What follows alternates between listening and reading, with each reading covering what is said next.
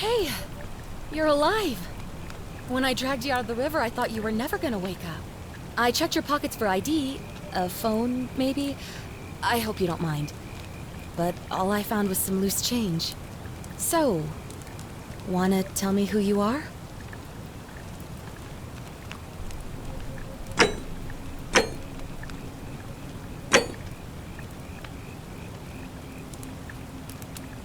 Well, it's nice to meet you. And I'm sorry to pry, but any idea why you were floating down the river? What's the last thing you remember?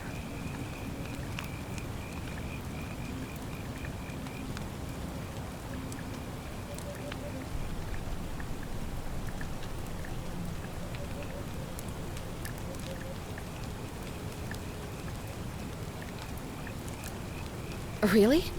You're a soldier? But why are you out of uniform? Oh, was it a Black Op? Are you a soldier of fortune? You know what? Don't answer that. I don't think I want to know. But this should be a piece of cake for someone like you.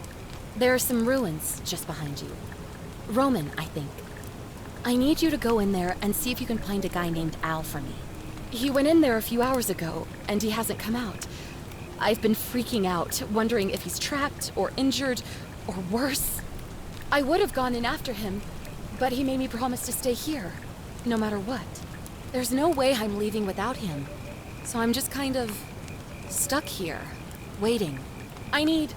What I mean is, I was hoping you wouldn't mind going in there to find him. If you can do that, I can get both of you back to civilization in my boat. Please? Oh, of course. Sorry, I don't mean to be pushy. What do you want to know?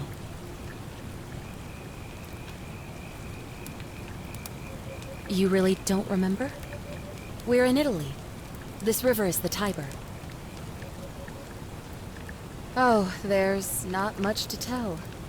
Feels like I've spent my whole life in a dead-end job with an endless commute. Know what I mean? Oh, I'd rather not say if it's all the same to you.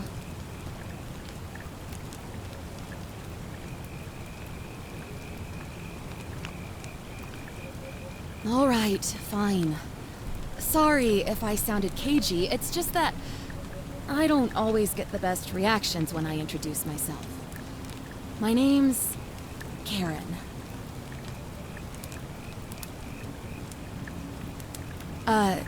You're welcome. Always happy to help.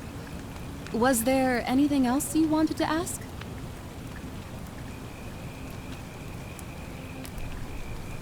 He's the guy who washed up on the riverbank not long before you did. I thought maybe you two knew each other. I guess not.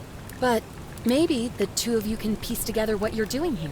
In any case, you'll like him, I'm sure. Once you find him, that is.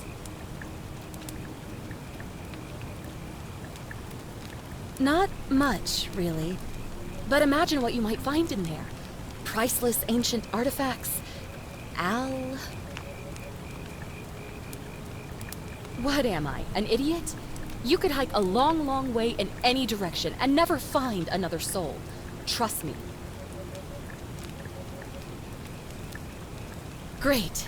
So you're ready to go look for Al? Thank you. The entrance is just past those columns behind you.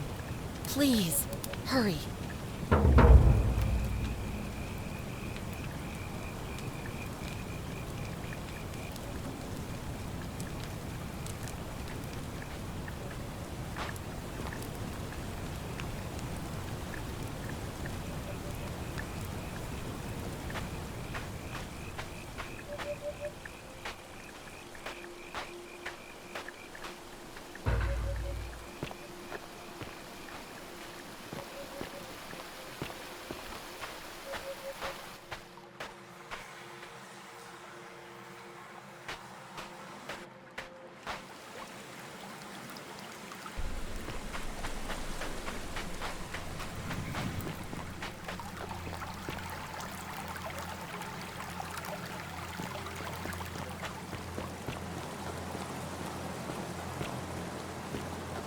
If you're reading this, it means I've discovered the entrance to an ancient Roman city hidden deep underground.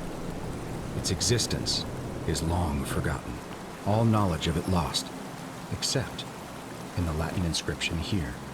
It reads, "You who wish to enter the city, step forth and be judged. The virtuous shall be rewarded with eternal life in paradise.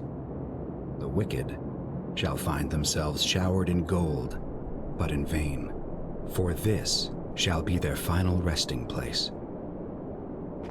Could an underground city have remained?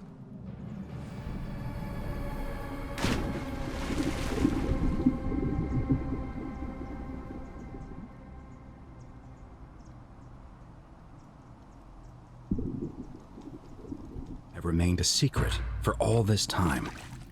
Could people have survived down there, against the odds? It seems there's only one way to find out. If I'm not back in an hour, I'm somewhere on the other side. Consider this an invitation, or a warning. Al Worth.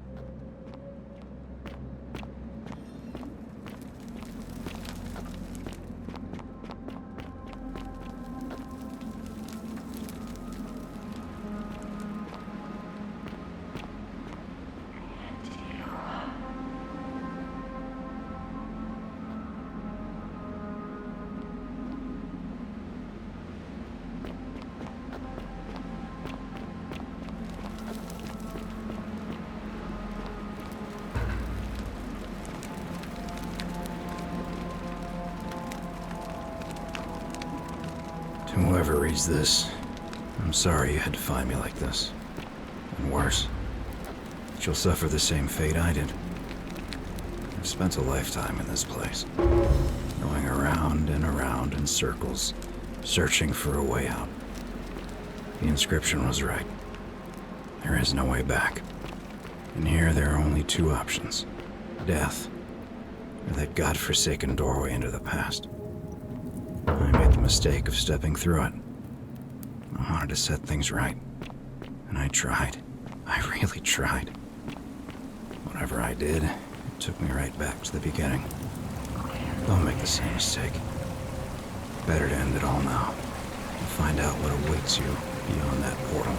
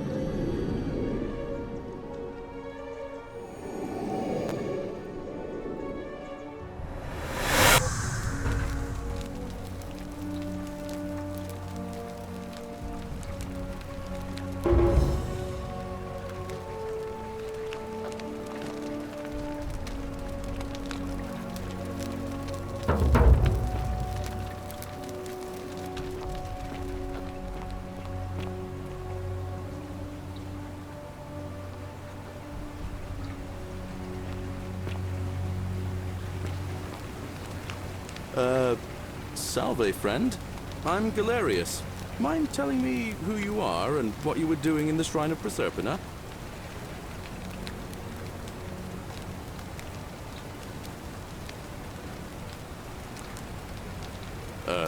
What? I'm speaking Latin. You are too, although your accent's a little strange. Oh, I see what you did there. Changing the subject like that. Nice try. But I'll ask again. Who are you, and what were you doing in the shrine? Yeah, you know, agricultural goddess of springtime? You're not from around here, are you? And you've just done it again. You're a sly one, aren't you? One more time. Who are you, and what were you doing in that shrine? Oh, is that right? Well, just make sure you don't get lost in any other sacred places you're not supposed to be. Can't have you disrespecting the gods by accident, can we now? But listen, most folks seem a bit confused when they get here, but you seem very lost, and in more ways than one. So let me make this nice and simple for you. Live by our law here, and we'll all get along just fine. Not laws, law.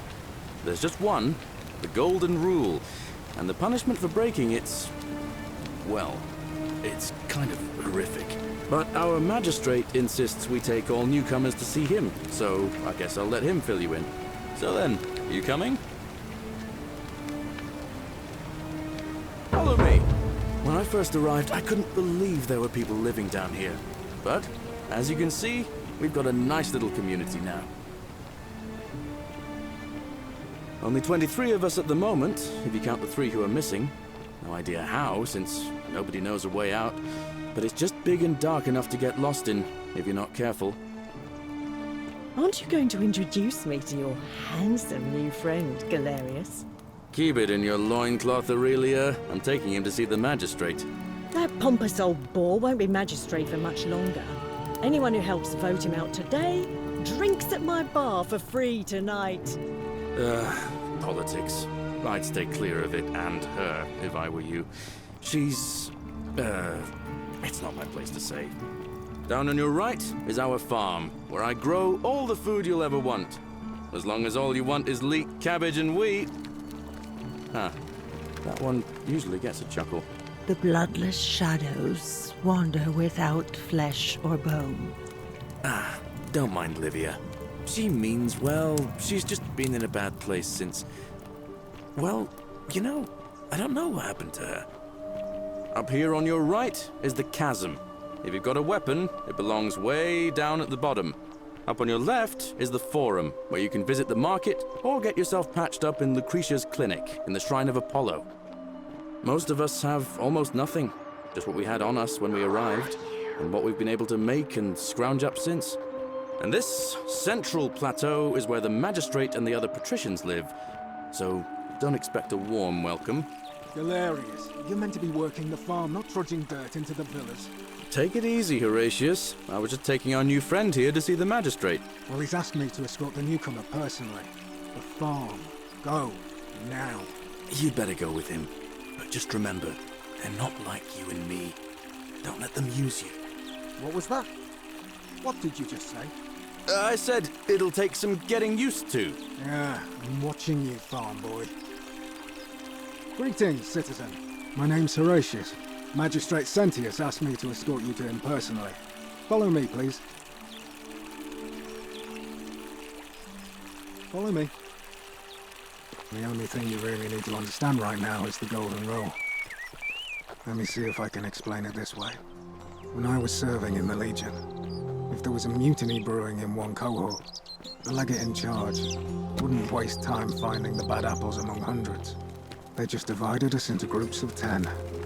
Made us draw straws, and whoever drew the short straw had to be executed by the other 9. Didn't matter whether he'd done anything wrong.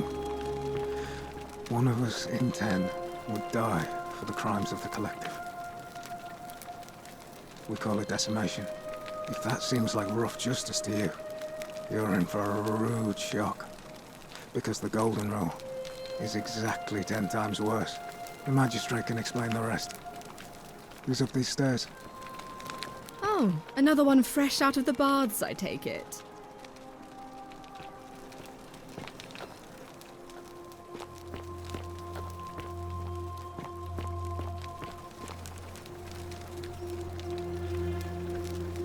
We're finally alone. I assume you already know who I am. May I know your name? A curious name to match a curious accent. But I digress. I see you have the posture of a military man, though your garments are most peculiar. I pray to Mars your skill set won't be necessary here, but time will tell. Now, you're probably wondering why I summoned you, and I'll get to that. But first, take a look at this wondrous place, would you? A secret city built deep in the mountains, many hundreds of years ago. Indeed. More importantly, consider the miraculous community we've built here over the last 7 months. 22 complete strangers brought together by the fates, living and working together in our own little paradise. And in all that time, not a single sin has been committed. No fights, no theft, nothing. Have you ever witnessed something so extraordinary as a city without sin? Nor could I until I came here. But the reason for this miracle is as simple as it is terrifying. If even one person commits a sin here, every last one of us will die. You see, the builders of this place, whoever they were, left inscriptions warning, "The many shall suffer for the sins of the one." From what we can gather, breaking the law here will anger the gods and provoke a terrible punishment, like the curses of Medusa and Midas combined, turning us all to gold. We've come to call it the Golden Rule. It's extraordinary that we've survived as long as we have, and each day I grow more and more afraid that our time in the sun is almost up. And now it seems that day is finally here. All that matters is that somebody in this city is about to break the Golden Rule. Why else would Proserpina send you now? Unless you and I can stop them, our doom is assured. I know that's a lot to take in, and you look like you have questions. Please, ask away. You see, in my search for a way to save my people, I learned of an ancient ritual to Proserpina, the goddess of the cycle of life and renewal. It's said to open a doorway in time so that if the unthinkable happens, one person can pass through it and travel back to the past. And when I saw you arrive in a flash of light from the goddess's shrine, I knew that person was you. You don't belong in our time, do you?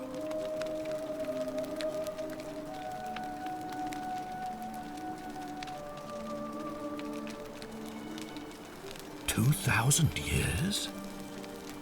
That is unfathomable. Please tell me, in your time, what did you see? What had become of us, of this city?" I have imagined it, our downfall, 1,000 times, but it still breaks my heart to hear the truth of it. All I can tell you is that it's a ritual sacrifice to Proserpina. I stumbled across instructions. I have to recite a prayer, and of course, as with all rituals, some sacrifice is involved. Usually that means wine or food, or in some cases a live animal. In this case, the sacrifice is rather more costly. The life of the person performing the ritual. I don't suppose you saw any sign of me in the future?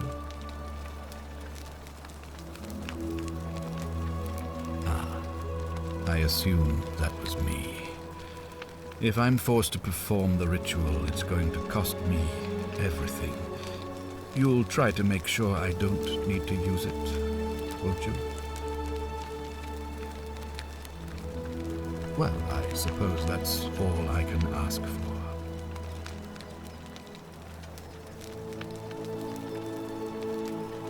An intelligent question.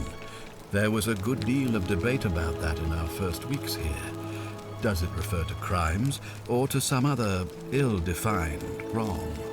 Of course, everyone agrees on the basics. No theft, no assault, and certainly no murder. But beyond that, it was more difficult to reach a consensus. What about lying, insulting someone, blasphemy, trespass, trying to escape, bribery, infidelity, suicide? As magistrate, I had to exercise leadership, and so I made a decision. We must uphold the laws of the Empire to a standard never before seen. And we must honor the peace of the gods, the sacred accord between the gods and the people of Rome. It is only by offering the gods the proper respect that we may prosper, as Rome has for centuries.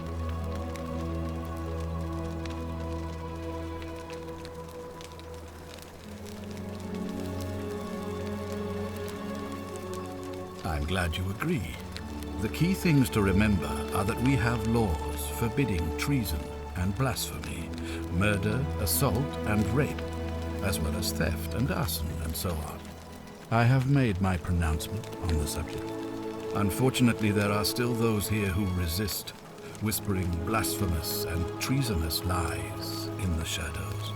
I would be keeping a close eye on them if I were you.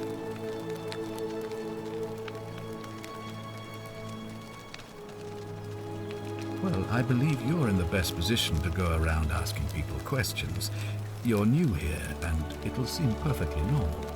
As for me, well, it pains me to say my attempts to impose order have not earned me many friends. I fear I may not even remain magistrate after today's election. The people here would only treat my curiosity with suspicion. You shouldn't have that problem, though, unless, of course, you get off on the wrong foot. Do you ever stare at a problem for so long that you can't see it for what it is anymore? What's needed here is a fresh pair of eyes. The less I prejudice the independence of your investigation, the better.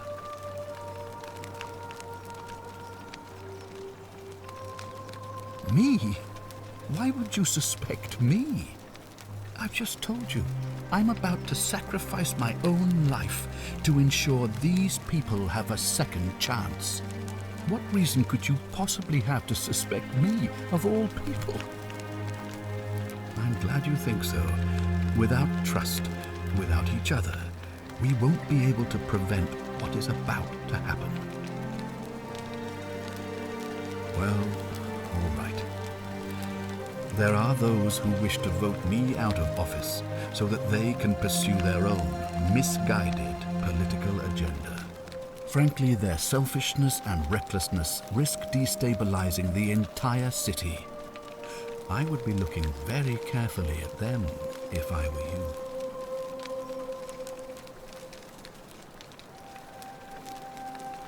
You mean you couldn't speak Latin before you arrived here? How strange. But the gods are active here, and their temples and shrines hum with power like nowhere else in the Empire.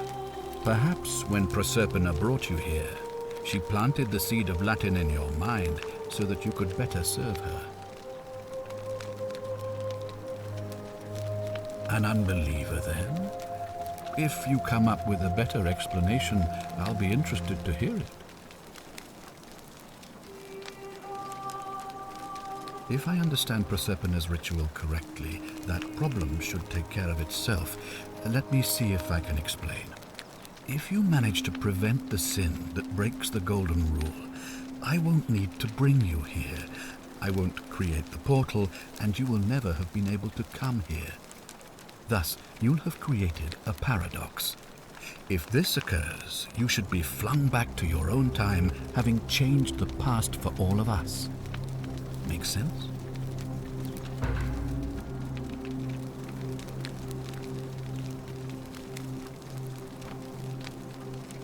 Ah, good. So, are you with me? Can I count on you to figure out who's about to break the Golden Rule?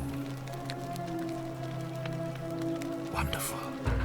Now, I need you to investigate the city, talk to everyone, help them if it'll win their trust. I authorize you to enter private homes and inspect possessions and documents, unless, of course, you're asked to leave.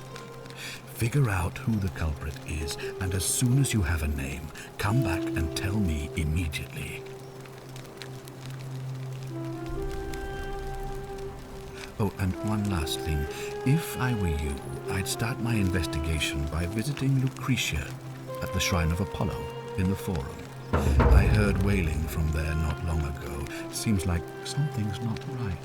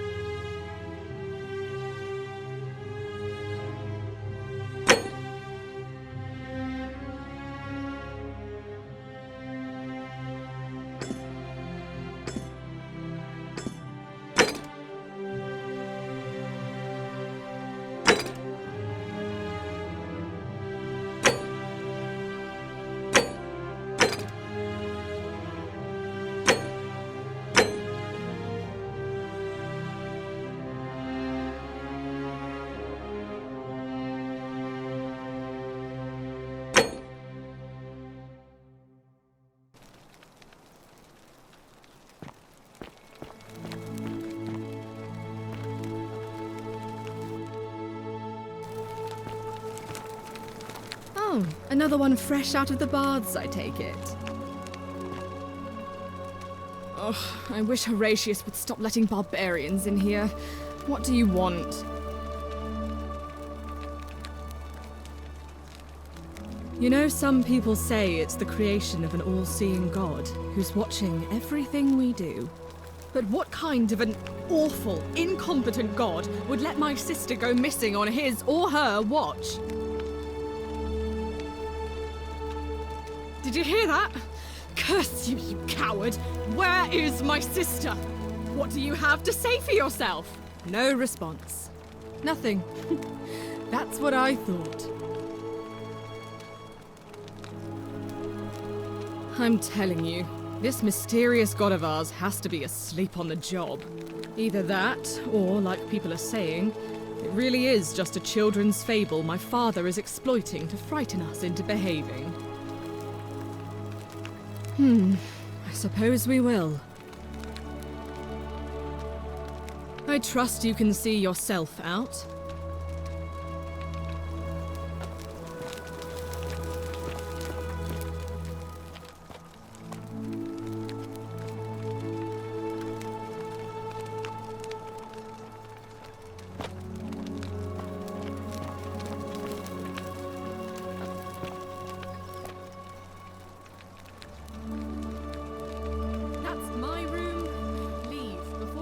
Horatius.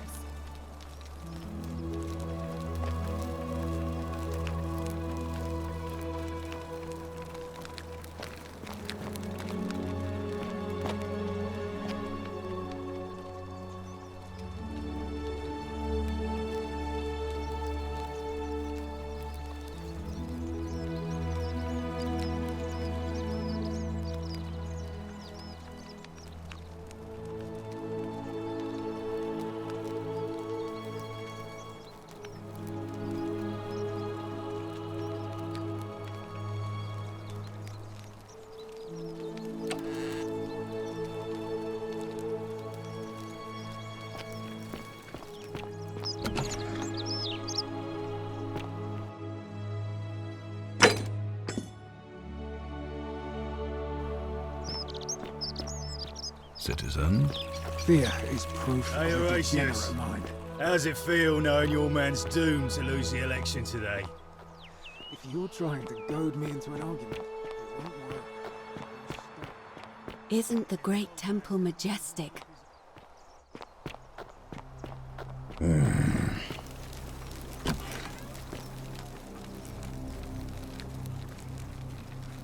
Give me a moment. Sorry I'm such a mess. I just lost a patient and a dear friend. Yulia. She was a good woman. No, now's fine. I can't afford to wallow here. And I need the distraction. What's on your mind? She was poisoned. She came in here frothing at the mouth. Normally, I'd treat her with resin of silphium, a rare plant which is perfect for this sort of thing. And I knew Decius had some at his market stall, right around the corner. So I ran over there, but he just looks at me with this evil smile and says, "That'll be 1,000 denarii." There was no way I could afford that, and he knew it. Then that toad shrugs and says, "Supply and demand. I guess you don't value your friend's life that highly." Anywhere else, I'd just pay a thug to steal it from his stall. But there's no way I can do that down here with the golden rule. So all I could do is come back here and just watch her die. I kept on apologizing. And now I'll never know who poisoned her, or how they managed to do it without breaking the golden rule, or why she cursed that snake's cruel black eyes with her dying breath. Well, unless you have the power to bring someone back from the dead, there's really just one thing you can do. Get me that silphium resin. I'm going to have another patient in here soon. Could be in the next day, or in the next hour. And I will not allow this to happen again. I don't care how you get it, but you have to make it happen. Because if I lose another patient this way, I swear to the gods below, not even the golden rule will stop me from marching up to that Genetricum Fututo and scratching his eyes out.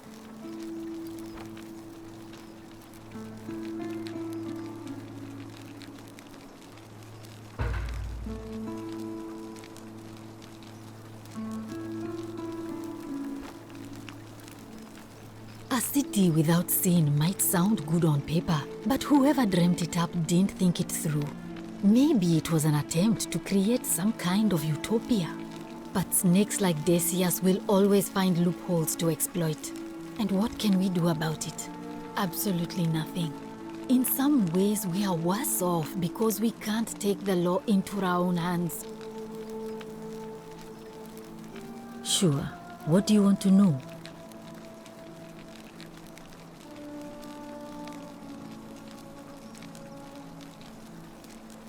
Hemlock, I believe.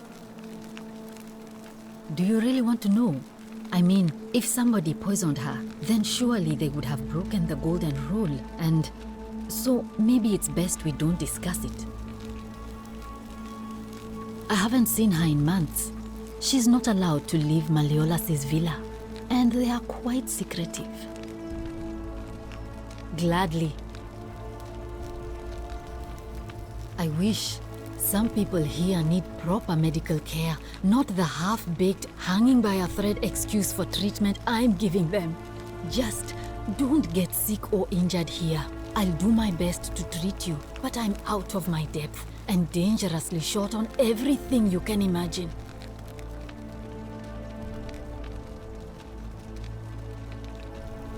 Well, come back if you get sick or injured. Day or night, I'll do what I can.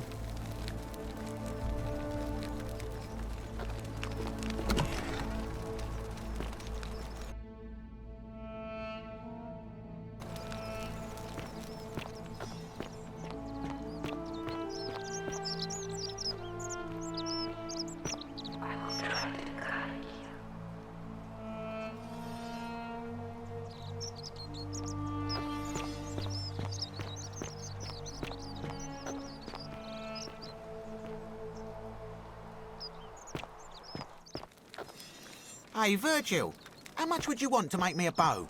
For the last time, Dacius, I'm not making you a bow. But why? You know why.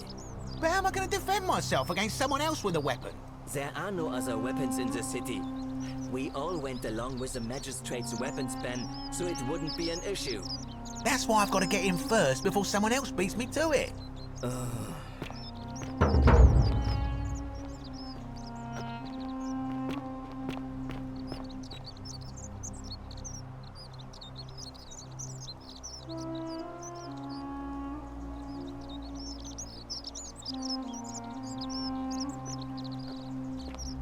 Whatever's in that great temple up there on the bluff, I bet it's worth a fortune.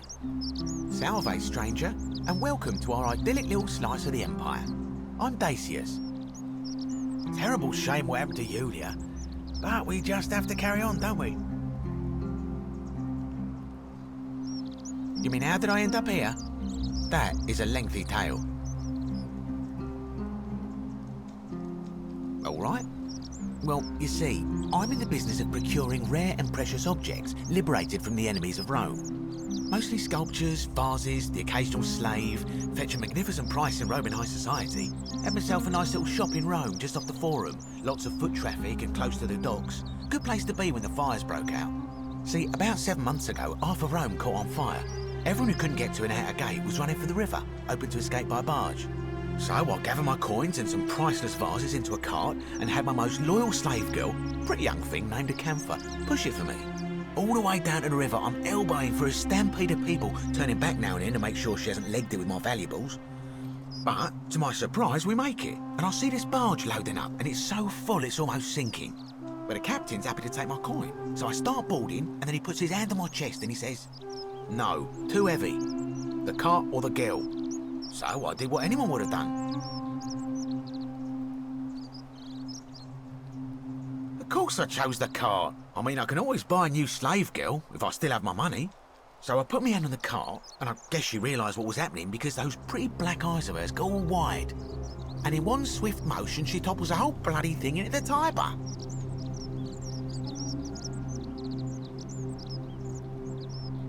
Naturally, I dived in after it, hoping to salvage my fortune. Only, I guess I must have hit my head or something, because everything went black. When I came to, I'd washed up on the riverbank, not far from here, with nothing in the world but a single silver coin.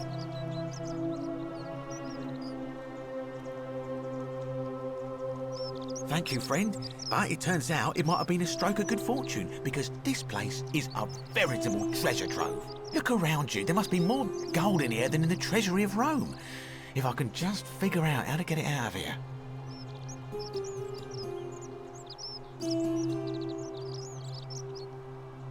Certainly. All I ask is a reasonable price of 1,000 denarii.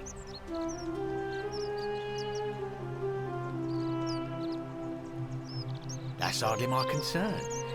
But if you get a job, work hard and save your coins, you should be able to afford it within, say, 5 years? Very well. Perhaps I can interest you in something within your budget?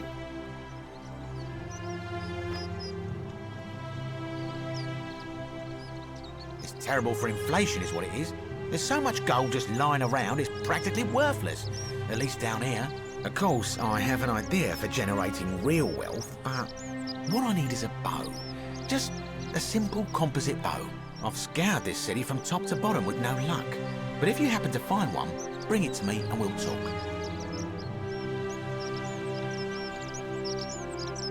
Oh, well, technically yes, but that just means you'll need to be a little discreet. Thank you, friend. Malleolus. I mean, Sentius couldn't even keep his daughter safe. What hope does he have of protecting us? Certainly. Very well. Another time.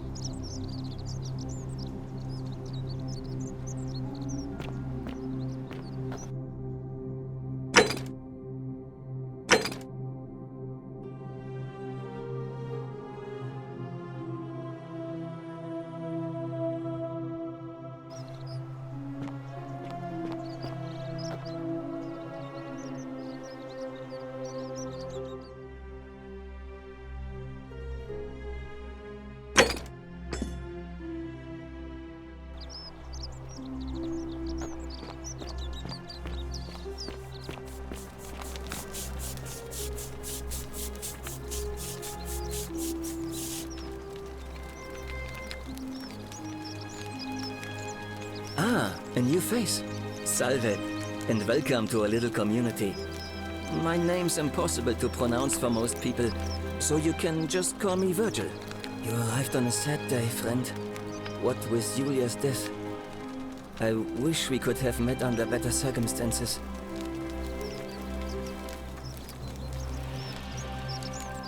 Look, I haven't done anything wrong, if that's what you're thinking.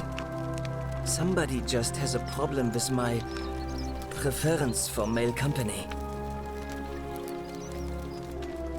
And when you grow up in the north, as I did, in the city of Noviomagus, you expect a bit of hostility. The Batavi are not known for their tolerance. I saw enough friends killed or driven away to know the cost of not keeping your personal affairs to yourself. So I hid who I was for, what was it, nearly 10 years? Watching what I said and where I looked. But that kind of fear eats away at you slowly, until living isn't any better than the thing you were afraid of. Needless to say, since I'm now living underground, halfway across the known world, with an assumed name, my openness didn't go down well among the enlightened folk of the Batavi. Nice of you to say, but not necessary. In any case, the Romans are far more accepting, and among them, I get to be who I am. Or at least, I thought that was the case. It seems I was wrong. It's not just graffiti. I have quite a collection of handwritten notes too. The strange thing is, I keep my personal affairs to myself. I've never really been interested in any of the men here. Not my type. So I'm not sure what I could have done to upset this person. If I had to guess, I'd say it's probably one of those cultists. Strange bunch. They insist there's only one God, and that he considers my nature a sin. Can you believe that? If there are any of them here, they won't admit it. Not since they supposedly burnt down half of Rome last year and went into hiding. All I know is, if these threats keep escalating, eventually my secret admirer is going to cross a line and break the golden rule. What? Really? I didn't expect that. But thanks. It's always a pleasure to meet someone so selfless. I'm glad you arrived when you did. I'd start by figuring out who the cultists are. Or maybe ask around among the merchants here. Someone who lives or works in the forum must have seen something. But if you find them, please don't hurt or humiliate them. I suspect they're just confused.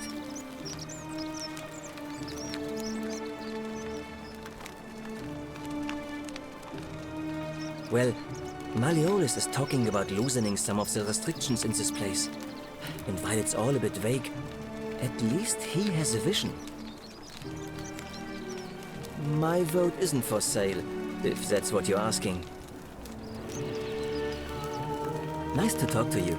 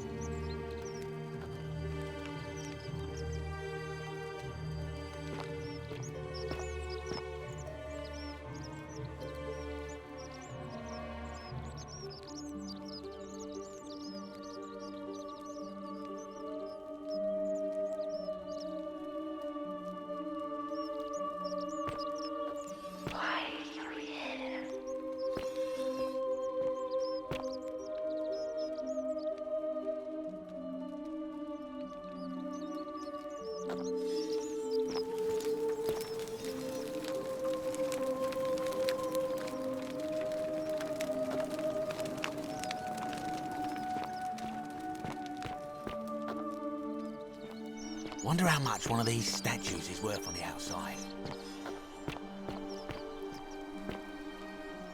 Help! You have to do something! A man arrived in the baths. A real nasty sort, with his face all covered up. And he's got a weapon. You have to do something, or he's gonna break the golden rule.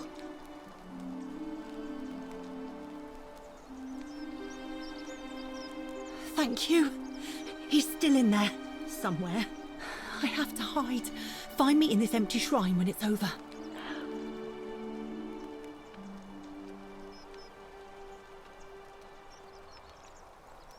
What? We don't have time for this. I have to go. Ugh.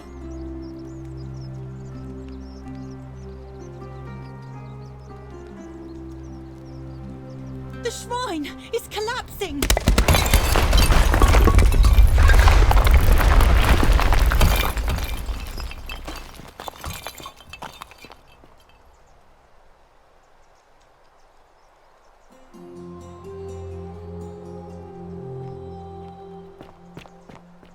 Fabia, no! Oh God, she's dead! Did anyone see that?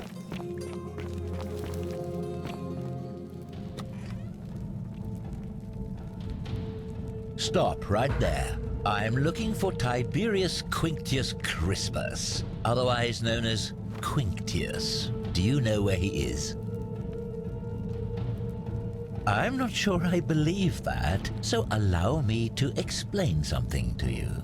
I am here with orders from Emperor Nero himself to find and execute the cultist Quinctius for terrible crimes against the Empire.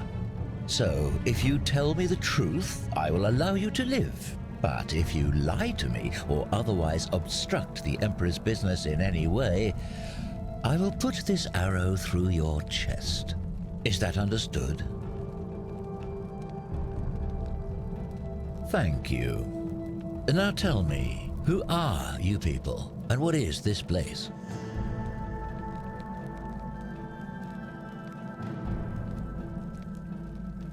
Oh, how very welcoming of you. You want me to let my guard down, is that it? You're not going to get your claws into me. I was told Quinctius was a cultist, but I never thought he'd be foolish enough to lead me right to the heart of his mystery cult.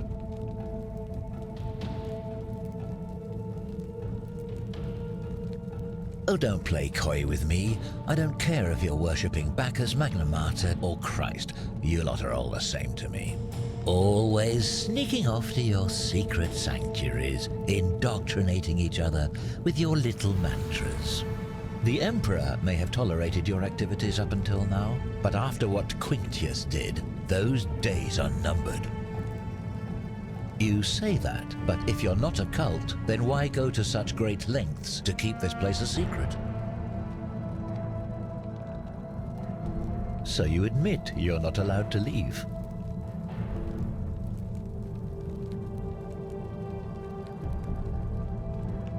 Threatening me is not going to help you, but in any case, that sounds an awful lot like a cult to me. And I saw the inscription saying, "The many shall suffer for the sins of the one." I take it this is some kind of mantra you all believe?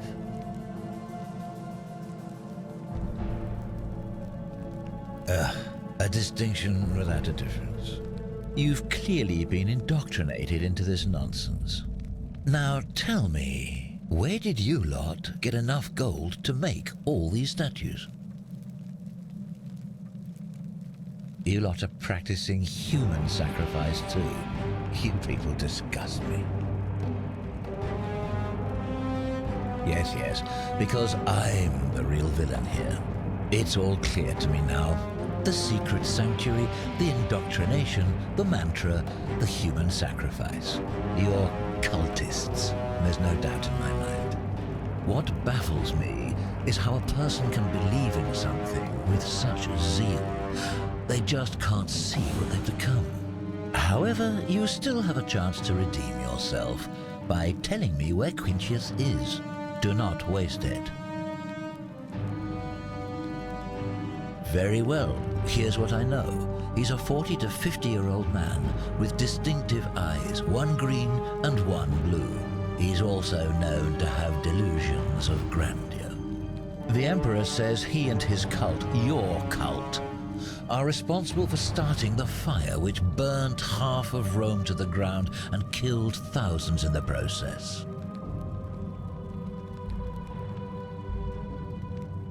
All I know, all I care about, is that the Emperor believes he is guilty and wants him dead. The details are not my concern. This is your last chance. Are you going to tell me where he is or not?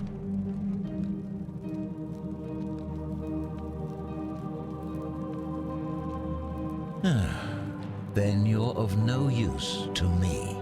Do you have any last words?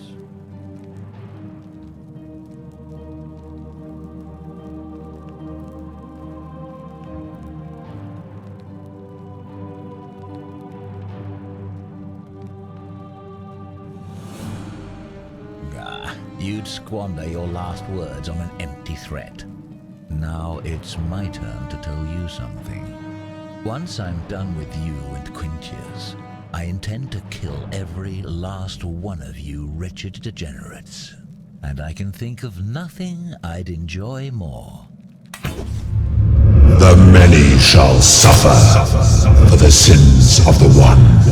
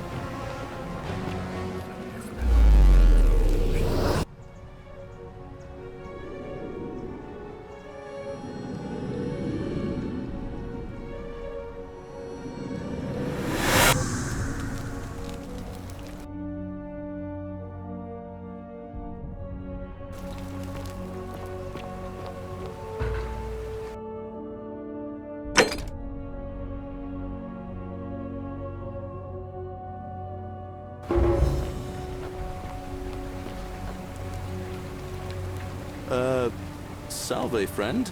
I'm Galerius. Mind telling me who you are and what you were doing in the Shrine of Proserpina? I don't think so. I've never seen you before in my life. Oh, I guess how much did I drink last night? Sorry to have bothered you. Oh, and since you seem to be in a hurry, you should try out this device I made. Worked real hard on it.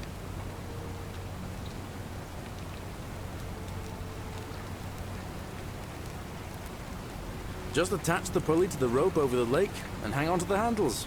If it works, it'll be faster than walking. And if it doesn't work, worst thing that can happen is you'll take a swim in the lake. I haven't quite summoned the courage to test it myself. But don't worry, it's completely safe. Probably. All right, see you around.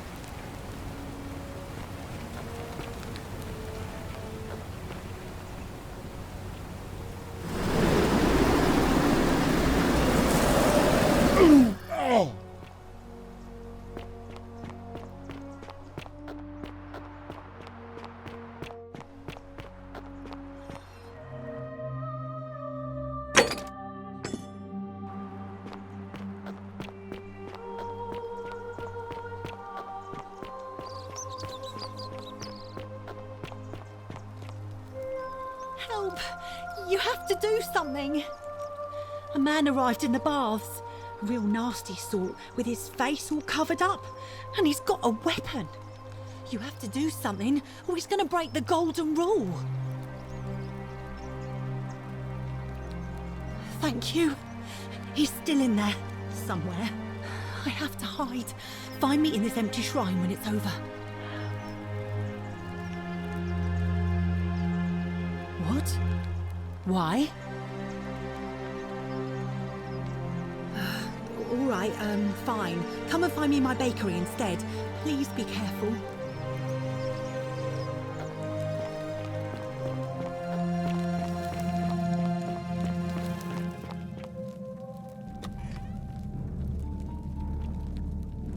Stop right there. I'm looking for Tiberius Quinctius Crispus, otherwise known as Quinctius. Do you know where he is?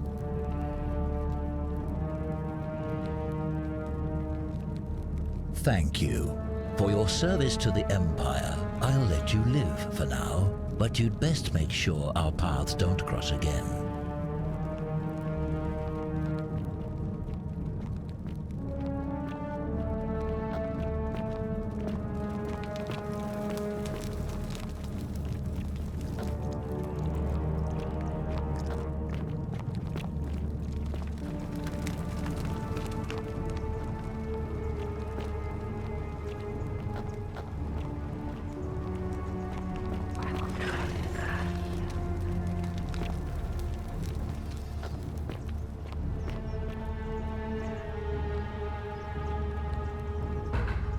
Curse you, cultist.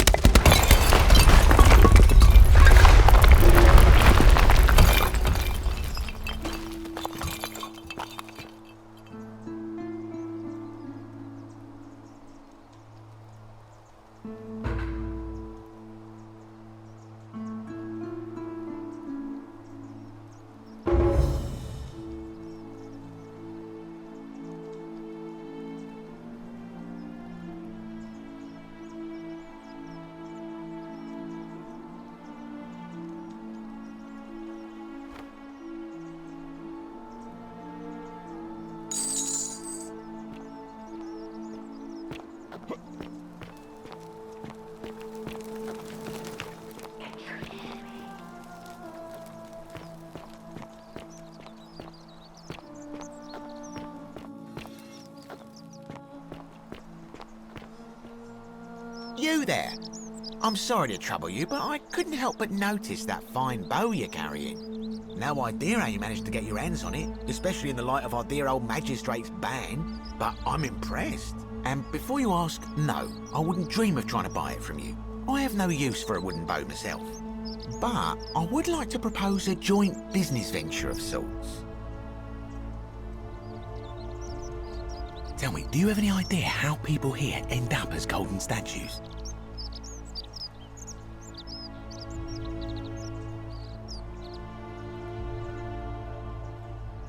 Well, between you and me, I found an old scroll from years ago, hastily written, in which the author claimed something extraordinary and terrifying. He wrote that when the golden rule is broken, statues spring to life all over the city, wielding golden bows and begin firing golden arrows at the inhabitants. Supposedly, 1 or 2 of those arrows is enough to turn a full-grown man into gold. Now, of course, that is a travesty, a terrible, horrible waste of human life which has to be stopped. And yet, on the other hand, I can't help but think of a tale told by that Greek fella Aesop, the goose that laid the golden egg. With the ability to transmute organic matter into gold, one could create infinite wealth. Use your imagination. Golden animals, insects, trees and plants. The Midas touch without the drawbacks. We are talking riches beyond imagining. And even if we were to split all those riches between the two of us, half of infinite wealth is still infinite. Interested?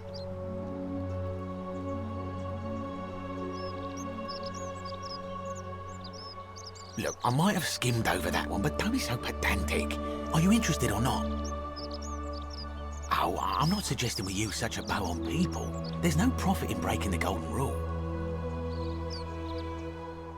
Excellent. So the first question is, how do we get our hands on one of those golden bows? Now, I have a plan. But first, tell me, are you familiar with the story of the goddess Diana? No problem. Allow me to explain. Diana is our goddess of the hunt, the moon, and the underworld, depending on who you ask. The one thing priests and poets agree on is that she carried with her a golden bow and a quiver of golden arrows. And it just so happens that there is a shrine of Diana in this very forum, with a prominent statue of the goddess herself. And would you like to guess what she's holding in her hand? Precisely. I can't tell you how many hours I've spent in that temple staring at it, trying to figure out how to retrieve it without breaking you-know-what. Oh, gods, no! If you tried that, we'd all be dead within moments, I'm sure. No, here's what I propose. You give your bow to me, I cover it in a thin layer of gold leaf, and we create a replica of a golden bow. Then you enter the shrine, extinguish the braziers, and under cover of darkness, swap out the fake for the original. It's not theft exactly, it's more of a the trade. But make no mistake, this is a dangerous path, and there's no way of knowing where it will lead. But in my experience, all the best adventures begin with a risky first step. Now, you must have questions. Ask away.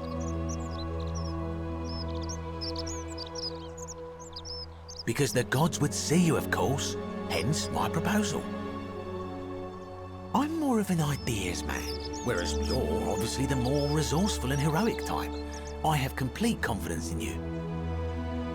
When Prometheus stole fire from the gods and became a hero to all mankind, do you think he was worried about the danger? So, are you in, partner?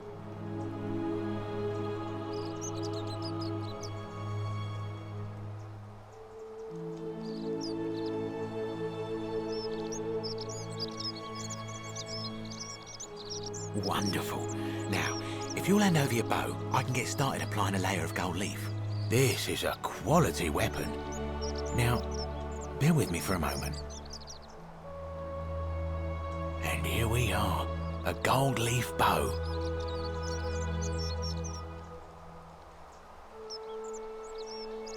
Now I've gone and unlocked the Shrine of Diana for you, so as quick as you can, head on inside.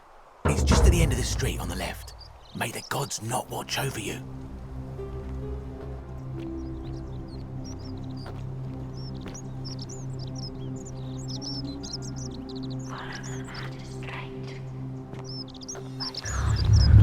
The many shall suffer for the sins of the one.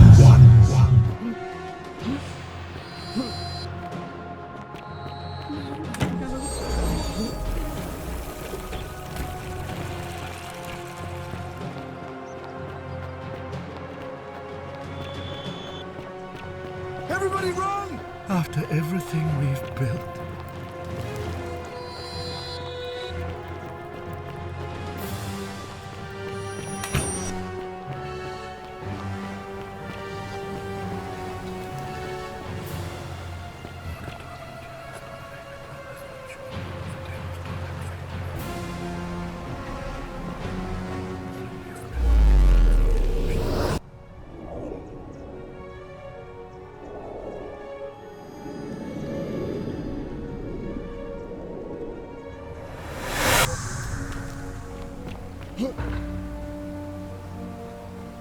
Salve, friend.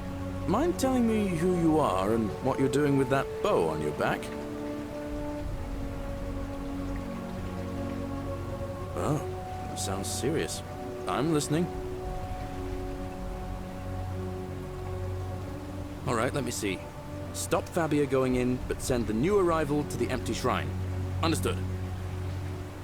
I'll go, but once I'm done, I'll need you to tell me how you know all of this.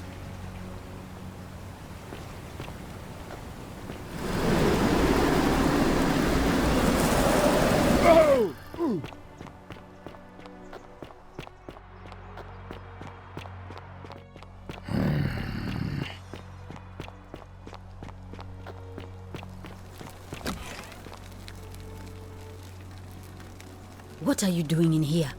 Can't you see this woman is dying? She's been poisoned. She needs the resin of a plant called Silphium, but that Culus cubulatus decius won't give it to me.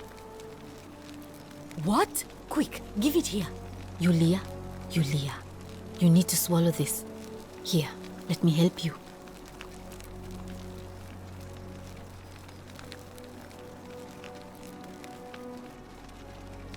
Hopefully, in a moment, she should be able to breathe normally. That was extraordinary. How did you know she needed this exact thing, and at this exact moment?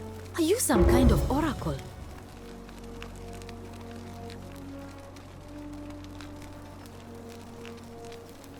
But how could you know she needed this exact medicine? And how did you even get it? I guess it doesn't matter. You just saved a person's life, and you should be proud of yourself. She might even be able to thank you herself in a few moments. And maybe she can tell us who poisoned her and who she meant when she was muttering about that snake's cruel black eyes. In the meantime, I'm happy to help you with whatever it is you need. I'm Lucretia, and I'm going to be straight with you. I'm not a physician. This is Nevia's clinic. I've just been filling in ever since she disappeared. I'm tired and out of my depth and miserable all the time. But I'd rather take this on myself than let one of you lot mess it up.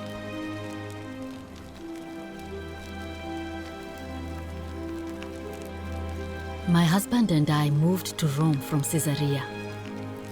He embraced the Roman way more than I would have liked and turned into an awful philanderer. I would have divorced him and demanded the return of my dowry, but I knew he would sooner have me killed than give me my right. So I waited for the right time to take what was mine and disappear. And then the fires came. As he prepared to evacuate our villa, I gathered our most precious belongings, coins and gemstones, and the moment his back was turned, I ran. I could barely see for the smoke, and the streets were full of people trampling each other. I ran for the river, like everyone else, and leapt in. The next thing I remember, I was waking up on a riverbank, not far from here. It's all right. Say what you will about this place, at least my fornicating husband will never find me. And while there's no shortage of snakes here, at least with the golden rule, they have to try to be discreet about it. Oh, this shrine was in use as a clinic long before any of us arrived here. Kind of strange to set up a clinic in the temple of the god of disease. But the god who inflicts a curse is also the only god who can undo it. So I suppose praying to Apollo for healing kind of makes sense. Well, she used to run the clinic. She was a midwife, not a physician, but she was the closest thing we had down here. And she was good too, until she suddenly lost all interest in us. One day she told me she'd made some profound discovery about the golden statues. This changes everything, she kept saying. But I had no idea what she was talking about. The last time I saw her, the last time any of us saw her, she was muttering to the statues, like she could talk to them. And then she shut herself in the palace, barred the door from the inside, and nobody's seen her since. She's been gone so long now, we figure she's either dead or up to something so strange that she doesn't want anyone else to know about it. But I really wish I could reach her, because that's the only hope I have of solving a troubling problem, a real thorn in the paw situation. One of my patients is suffering from terrible rheumatism. His joints are inflamed and he's in constant pain. I really shouldn't say. He wouldn't like it. And he's a little bit scary. He's become so irritable that the smallest things set him off. And I worry he'll end up losing his temper and lashing out. And you know what that means. I just know Nevia would know how to treat him, assuming she's still alive. But nobody seems to know how to get into the palace. Thanks, I suppose. That's a shame. Thanks again for saving Yulia's life.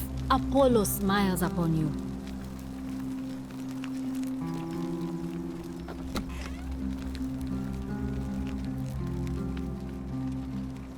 Oh, it's you.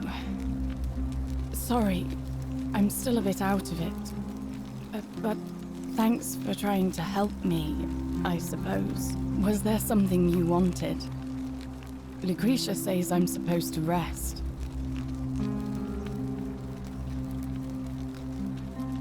As much as I'm grateful that you tried to help me, it's just not safe for me to talk about it. Please, no more questions.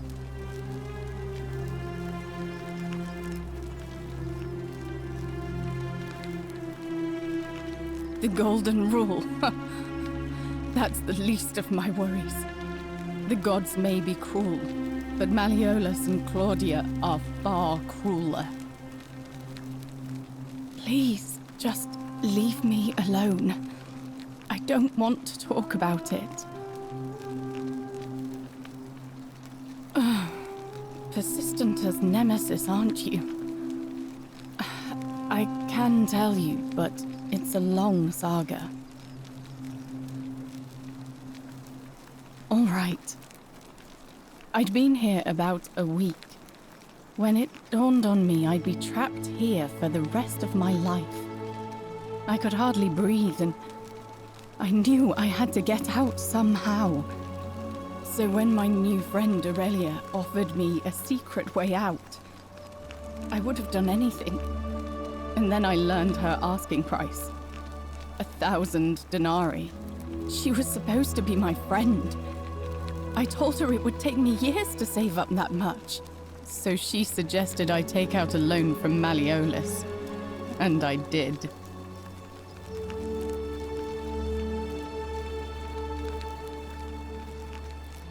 I had to sign an agreement saying I'd work off the debt over 30 years. But I figured I'd be out of here so soon it wouldn't matter. I paid Aurelia, and she gave me her so-called way out. Do you want to know what it was? Hemlock. Drink this, she said, and you'll be out of here in no time. Of course, I demanded my money back, but she refused. She pointed to a sign on her tavern saying, "Let the buyer beware." Then she just looked at me with those cruel black eyes, and she laughed. She immediately told Malleolus I'd tried to escape without paying him back. Only, he didn't seem upset or surprised at all. In fact, he just thanked her.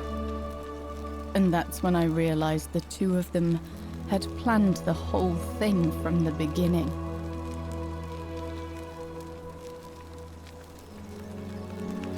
That's what I said to the magistrate.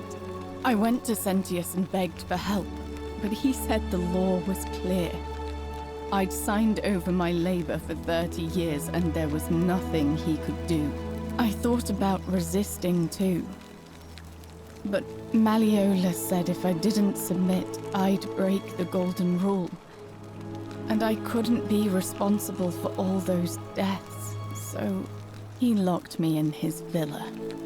Confiscated everything I owned as collateral, and made me wear immodest, humiliating outfits while I worked day in, day out.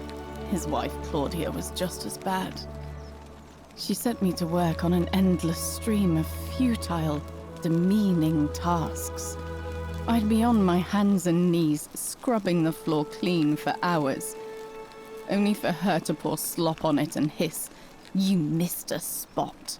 Those two took everything from me. But they forgot to confiscate one thing. My hemlock.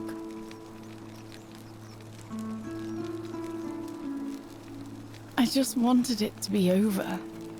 But it seems I messed that up too. Should have drunk all of it.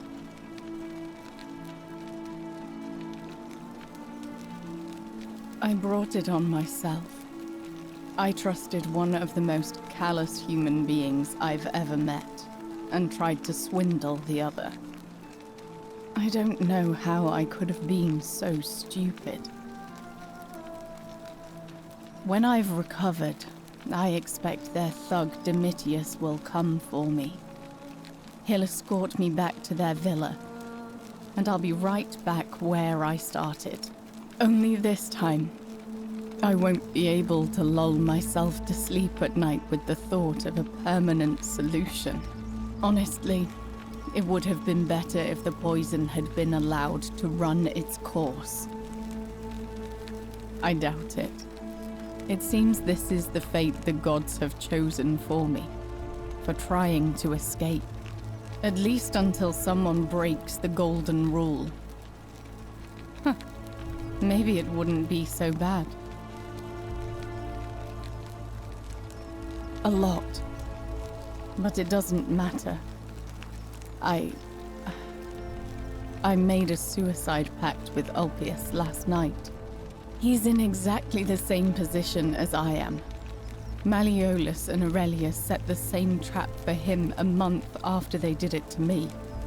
He and I are in this together. He's probably already thrown himself from the bluff into Malleolus's villa by now. If so, I'd never be able to live with myself, knowing I broke my promise to him. I doubt you could make it up to the bluff in time.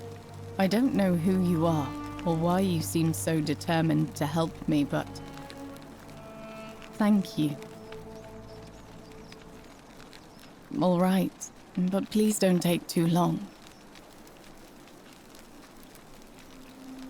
You mean my life story?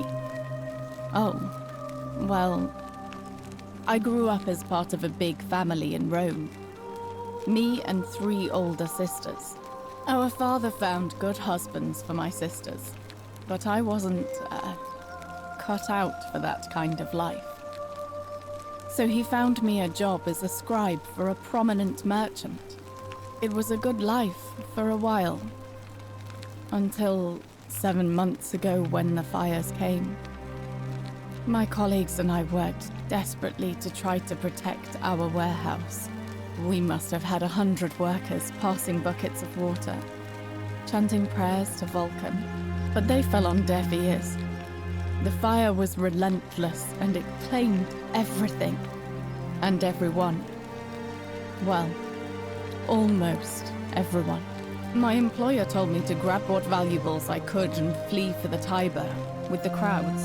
I remember diving into the river and then the next thing I knew, I was waking up on the riverbank not far from here. Thank you, but to be honest, sometimes I think dying in that fire might have been a blessing, given what's happened since.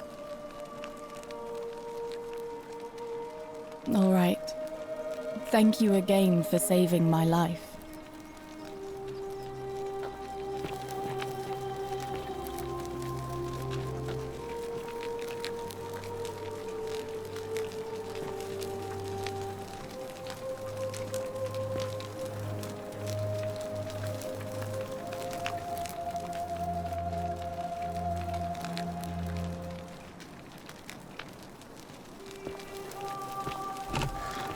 May Apollo keep you safe.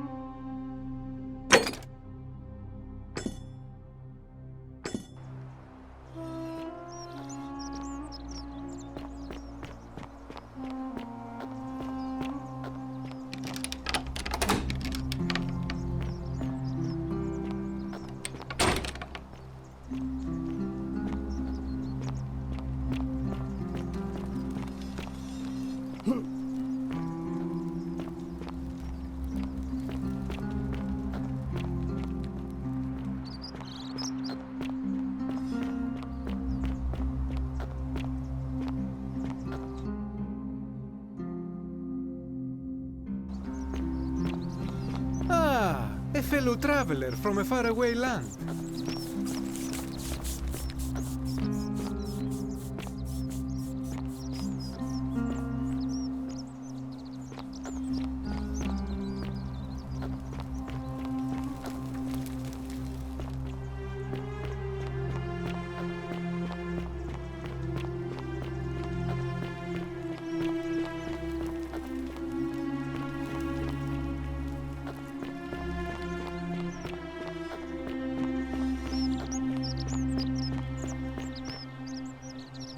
Salve and welcome.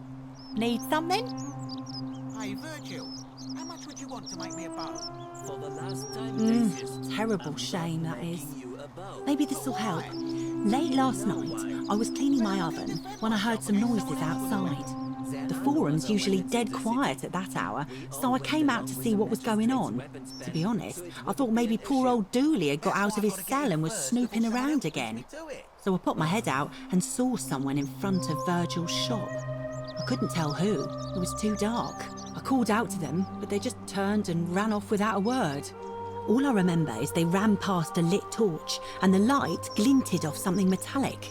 Armour, I think. So I suppose it could only be one of three people, Horatius, Domitius or Rufius. I hope that helps.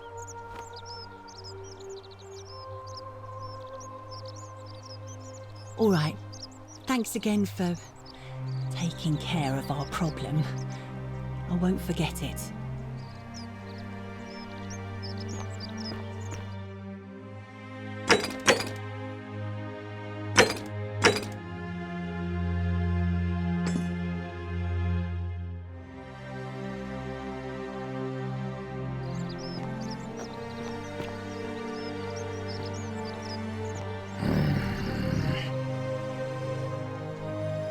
Name's Rufius. Better watch your step.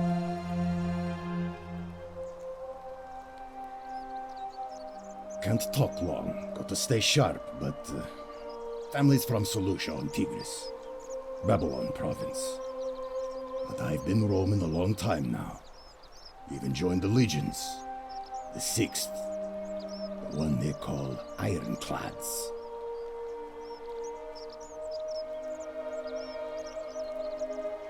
Same way as everyone else.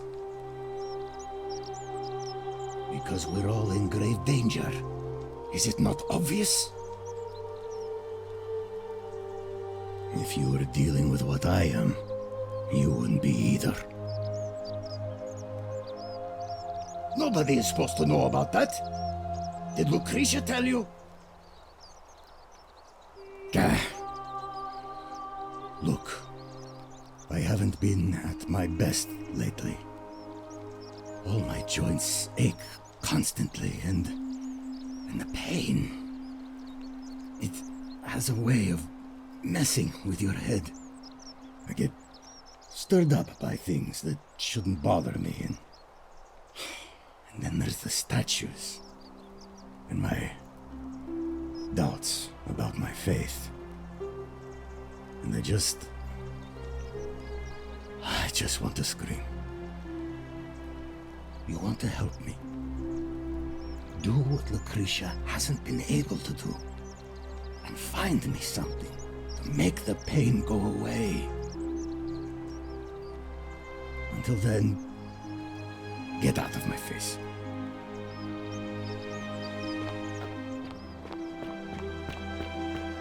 Arve. Fresh meat, huh? Malleolus isn't receiving visitors at the moment, it being election day.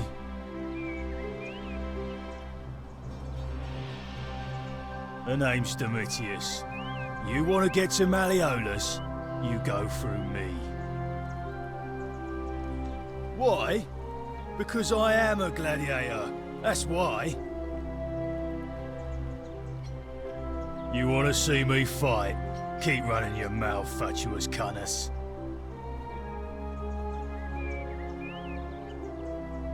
I think it's gone on long enough, and Malleolus is going to put an end to it once he's elected. He's going to announce it in his victory speech. Just you wait and see. 'Cause if I tell you, and it gets out, it'll give old man Sentius a chance to interfere in our plans, and we can't have that. We've already lined up the votes he needs to win. Just stay out of our way, and we won't have a problem.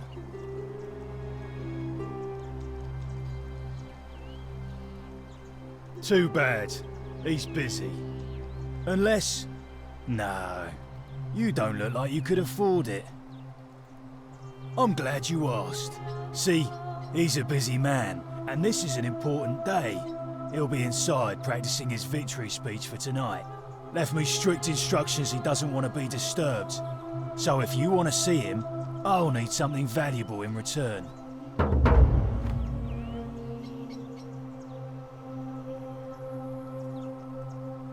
Bribe? That's such an ugly word. What I'm looking for is more of a tribute to me, your soon-to-be patron.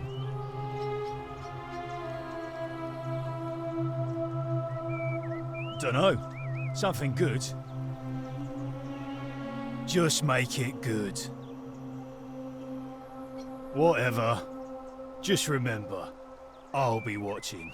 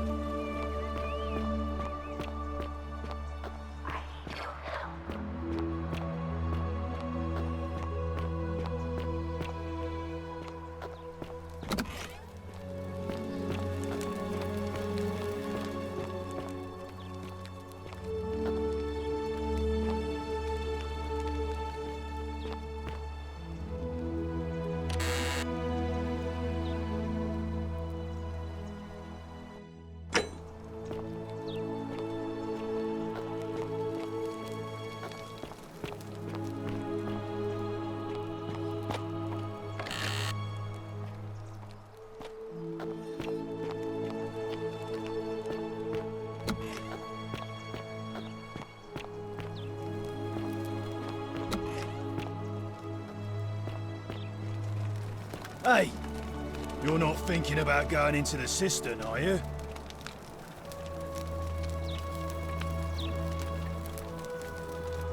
Good. You'd be eaten alive, little runt like you. Nobody's told you about Hannibal? Ugh, why do I have to do everything round here? So, there was this guy called Hannibal, right? Funny accent. Used to go down into the cisterns looking for junk he could clean up and sell. One day, a few weeks back, he comes out and tells me the cisterns are haunted. Said he could hear spirits wailing. Of course, nobody believed him, because who trusts a Carthaginian, right? Anyway, a few days later, he goes back in. And hours go by, and he hasn't come back out, yeah? So I go down after him, and it's dark. But in the distance, I can just make out his body, sprawled out on the ground. And hunched over him was something that made my blood run cold. No word of a lie. I saw a creature. Like the corpse of a man who'd been flayed. And it was eating Hannibal.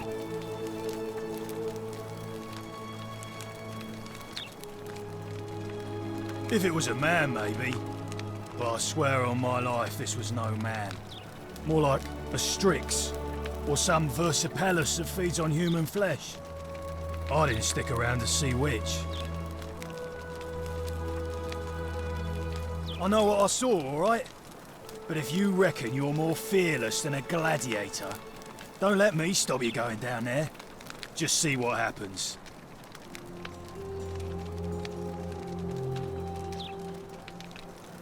Good idea.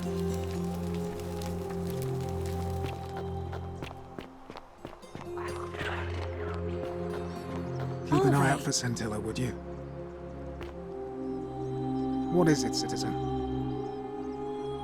I'm a legionary of the 1st Italica, but there's not a lot of fighting down here. So the magistrate has assigned me other duties. I act as the magistrate's right-hand man, keeping an eye on his daughter, I should say, and the others, and making sure they're all behaving. I also keep a register of new arrivals. I'm from Liguria, up north originally. I was doing alright for myself, 12 years into my service. Had a nice girl lined up for when it was all over. Not anymore. She's probably figured I'm long gone and moved on by now. I try not to think about it. My commander sent me to deliver a message to Rome. While I was there, I thought I'd do something nice for my girl, and pick up a little pendant from a silversmith. That's when the crowd started flooding through the streets, shouting fire. People screaming, trampling each other. Then some Genetricum Fugitor tried to take advantage of the chaos and pinch my pendant. I remember chasing him through the crowds, down towards the river. And then... nothing. Blacked out and woke up near here. No idea how I ended up floating so far downriver. But I'm fortunate to be alive, I suppose.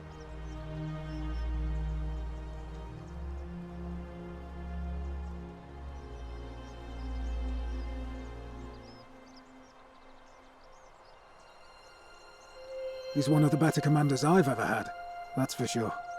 Good stoic. Lives by Seneca's words. Treat your inferior as you would wish your superior to treat you. Can't ask for much more than that.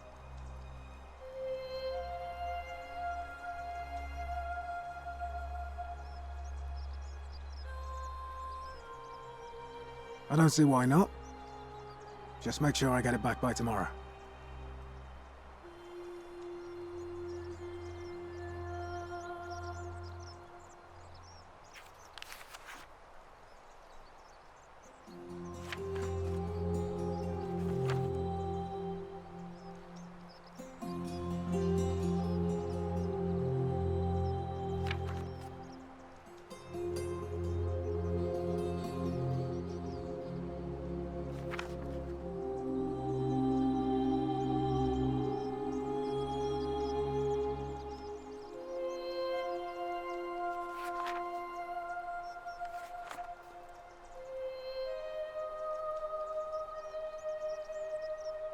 Of course. All right?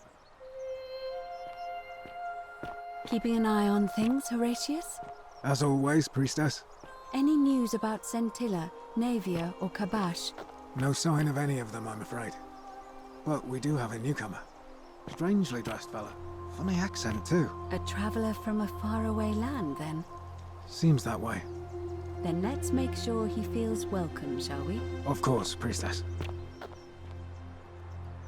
A new face. Ave, and may Vesta watch over you. I'm Equitia. To what do I owe the pleasure of this visit?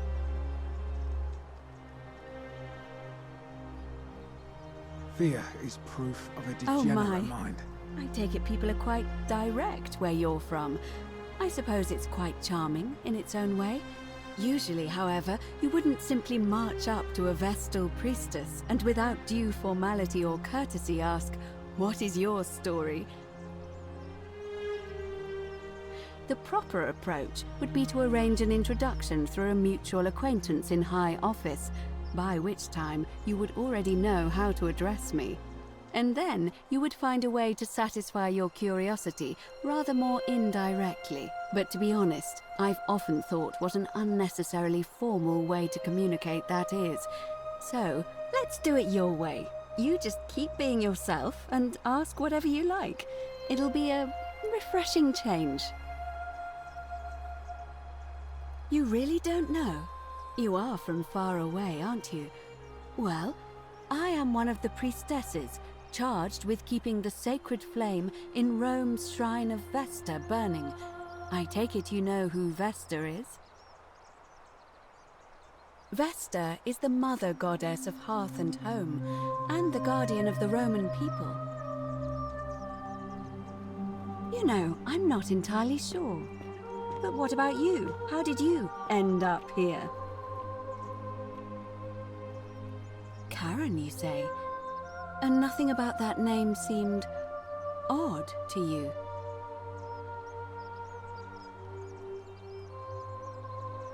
You do? Well then, have you spoken with any of the others about how they arrived here too? I really think you should. Go around and ask them what they remember and see if you notice any patterns. I know. I just don't want to see what happened to Livia happen to you too.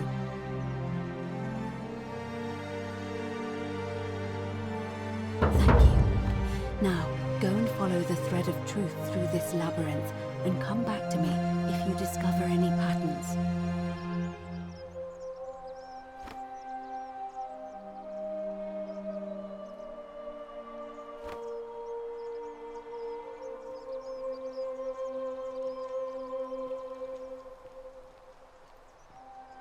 Did you notice anything?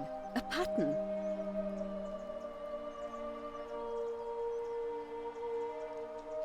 Yes. I understand many of our friends were carried here by a river current.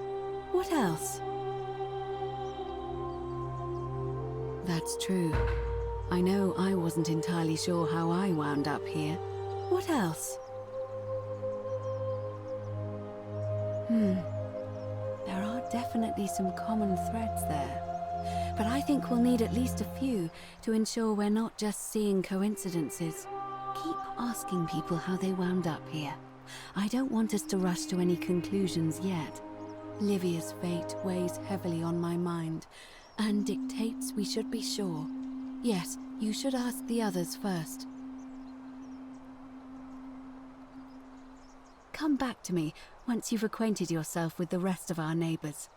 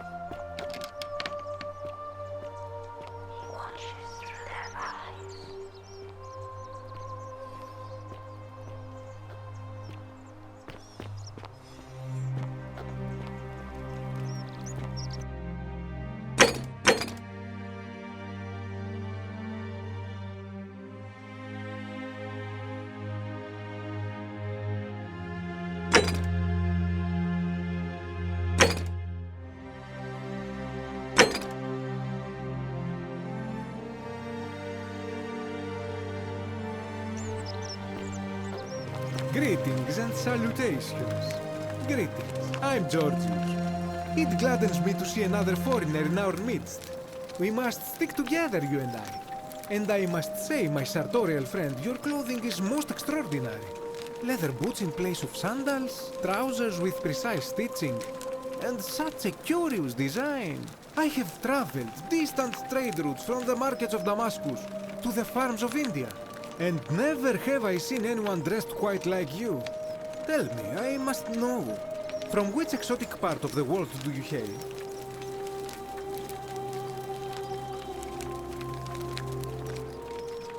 Then you are an explorer, like me. Wonderful. You must have many stories to share. I cannot wait to hear them. We will have much time here to get to know one another. But for now, do you require assistance? I know you do not require clothing, so information perhaps?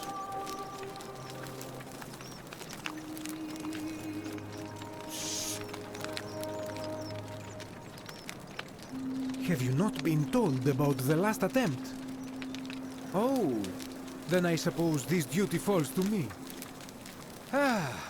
It is a long story. Of course, the first question any of us asks when we first arrive is, how do I escape? It is only natural after all. And scaling the chasm wall is out of the question, for it is simply too steep and too far. But as they say, if the wind fails, use the oars. And here the second option is to leave the way we came in, through the shaft above the bathhouse. See, the shaft is quite high, but if one gathered up enough wood, one could make a series of ladders and climb one's way out. They have. I am getting to that. There was an attempt made by resourceful fellows who lived here some years ago. They even decided to keep records of their escape attempt for posterity. Unfortunately, as soon as they began to carry the first ladder down the hallway, they heard a godlike voice shake the entire city, and that, tragically, is where their tale ends.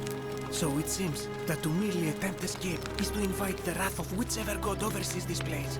And so I say, it is best to not even discuss it aloud.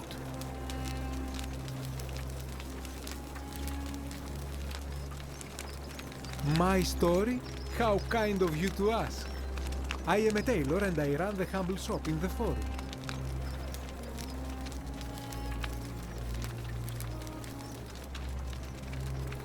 You mean to say, with all the turmoil and terror of the Golden Rule, and so few customers, why bother setting shop at all? I'll tell you, it is precisely because of the golden rule that I wish to remind my friends of the importance of looking one's best. I say, the more of our customs we preserve down here, the more we can preserve a semblance of normality, the better our chances of keeping our heads. Don't you agree?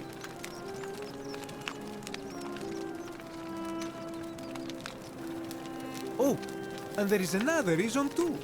If we all end up as golden statues for future generations to marvel at, I don't know about you, but I would like to look my best. A good question. A very good question indeed. And I would be happy to tell you if only I could remember it clearly myself. I remember I had just been to Rome to sell an extraordinary selection of wares, and droning in coin, I decided to celebrate my success. I rented a prestigious villa by the Tiber, invited over a few select friends, and we began making our way through some of the most exquisite wine money could buy. Quite a lot of it, in fact. Now, I have had visions and awoken in strange places before. I have even found myself naked in the desert sands more than once, but none of that compares to this. This time, I remember people screaming, then falling into a void as empty as time before creation, gasping for air, and then nothing. When I regained my faculties, I was lying naked by the banks of the Tiber, gods know how many miles from my villa. Indeed. I'm lucky I was carrying a little extra weight. I believe it kept me afloat. In any case, it seems I'd been rescued and resuscitated by a benevolent stranger. I went to find firewood for his campfire, stumbled across a cave, and discovered that trapdoor temple. And here I am. Anything you like.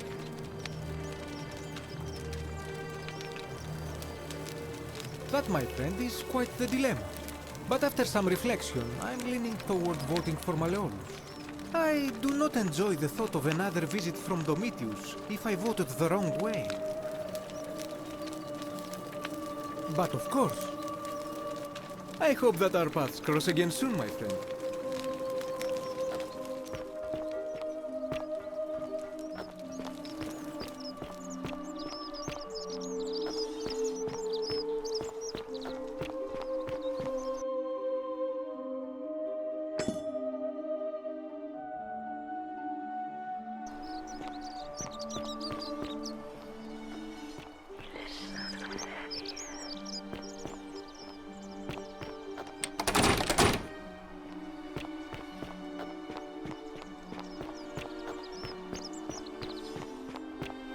Whatever's in that great temple up there on the bluff, I bet it's worth a fortune. You there, I'm sorry to trouble you, but I couldn't help but notice that fine gold leaf bow you're carrying.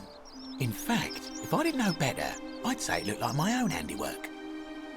You've given me an idea for a scheme that will make us both very, very wealthy. First, I'll open the Shrine of Diana for you. Then, you enter the shrine, extinguish the braziers, and under cover of darkness, swap out the fake for the original. It's not theft exactly, it's more of a trade. But make no mistake, this is a dangerous path, and there's no way of knowing where it will lead. But in my experience, all the best adventures begin with a risky first step. Now, you must have questions. Ask away. So, are you in, partner? Now, I've gone and unlocked the Shrine of Diana for you, so as quick as you can, head on inside. It's just at the end of the street on the left. May the gods not watch over you.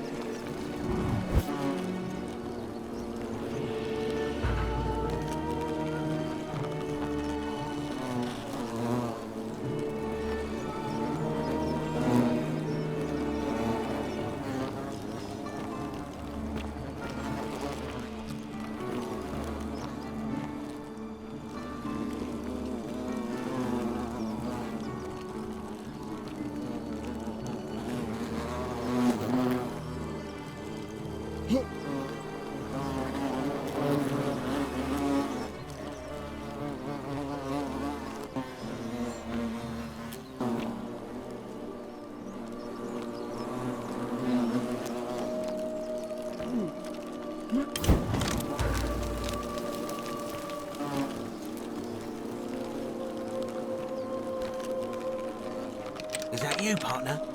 Do you have the bow? Wonderful. Just go ahead and slide it under the door for me and I'll unlock it for you.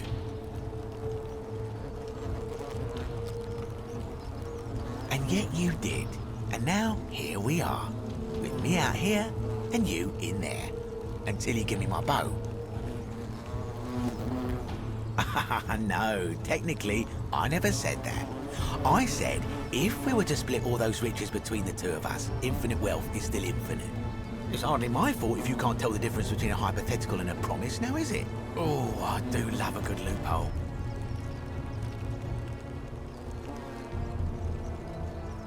You're just gonna have to take your chances, I'm afraid. The bow, now. And don't even think about giving me the fake one. I'll recognise my own handiwork.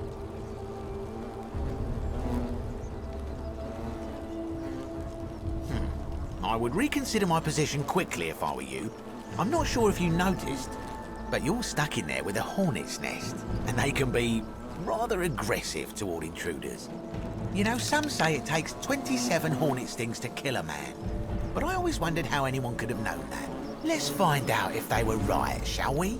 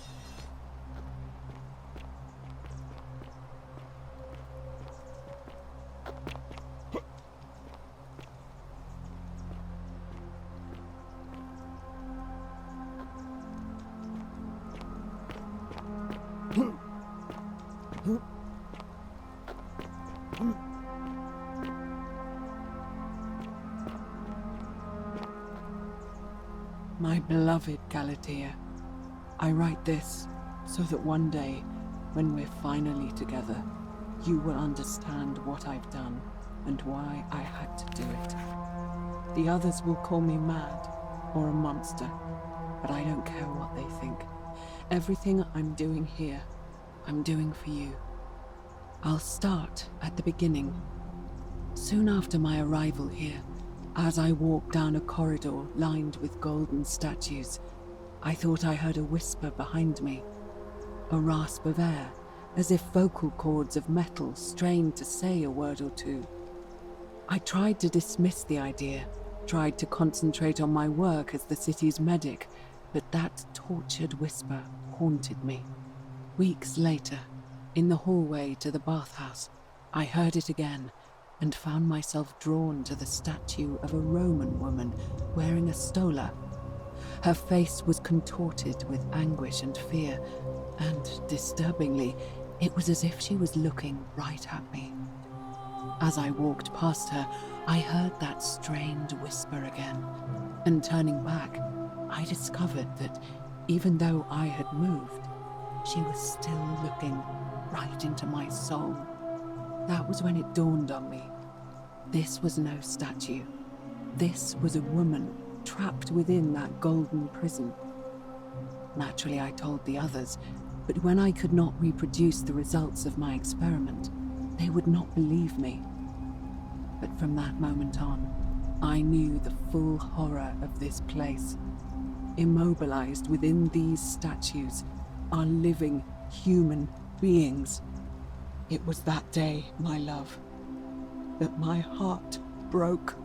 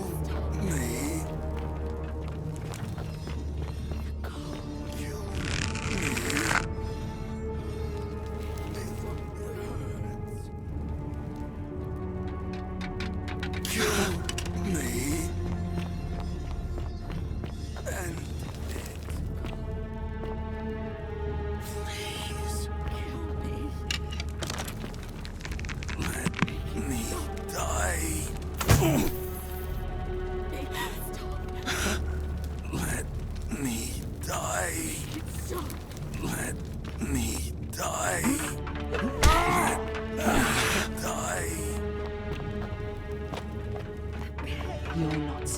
supposed to be here.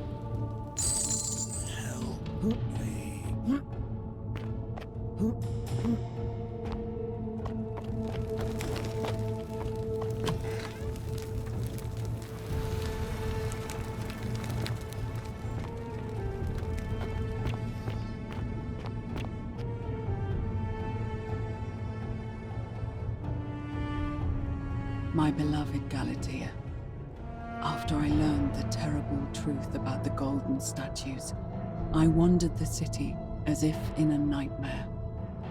What must life be like for these poor souls, entombed in gold, but kept alive somehow?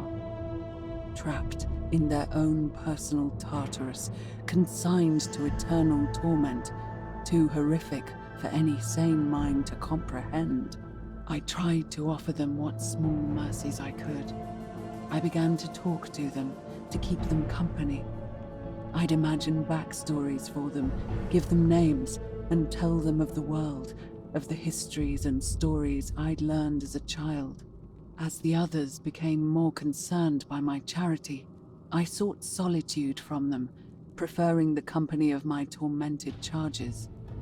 Discovering a way into the abandoned palace, I began to spend my days walking its halls and sharing with its occupants ancient tales, my mind turning to those of Apollo and Daphne, Perseus and Medusa, and Pygmalion and Galatea. Pygmalion, the sculptor who fell in love with a beautiful statue, and who, praying to Aphrodite for aid, discovered that his beloved Galatea had come to life. It was then that I heard you whisper to me, Galatea. Forgive me. I know that is not your real name, just one I have borrowed from a story. But when I turned to look at you, I saw the most exquisitely beautiful woman I have ever known. Your face, forever frozen in a look of haunting sadness. Our meeting gave me new purpose, to free you from your golden prison, so that I might one day hear you speak, not just whisper, your true name to me. So I gathered tools for the long and difficult task ahead, barred the doors to this place, and set to work.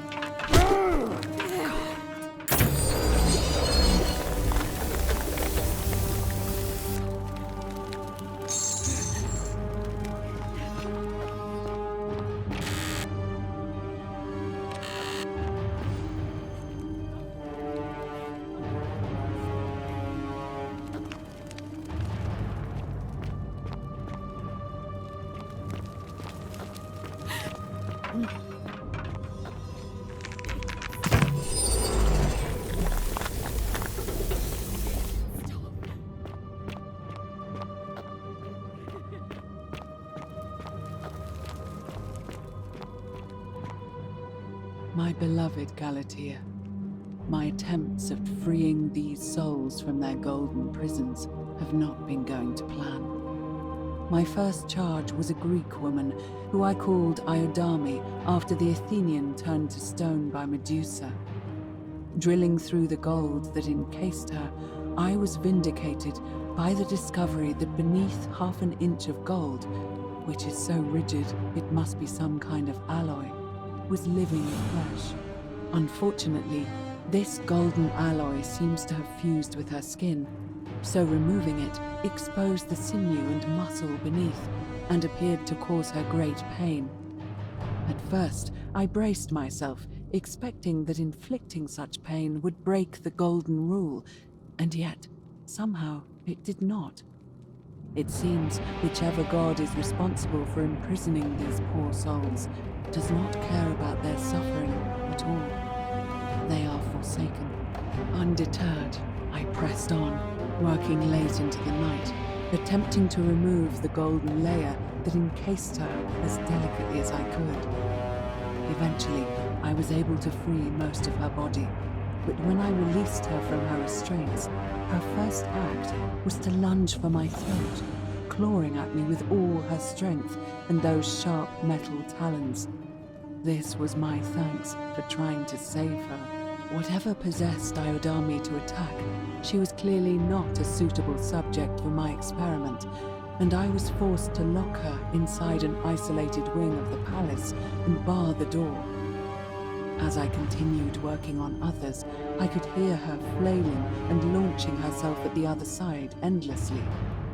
Regrettably, my other experiments bore similar results, and after relocating a few times, most of the palace is now too dangerous to work in. Still, as much as my heart aches to know that you're suffering, I cannot risk attempting to ungild you yet.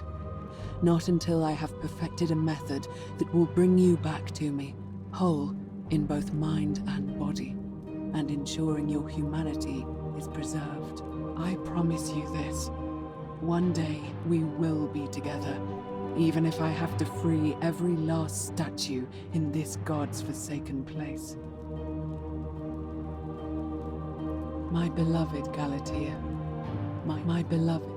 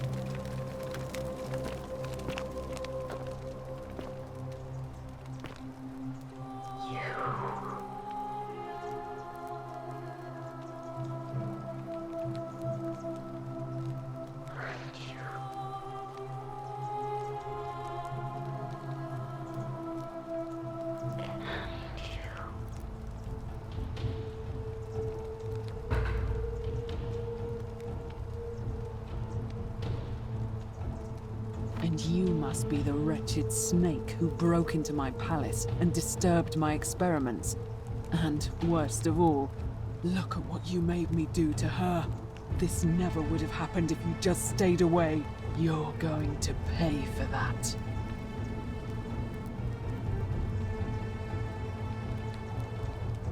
And do you think I care about that? I don't care what happens to me, as long as you get what you deserve. Liar! I locked and barred the gate. I left a message warning you all to leave me alone. I just wanted to do my experiments in peace, for her. And now look at her. You made me turn the most beautiful woman I've ever seen into this. Look at her. She's in agony.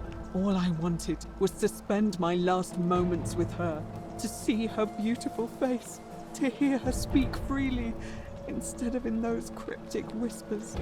But as soon as I began my work, she stopped whispering to me. And now I discover she started whispering to you instead. What's so special about you?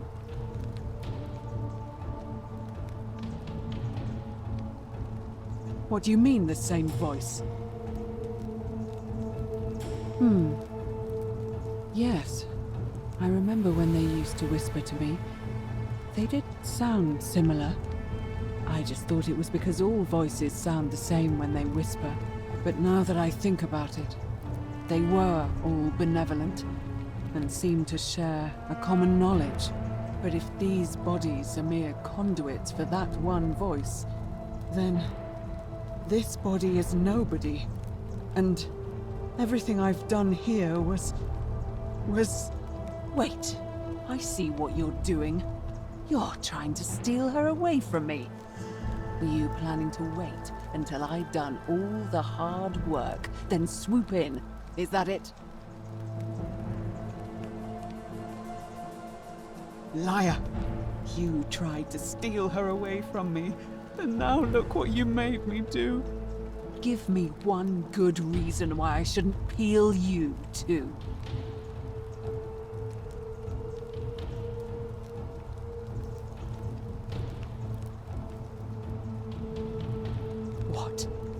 What are you talking about? Wait. So you're saying you weren't coming for us? So I did all this. I ruined her. For nothing. What have I done? Oh God, I feel sick. I can't bear the thought of her being like this. And in so much pain. It's the air. Coming into contact with her flesh. It's agonizing for them.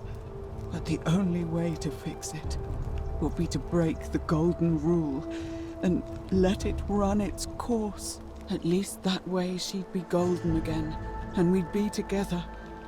All it would take is one little cut.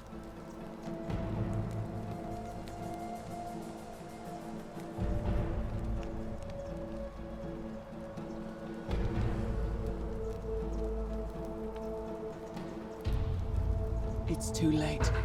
There's nothing you can do. I have to do this. I'm sorry. What? How? Really? I'm not sure I believe you. But if you can undo this mess, I'll tell you what you need to know. But if you're lying to me, I'll break the golden rule and kill you and everyone else in this city. Understood?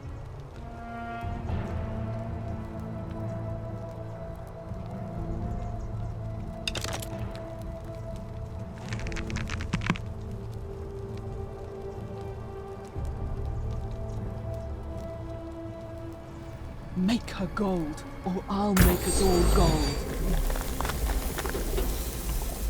You did it. You took away her pain.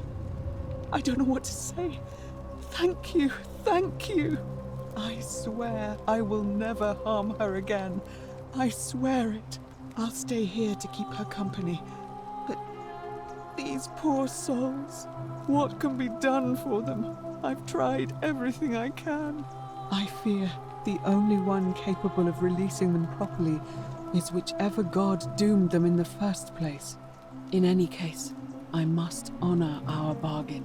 The treatment for rheumatism is willow bark. I believe there's a pot of it already in the Shrine of Apollo. Now, please leave. The door here leads out onto the palace balcony. You should be able to make your way down from there. Go, and never return.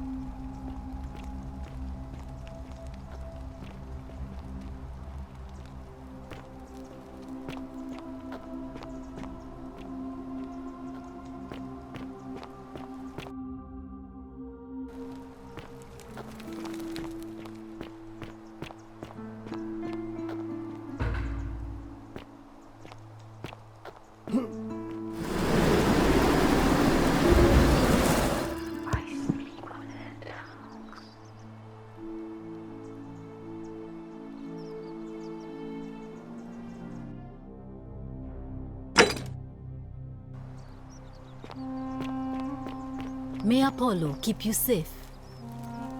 Feeling all right? You made it into the palace. I'm impressed. How is Nevia? Willowbark. I should have known. It was under my nose the whole time. That's very helpful. Thank you. If this works, it should settle Rufius down some. I have some right here. Could you do me a favor and give him some of this? He'll just need to swallow a pinch of it. I'm hoping it will avert disaster.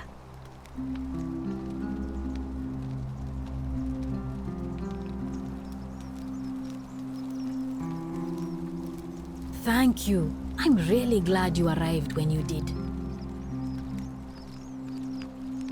That's a shame. Thanks again for saving Yulia's life.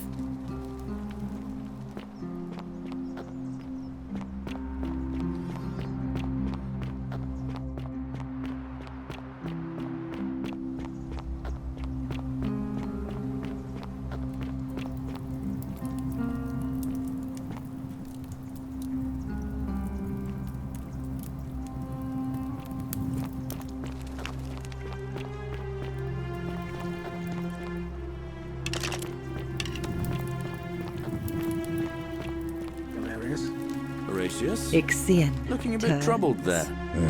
Still no sign of Scintilla. And I haven't slept right in 3 weeks. Don't be too hard on yourself. From what I hear, nobody saw it coming. Anyway, I thought you Stoics weren't supposed to worry about things you can't control. Yeah, but I keep thinking, what if there is something I can do? What if she's out there somewhere suffering, waiting to be found? Sounds like you're torturing yourself. Leave that for the gods. Try to relax. Wonder how much Get one some of these rest. statues is worth. Tomorrow's a new day. I suppose you're right. You again. What about it? Willowbark. And this will work? Oh, thank God. Finally, some Smile relief. on you, brother. This is what I've been praying for. Maybe God hasn't abandoned me after all. Thank you. I've been in a lot of pain lately. The rheumatism, these cursed statues always watching, and the crisis of faith. It was too much. Started messing with my head. This is exactly what I needed to set it straight again. I owe you one. See you around.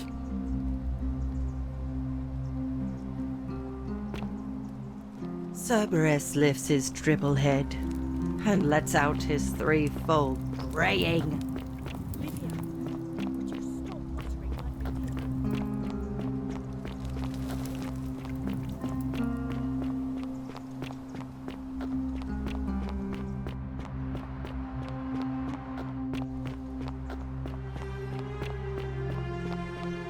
Arve. Arve again. Did you find what you need? Let's do it your way. You just keep being yourself and ask.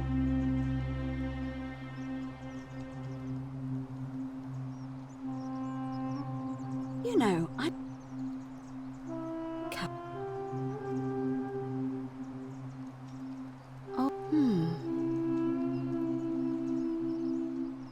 apologize.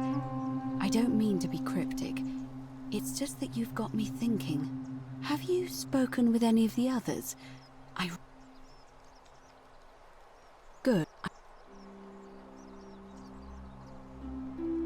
Up until a few weeks ago, she was a perfectly productive member of our little community, darning clothes and cutting hair. She was always so chatty, always seeking out newcomers and asking them where they were from and how they wound up here. And then, about a month ago, she suddenly changed. She withdrew, stopped working and became despondent, started muttering to herself. Galerius and I visited her to see how we could help, but she just looked at us with this haunted stare, called us bloodless shadows, and told us we were ignorant of some pattern.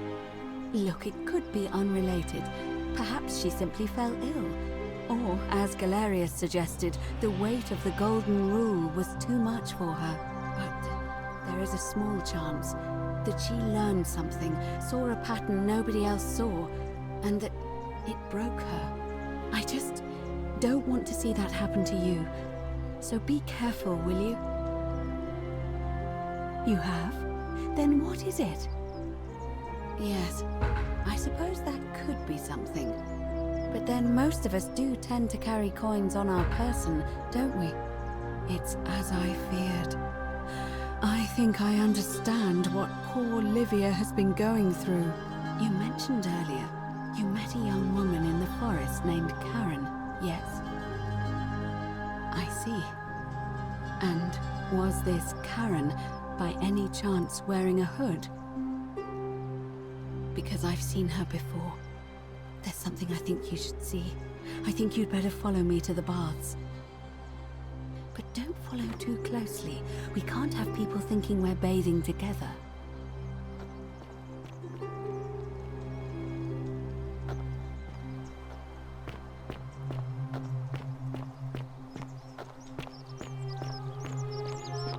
Greetings and salutations.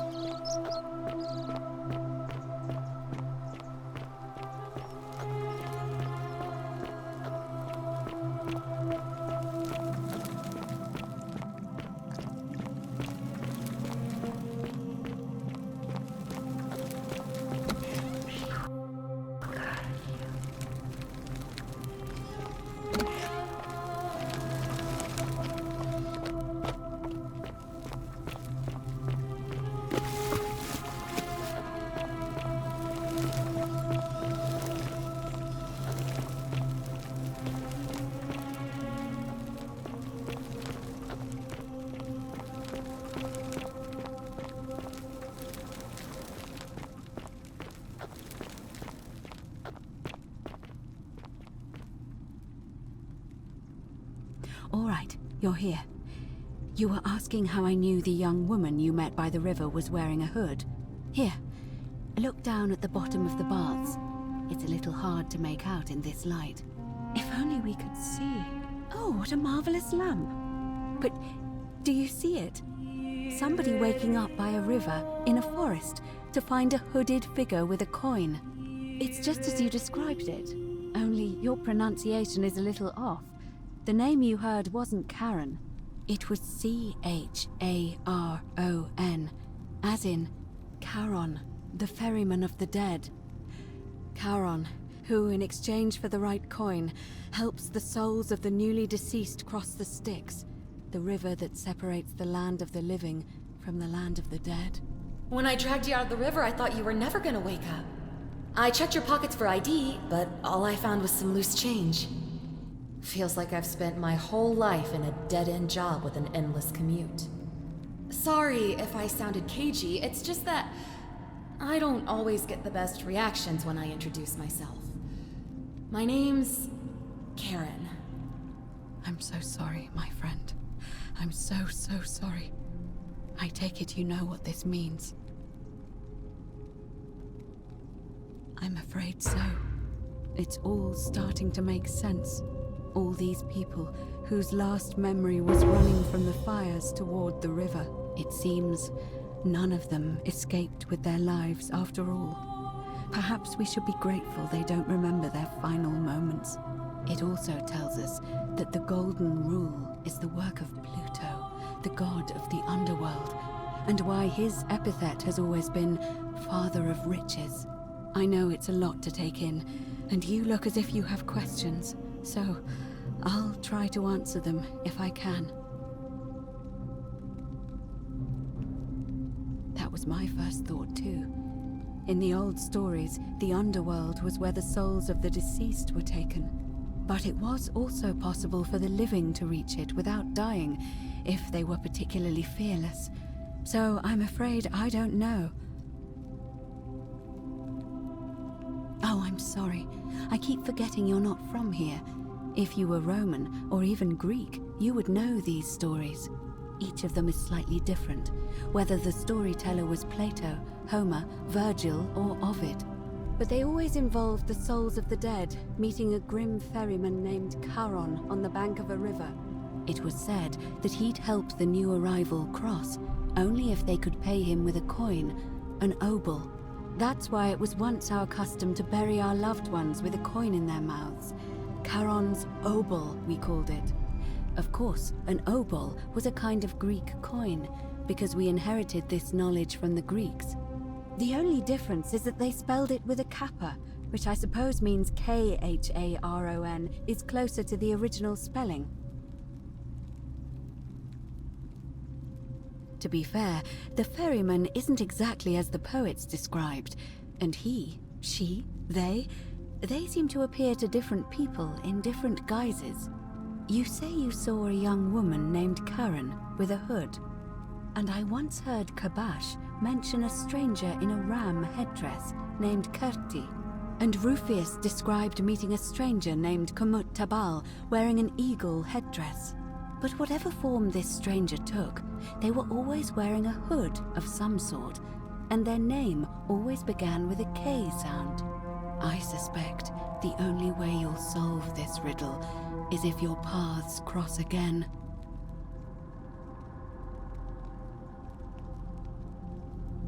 Good question. Let's see.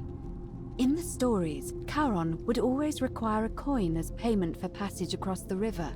But that never made any sense to me. What does an ancient immortal being need with coins? In our case, it seems Charon didn't take the coins we had. He or she merely checked we had one in our possession. So, maybe there's something special about the coins each of us had on us. That might explain why we wound up here, but so many others did not. No. I mean, I had my suspicions, especially after Livia's ramblings, but I would never have figured it out without your help, I promise you. Now that we know where we are, we have to figure out what to do about it, if we don't want to be cast into gold for eternity. We don't have much to go on, except the old stories. I remember 4 in particular about heroes in the underworld. Hercules, the demigod and son of Jupiter. Orpheus, a Thracian poet. Sisyphus, a king of Ephyra. And Aeneas, a Trojan hero. Hercules was able to leave the underworld because he cowed its god with his strength. Sisyphus and Orpheus both relied on their wits instead. They persuaded the goddess of the underworld, Proserpina, to help them escape. And finally, Aeneas was able to escape with the help of a spirit guide, who led him through a secret gate. So it seems you have 2 options: to confront the god of the underworld head-on, or find a way to escape with the help of Proserpina or some other guide.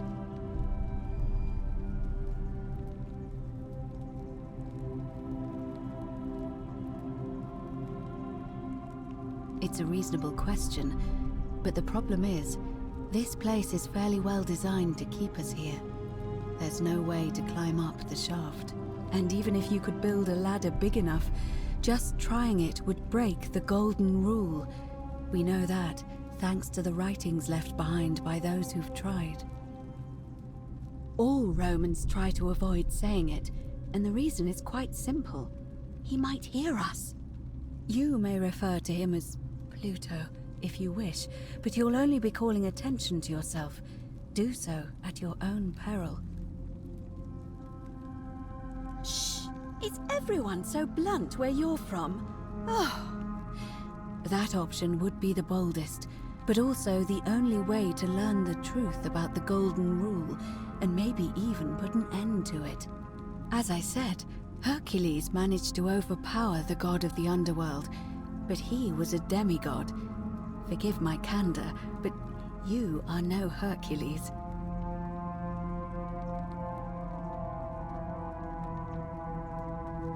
I'll admit, you do seem different to anyone I've ever met. And even that lamp of yours looks like something Prometheus might have stolen from the gods. So, if you want to confront him, I'll help you as much as I can. Who knows? Perhaps your name will be uttered in the same sentence as Hercules one day. But first, you'd need an audience with you-know-who, and for that, you'll need to enter the great temple overlooking the city. The problem is, the door has been sealed shut for as long as I've lived here, and there doesn't even seem to be a keyhole. I suspect the answer lies in the desecrated obelisk in front of it. I'm not sure if you noticed, but there are 4 plaques missing from its base. It looks as though somebody, or a series of somebodies, forcibly removed them, and in doing so, dishonored and angered our divine keeper. If you could recover and replace all 4 of those missing plaques, I imagine he might be willing to receive an audience again. It's the towering stone monument with 4 sides and a pyramid-shaped head that stands before the great temple, a dedication to the god of this place. You'll find them all over Rome, but of course they were looted from Egypt many years ago. It seems one of them made its way here too, although how is a mystery.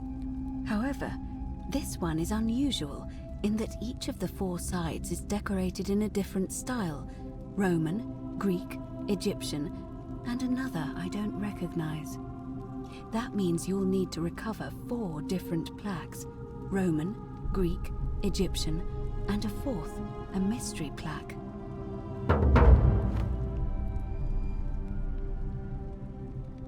Good question.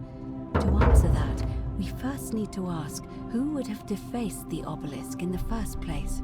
It would have had the god's name engraved into it, so it may be that whoever desecrated it wanted that name to be forgotten. And there's only one group of people I know of who might want to do that. There's a cult in Rome that often argued there is only one true god. Theirs, of course. They've been known to start fires, as well as deface religious monuments whose existence challenged their beliefs. If I were you, I'd go looking for them. Of course, they've all been in hiding since the fire last year, so finding them won't be easy. But I did hear a rumor they have a secret shrine somewhere in the city. Perhaps, if you could find that, you might be able to recover the Roman plaque. I don't know. But perhaps you should begin your search with the local Greek fellow, Georgius. His store is in the Forum. Perhaps Kabash, our Egyptian resident, would be able to tell us. Unfortunately, he disappeared weeks ago. But I did hear Aurelia is peddling rumors about him at the tavern, so perhaps you could talk to her, or just take a look in his room. I'm afraid you're on your own with that one, but perhaps finding the other 3 will illuminate the way.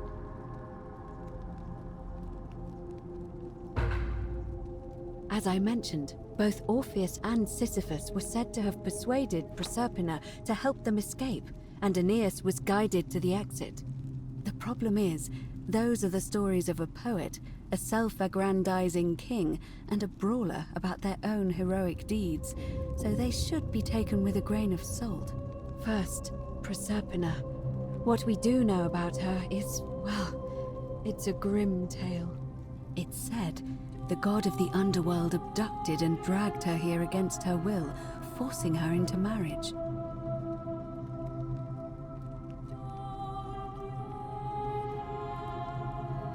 the stories are true, then I suppose so.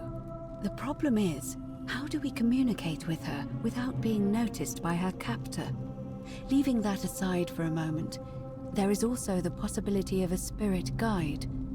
I don't suppose you've come across one of those in your travels?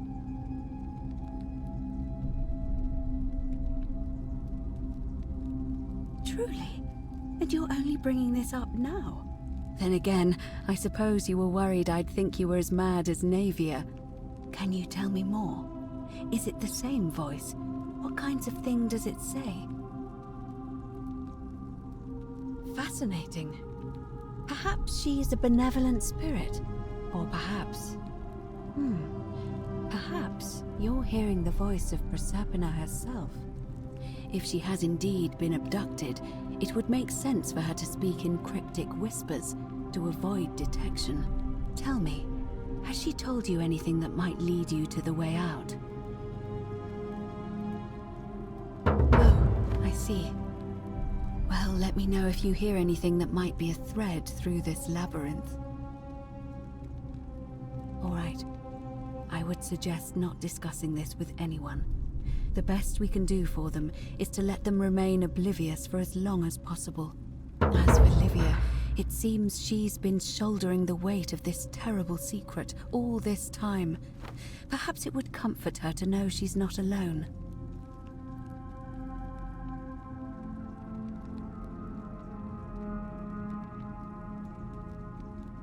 In any case, time is of the essence, so you'd best begin. May Fortuna guide you. Although you may not need her with Proserpina on your side.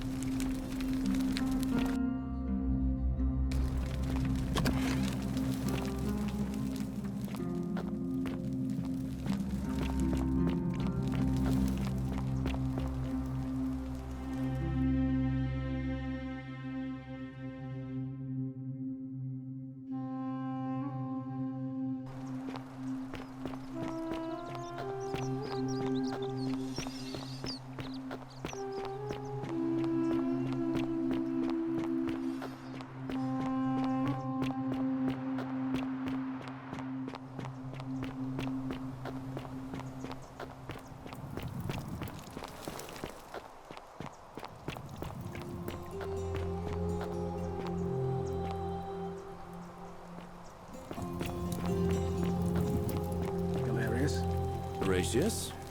Looking a bit troubled. Just as the ocean accepts the rivers of all the world, so this place accepts all the souls. But it does not notice the crowds that come. The newly arrived are ignorant of the road before them. What if there is something I can do? What if she's out there somewhere? Just as the ocean, but it does not. Say it. Speak its name.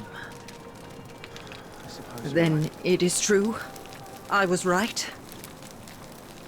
I thought I saw it, but when the rest of them could not, I kept thinking I must have gone insane. I had to tell myself it was true over and over again, until I wasn't sure if I was deceiving myself. I must apologize if my words seem cryptic. I'd found comfort in reciting the Metamorphoses by our great poet Ovid. He gives such an uncanny description of this place. I cannot help but wonder if he himself came here. Would you like to hear it? I will do my best to remember the relevant verse.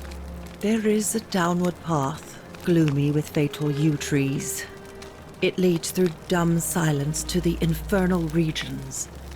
The sluggish Styx exhales vapor, and by that way, the shadows of the newly dead descend, entombed with full rites, and the ghosts of those, at last, given proper burial. The wide, thorny waste is cold and pallid, and the newly arrived shades are ignorant of the road that leads to the Stygian city, where Black Dis has his cruel palace. As the ocean accepts the rivers of all the world, so this place accepts all the souls, and is never too small for any populace, nor notices the crowds that come. There the bloodless shadows wander without flesh or bone. Some crowd the forum, some the house of the ruler of the depths. Others follow their trades, imitating their previous lives. And still others incur punishment. I hope I have done it justice, and now we share a secret. It's as if you've lifted a great burden from my shoulders. Thank you, friend. I think I should rest.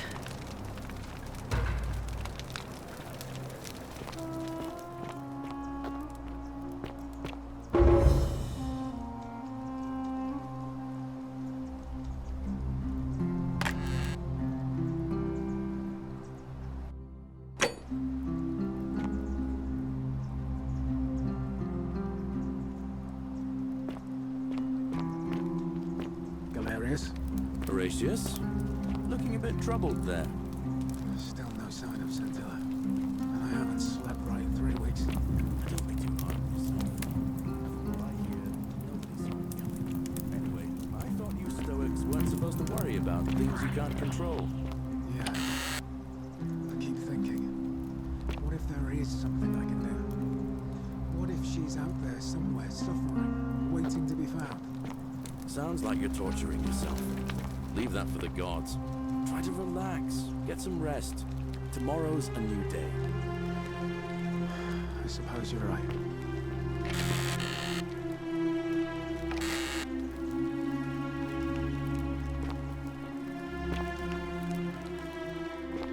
Galerius? Horatius? Looking a bit troubled there. Still no sign of Scintilla. And I haven't slept right in 3 weeks. Don't be too hard on yourself. From what I hear, nobody saw it coming. Anyway, I thought you Stoics weren't supposed to worry about things you can't control. Yeah, but I keep thinking, what if there is something I can do? What if she's out there somewhere suffering, waiting to be found? Sounds like you're torturing yourself. Leave that for the gods. Try to relax, get some rest. Tomorrow's a new day. I suppose you're right.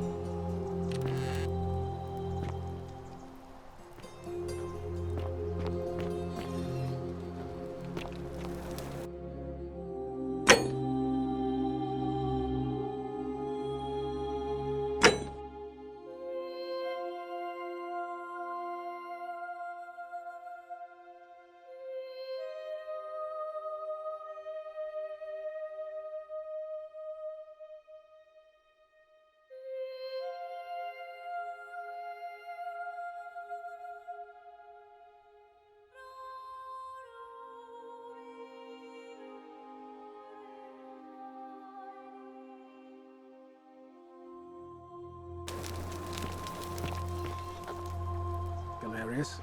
Horatius? Looking a bit troubled there. Still no sign of Scintilla. I haven't slept right in 3 weeks. Don't be too hard on yourself. From what I hear, nobody saw it coming. Anyway, I thought you Stoics weren't supposed to worry about things you can't control. Yeah, but I keep thinking, what if there is something I can do? What if she's out there somewhere suffering, waiting to be found? Sounds like you're torturing yourself. Leave that for the gods. Try to relax, get some rest. Tomorrow's a new day. Citizen. I suppose you're right. You again. No idea what you're talking about?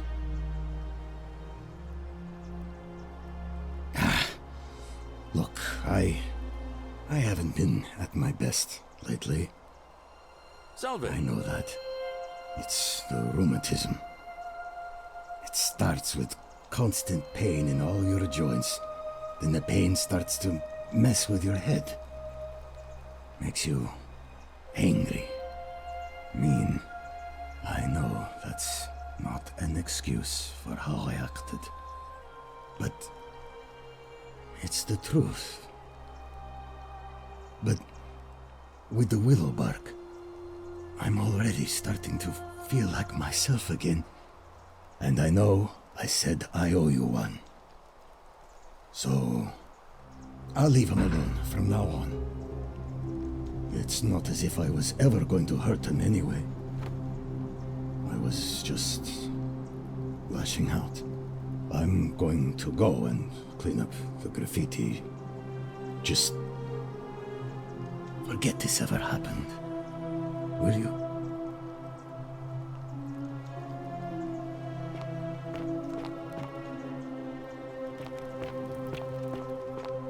Vote for Malleolus for a free drink at my tavern.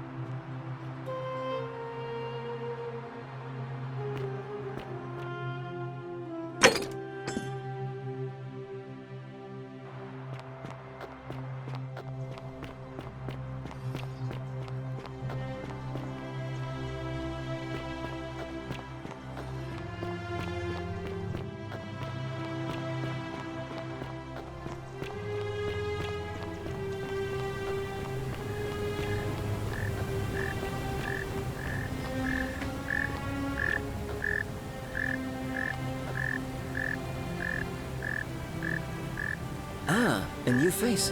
Salve, and welcome to a little community. My name's impossible to pronounce for most people, so you can just call me Virgil. I hear we have you to thank for saving Julia's life. I'm glad you arrived when you did.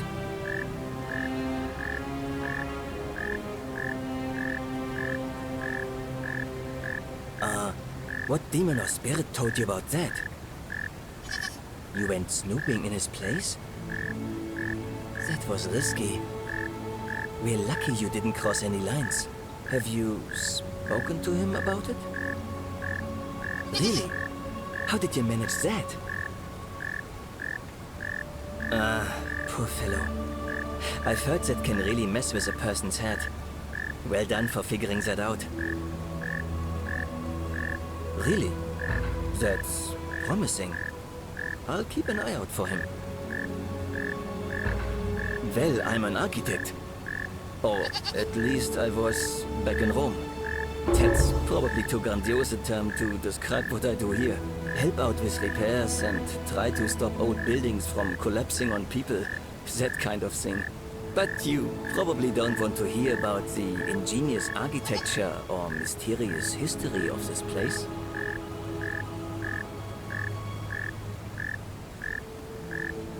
You mean the Great Temple? This one's a bit of a mystery. Given the way it's positioned so prominently, looking down on us, it's clear that whoever built it felt it was the most important temple in the city. Unfortunately, someone else went out of their way to keep its purpose a mystery. You see, usually a temple is dedicated to a particular god, like Proserpina or Diana or Apollo. Usually, that god is obvious. But in this case, it's unknown. There's an obelisk out the front, which probably used to bear the name of this unknown god. But it appears some barbarian defaced it. And of course we can't get inside because it's locked up tighter than the Temple of Saturn in Rome. And that contains the treasury. So we're all left wondering, which god is that temple dedicated to? And could it be the one responsible for the Golden Rule? Unless somebody figures out a way inside, I suppose we'll never know. Of course. Nice to talk to you.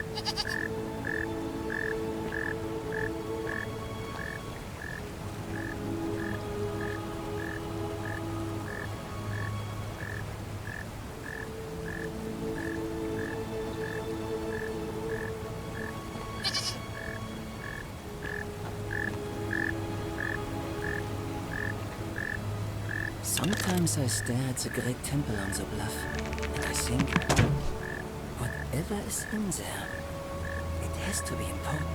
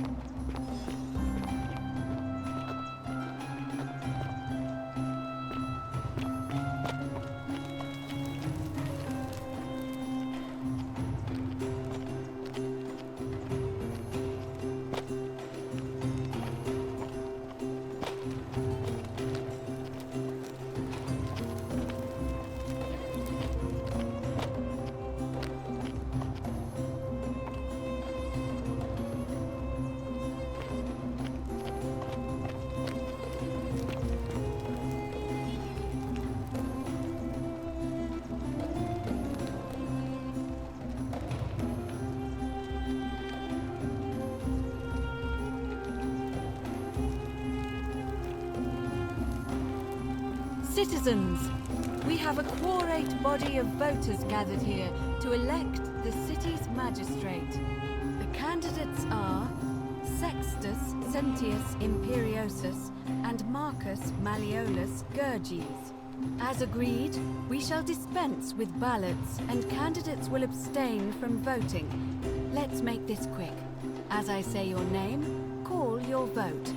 I'll start with you, Horatius. Sentius, of course. Georgius. Sentius. Dacius. Malleolus. Galerius. I abstain. I'm just here to observe. Virgil. Malleolus. Rufius. Malleolus. And finally, Domitius. Malleolus. Who else? Citizens, you have made your decision. Your new magistrate is Marcus Malleolus Gurges. Hail, Magistrate Malleolus. I said, hail, Magistrate Malleolus.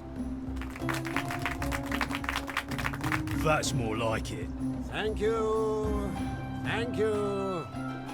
I am delighted and deeply honored to have been elected your magistrate. And now, I make this solemn promise to you, good citizens. Under my leadership, you will finally enjoy the freedom you deserve. No more shall you walk on eggshells, fearing simply to live and breathe, because the tyrant Sentius told you it was forbidden. For my first act as magistrate, I hereby announce a day of celebration to mark the end of an era. The myth of the Golden Rule is no more. The Golden Rule is real, you idiot. For his attempt to deceive us all, Sentius is hereby found guilty of treason against the Empire. What? I have committed no crimes. This is madness. His sentence: to fight for his life in gladiatorial combat against Domitius. Here and now for your entertainment. You have no idea what you're doing. You're going to get us all killed. Wait. I exercise my right as a Vestal priestess to pardon him. I will not allow you to do this. You're showing your true colors now, priestess. Your corruption sickens me. Domitius, ignore her. Proceed. This is insanity. You'll doom us all. Lies! It is time the Golden Rule was exposed for what it is. A children's fable, exploited by a treacherous leader to instill fear in all of us. This is why he's in gladiator gear. They've been planning this all along. Shut up, all of you. The magistrate has spoken. I'm going to enjoy killing you, old man. The many shall suffer for the sins of the one.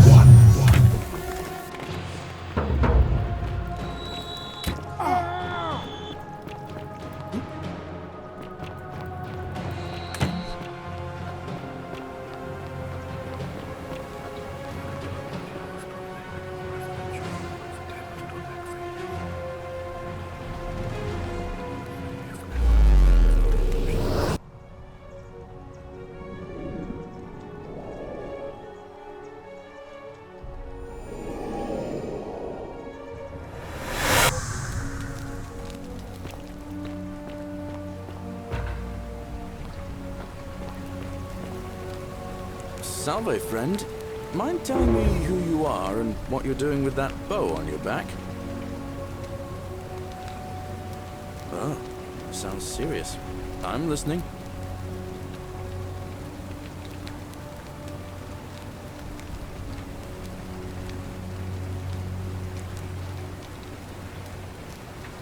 All right, let me see. Stop Fabia going in, but send the new arrival to the empty shrine. Understood.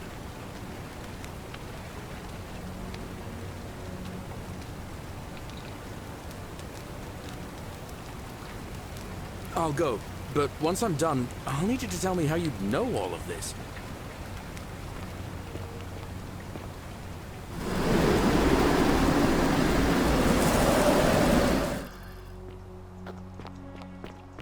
Arve.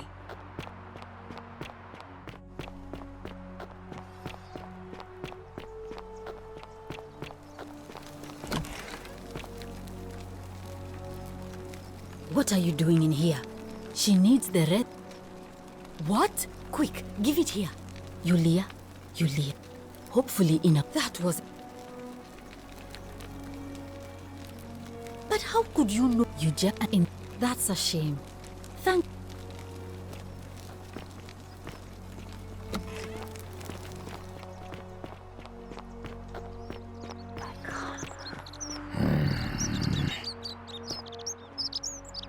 Name's Rufius. Better watch your step. What business is that of yours? Willow bark. And this will work? Oh, thank God. Finally, some relief. This is what I've been praying for. Maybe God hasn't abandoned me after all. Thank you. I've been in a lot of pain lately. It was too much. no idea what you're talking. Look, and I know I'm.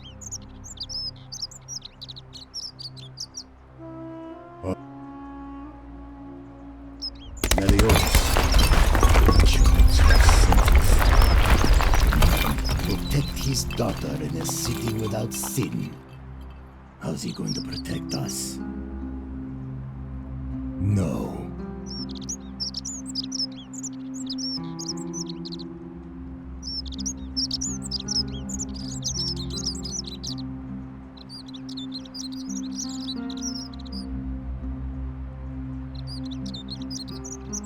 See you around.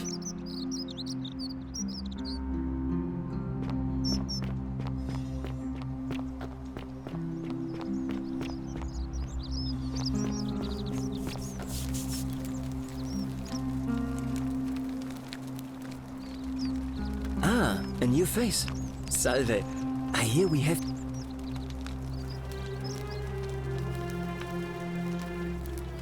Well, Malleolus is talking about loosening some of the restrictions in this place. And while it's all a bit...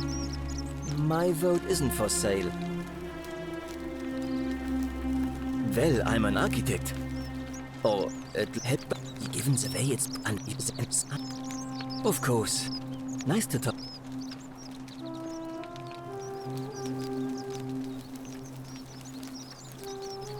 Welcome back.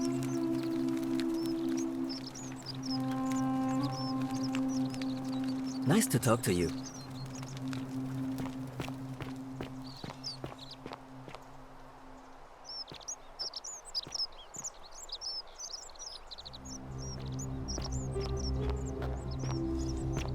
Hey, Virgil, how much would you want to make me a bow? For the last time, Dacius, I'm not making you a bow. But why? You know why. But how am I going to defend myself against someone else? There are no other weapons in the city.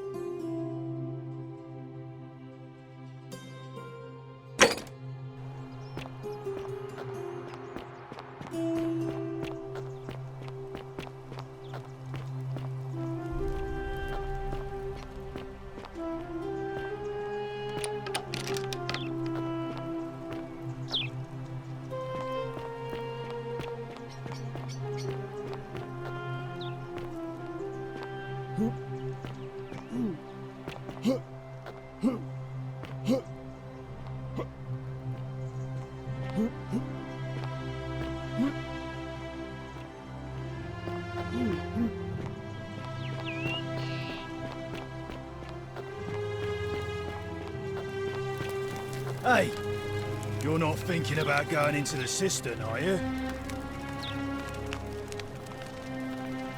Well, it's your funeral.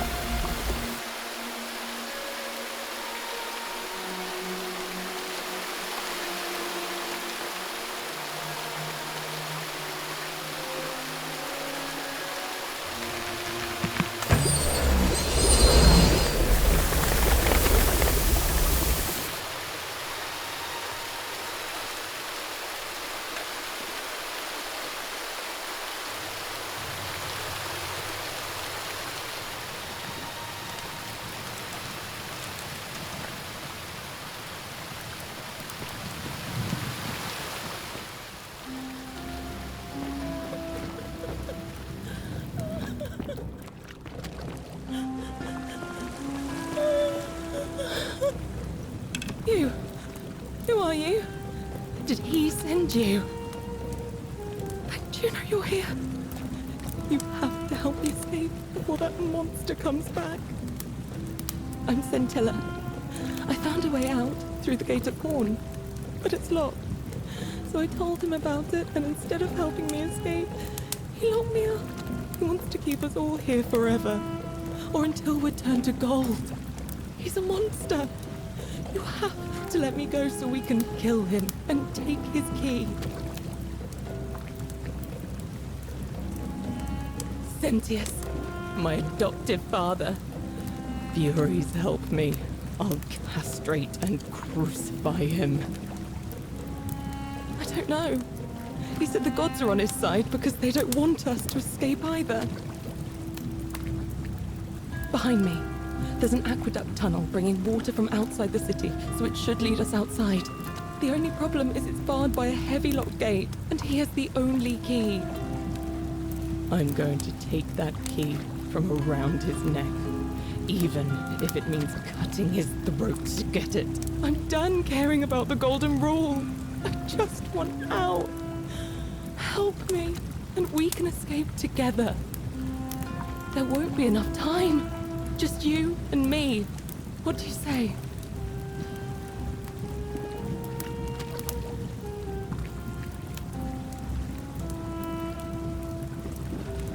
There's no time.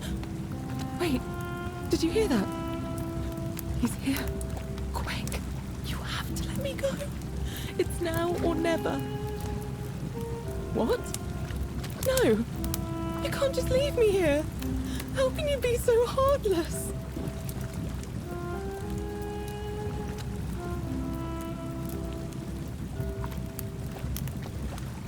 I hate you.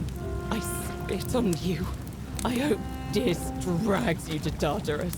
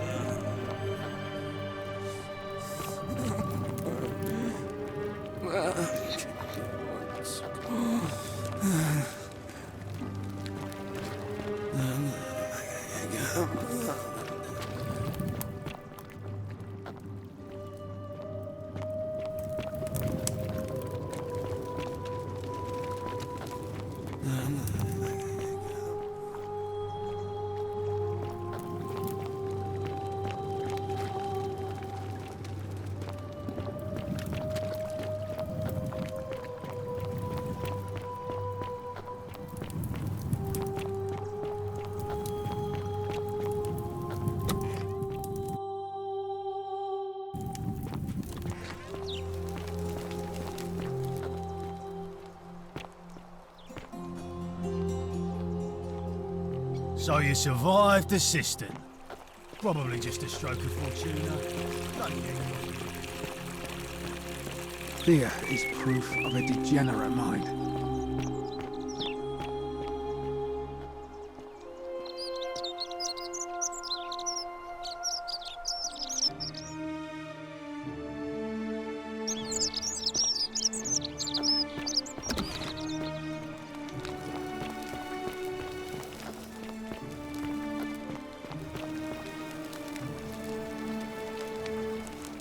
We're finally alone.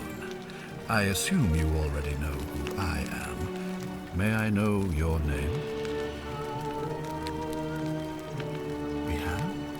Wait, if I understand correctly, someone is about to break the Golden Rule, forcing me to create a portal in time to bring you here?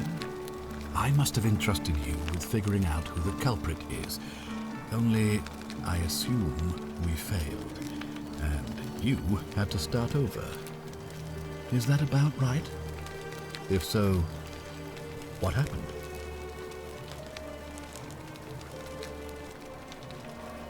Ah, I see. Look, it's unfortunate, but all that matters now is that you make use of what you've learned and gathered and do better next time. Now, I assume you've sought me out again for a reason.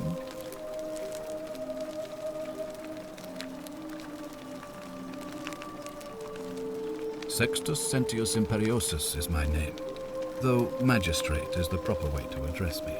Before I wound up here, I was a decurion in the cavalry of Imperial Rome, helping protect civilization from the barbarians. It's a cavalry officer. I had 30 men under my command. This was my uniform. As magistrate, I usually wear a toga, but today I may need to survive long enough to create the portal for you, so it seemed prudent. My men and I were at the Emporium in Rome as honor guard for a visiting dignitary arriving upriver by barge. Now the port is usually bustling, but just as our guests arrived, waves of people began running toward the river from streets and alleyways in every direction. They were trying to escape a terrible fire. Unfortunately, the crowd sent my horse into a panic, and, I remember it, losing its footing by the water's edge. The next thing I knew, I was waking up on a riverbank not far from here in the company of some stranger. I went looking for my horse and discovered that lonely temple. You can probably figure out the rest. I was elected 7 months ago, uncontested because of my command experience. Since then, there's been growing agitation for another election. They're supposed to be annual, but I agreed to hold it sooner, hoping it would placate my constituents. Unfortunately, it just seems to have emboldened certain elements instead. Very well. Me? What are you talking about? You know, you remind me of him. Al Worth. The fellow who came through the portal before you. Come now. Surely you didn't think you were the only one here who remembered everything. You see, my connection to the portal somehow preserves my memories from one group to the next. Whether that was Proserpina's intention or a happy accident, I'll never know. But I'm surprised you hadn't noticed. Here I was thinking you're a little bit sharper than Al was. Or perhaps you're just more willing to break the rules. He was a moralistic fellow, never once compromised on his principles. And because of that fatal flaw, he relived this day many thousands of times before we finally had this conversation. I watched him come through the portal each time, always a little older, a little more disheveled, a little more haunted. And when he finally saw the futility of it all, as you're about to, it broke him. He drank a jug of wine, tied a noose around his neck, and took his own life, just before he was shot with a golden arrow. The next time I awoke, you showed up, but you've caught up to where he was so quickly. I mean, you've lived through the day, what, 4 times? Extremely impressive. And yet everything you've done has been in vain, because there's no escape, except the path that Al took, the path he wrote about on his tablet. What was it? Ah, yes. Best to take your own life now. So, you discovered my secret. So what? What are you going to do about it? Why? Isn't it obvious? Because I have grown attached to all this. My title, my beautiful villa, the sun on my face, the music of birds chirping. And as long as this day keeps repeating itself, I get to enjoy it all, over and over again, for eternity. Don't you see? I have found a way to prolong my life indefinitely, to cheat death.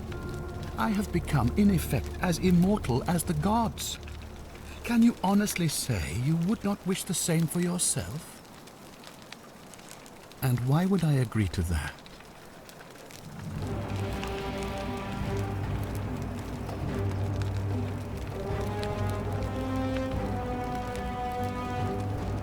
The only way you're getting this key is over my dead body. And if I die, I won't be able to open the portal for you again, meaning you'll have created a paradox. You see, it was my actions that brought you to this point in time. So if you kill me, you'll stop me from doing so, and you being here will be an impossibility. That means if I die, you'll be flung back to your original time, having caused the deaths of everyone here, and you'll never be able to undo it. Is that what you want?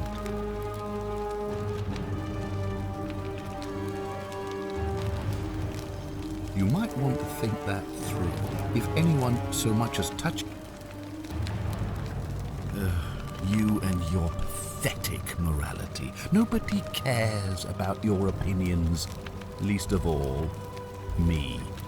Understand that to me, you've never been anything more than a useful idiot, and you're no longer useful. I certainly hope not. In fact, I want it to go on and on forever until you wither and die like Al did, and the gods send yet another useful idiot to extend my life for me. What are you going to do? Beg the gods for help? They don't care about you, and neither do I. Now, get out of my villa. I'm bored with you.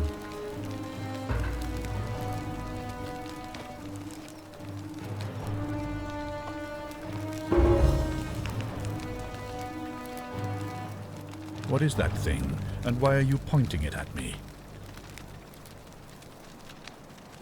If you kill me, we all die. Remember? And if I die, I won't be able to open the portal for you again. You see, that... Now...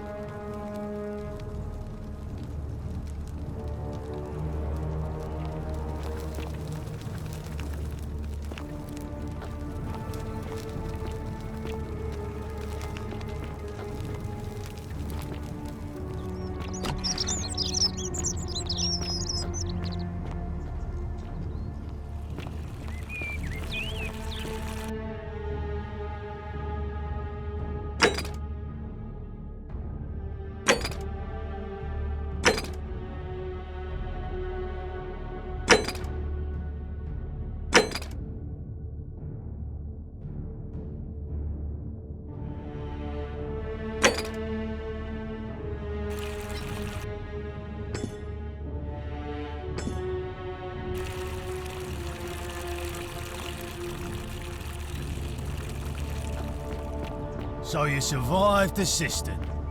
Probably just a stroke of fortune.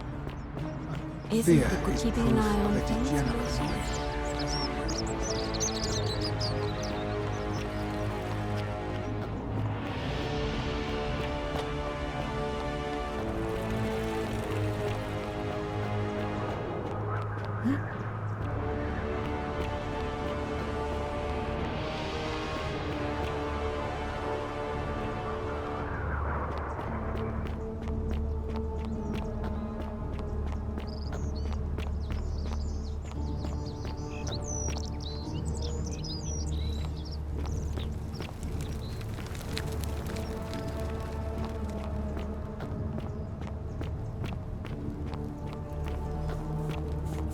Isn't this temple imposing? Salve, friend. I'm Octavia. Welcome to life under the Golden Rule. It's a ghastly thing, is it not? How are you faring so far? All right, well, it was lovely to meet you. I look forward to getting to know you better over the coming months. And if you ever... I can't believe this is how it ends. Oh no. No. No, no, no, no, no. Ulpius, what are you doing? Get back from there. If you lose your balance, you'll fall. That's the idea. What? Why? Why would you want that? Why do you think I'm stuck for the rest of my life working for a man who treats me like an animal? I know things are hard for you right now. They're hard for all of us. We're all in this together, Ulpius. Please, please just think this through. If you do this, it could be the sin that seals all of our fates. Is that what you want? I'm sorry, but I just don't care anymore. Please, Ulpius. Help him. If he goes through with it, it could be the end for us all. I don't know what to do. I've never had to deal with this sort of thing. Please, you need to talk to him. Thank you. And please, choose your words carefully. Let me guess. You're going to lecture me on how suicide is a crime against the Empire.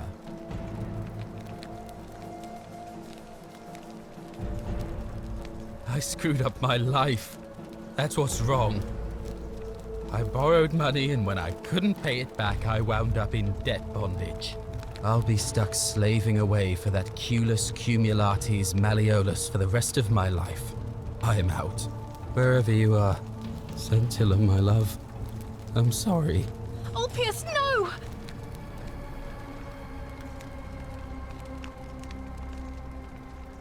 I can't believe he went through with it.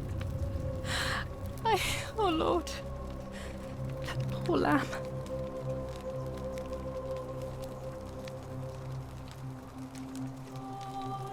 Well, I suppose it means suicide isn't a sin under the Golden Rule.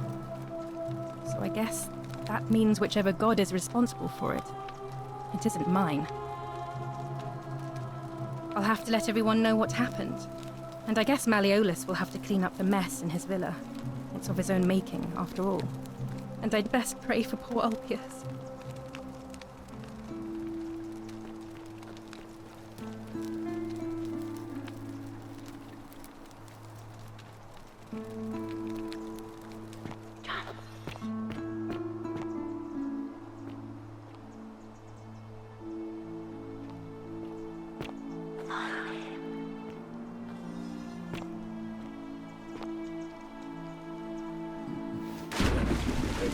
Thank you. Thank you. I am delighted and very honored to have been elected your magistrate. Thank you. And now, I make this solemn promise to you. And now, I make this solemn promise to you. Under my leadership, you will finally enjoy the freedom you deserve. And if no more should be brought on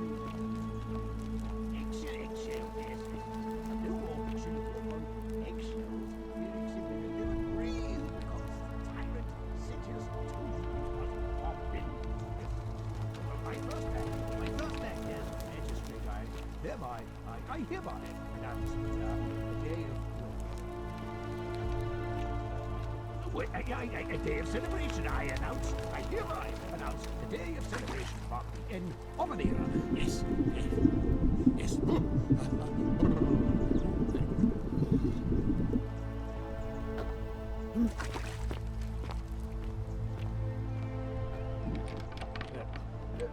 Thank you. Thank you. I am delighted and deeply honored to have been elected your magistrate. Magistrate, yes. Yes, thank you. I'm delighted and deeply honored to be elected your magistrate. And now... and now, I make this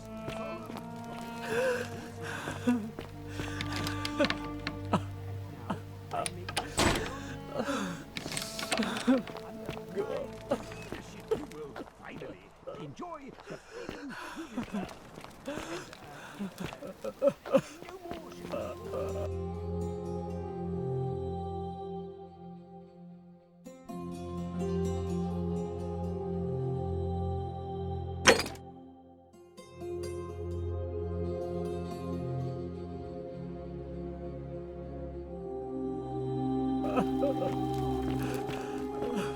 Eggshells, yes. No more should you walk on eggshells, feeling simply the living breathe because tyrant Sentius was forbidden. Yes. Remember my first act as magistrate. I hereby announce.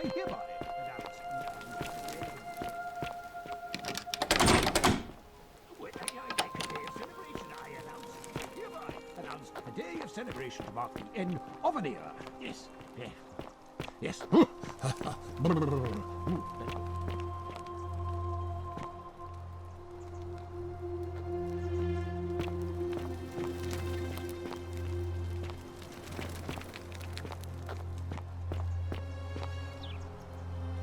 Did you just leap into my villa from the balcony 100 feet above? That was either extremely reckless or impressively clever. Well, why have you risked life and limb to see me?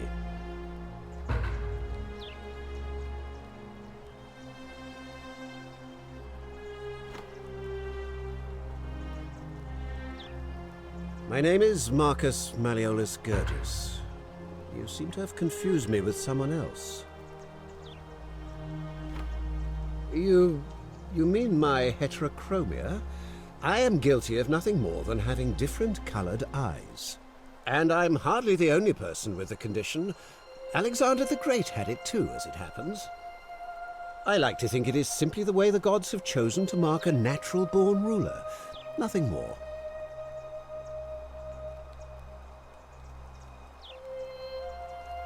Well, I am not suffering from any delusions, as today's election will firmly establish. That's quite all right. We all make mistakes.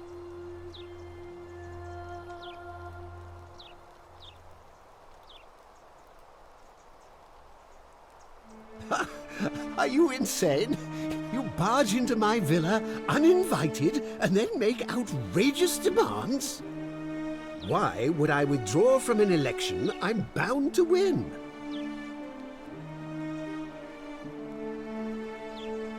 You are acting very strangely. I trust you can see yourself out. Through the door this time. There's a key just beside it.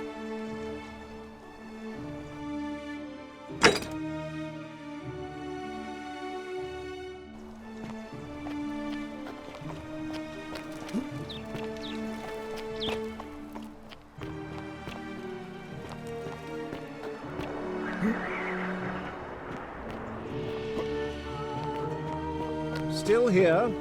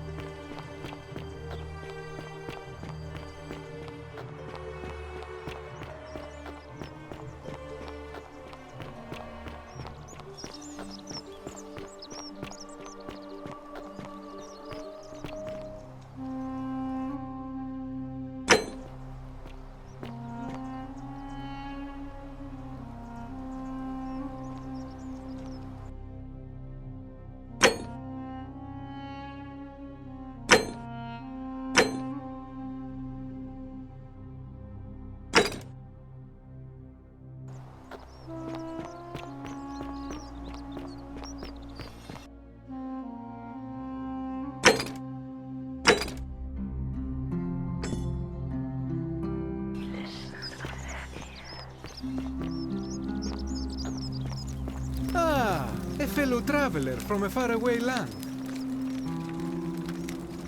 Greetings, I'm Georgius. It gladdens me to see another foreigner in our midst.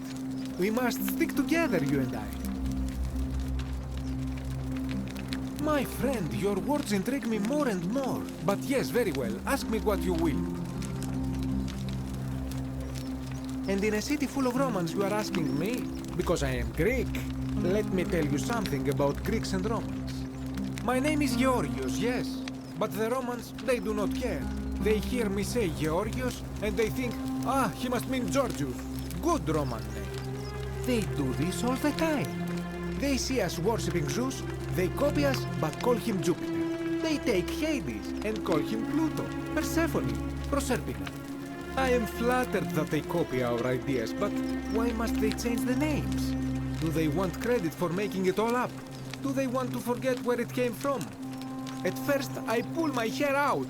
After a while, I give up, and I become Georgius the Roman. I accept the world is Roman.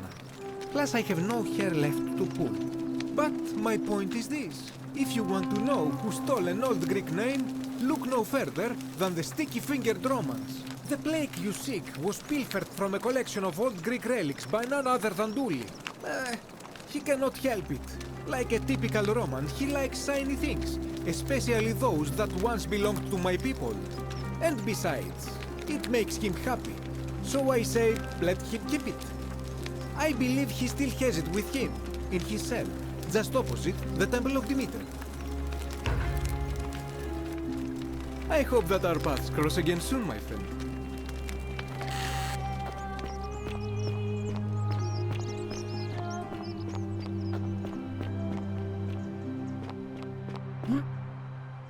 Oh!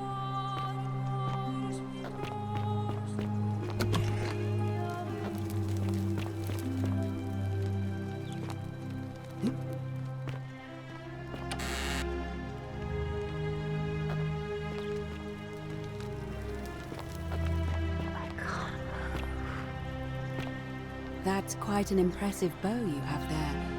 A new face. Ave, and may Vesta watch over you.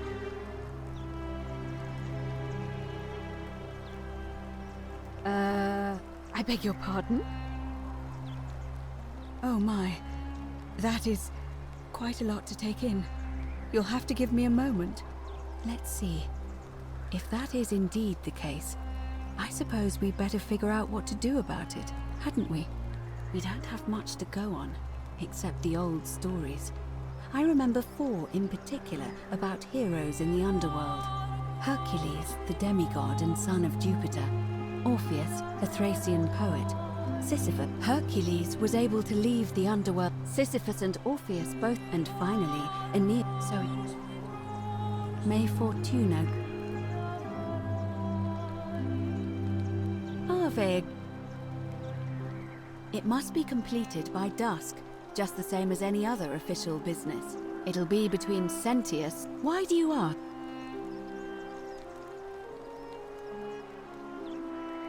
I like the idea, but I know Galerius well, and his position has always been that he won't run unless Malleolus withdraws. It was only yesterday that he said to me he'd only ever run if it was absolutely necessary to make sure Sentius wasn't re-elected. So, I suppose if you'd like to see Galerius elected magistrate, you'd need to persuade Malleolus to withdraw somehow.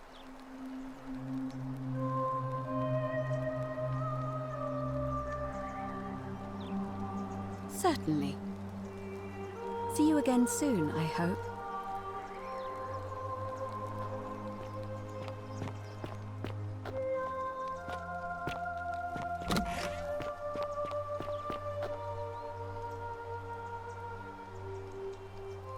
What now? Whatever.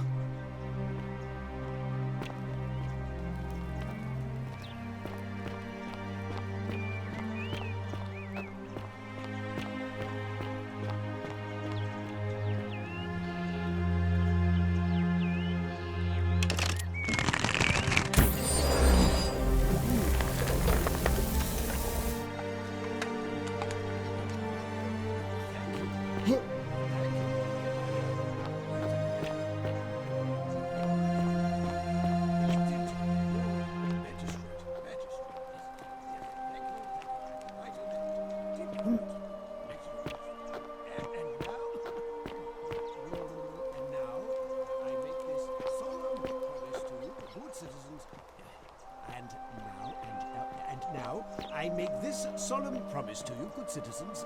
Under my leadership, you will finally enjoy sir. And no more shall you walk on eggshells. Yes. No more shall you walk on eggshells, fearing simply to live and breathe because the tyrant Sentius told you it was forbidden. My first act. All right, now you cross the line. Get out of there.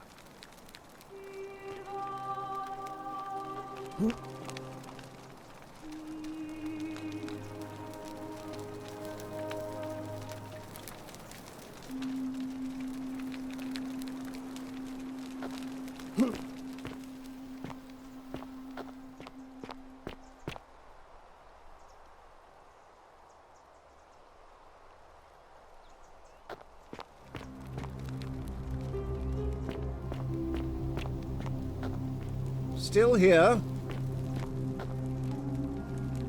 Get out before I have Domitius bash your skull in, fool!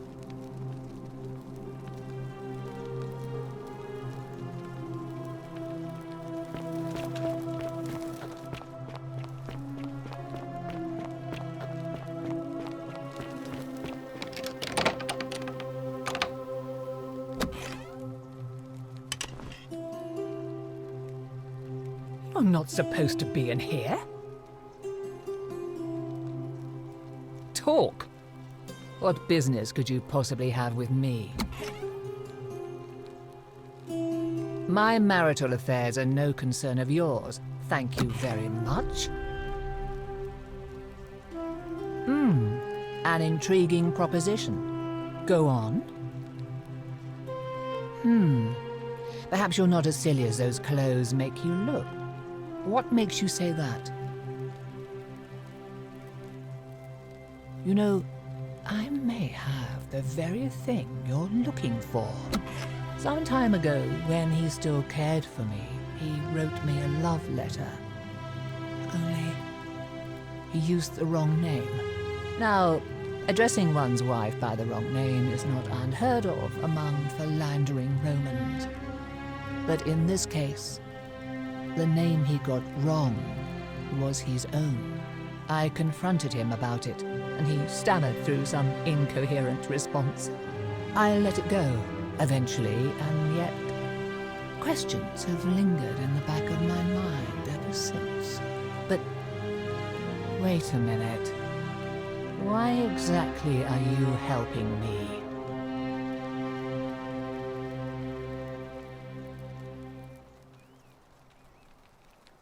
Oh, aren't you charming? I'm quite sure my husband would seethe with impotent rage if he overheard you say that. I love it. It seems our interests are aligned. I imagine knowing his true identity will give me the leverage I need to manage him appropriately. But first, I need you to do something for me. I want you to bring me some wine. Just one small urn should do it. Oh, don't look at me like that. I know this must be hard for you to wrap your sweet little pleb head around. So what do you need me to spell out?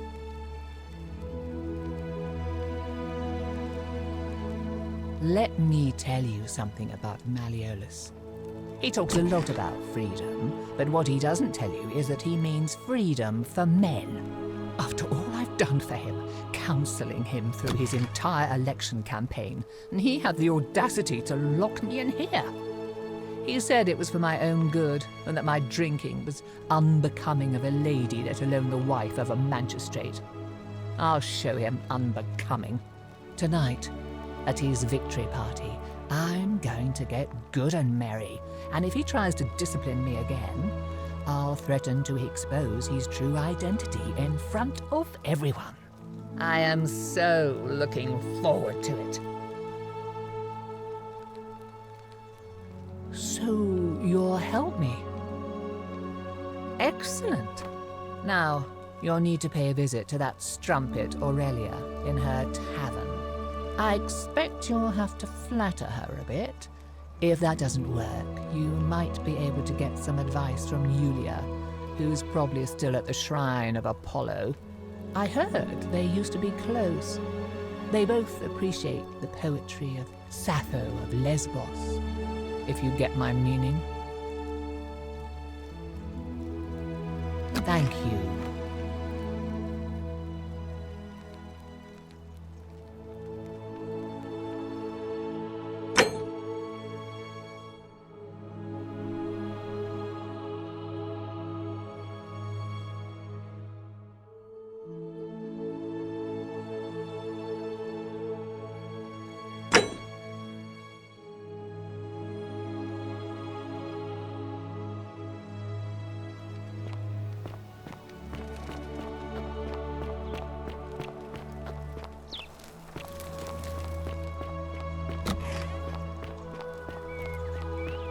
So you survived the system.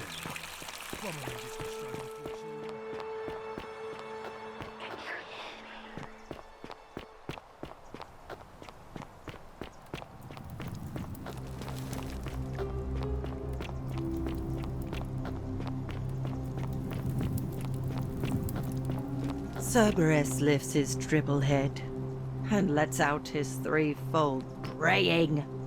Livia, would you stop muttering like Medea over a cauldron? You'll scare away my customers.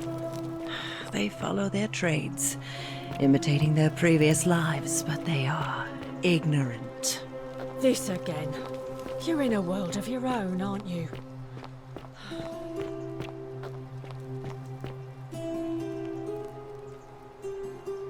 Ah, you're here. I'm so glad you decided to visit. I'm Aurelia, and I hope I'm not being too forward, but the moment I laid eyes on you, I was intrigued. I can tell from the way you carry yourself. You're a warrior, like Aeneas on a journey far, far from home. Such bravery.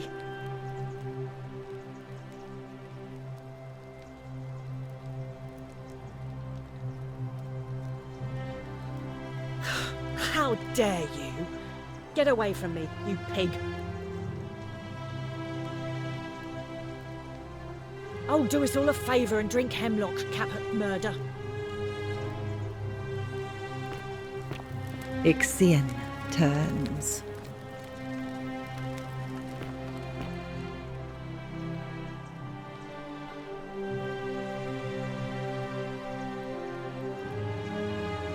Oh, do us all a favour and drink hemlock.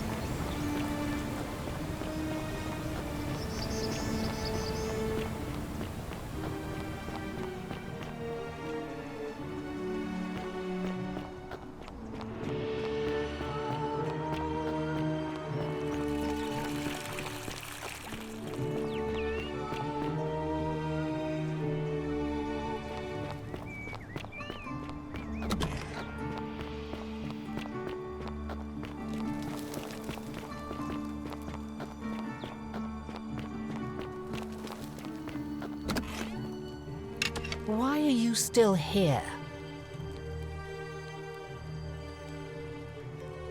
Thank you. Here's the letter.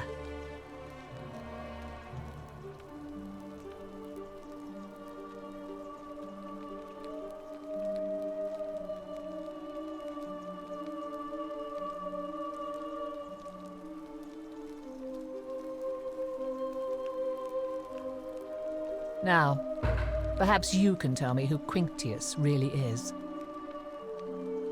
What? He's...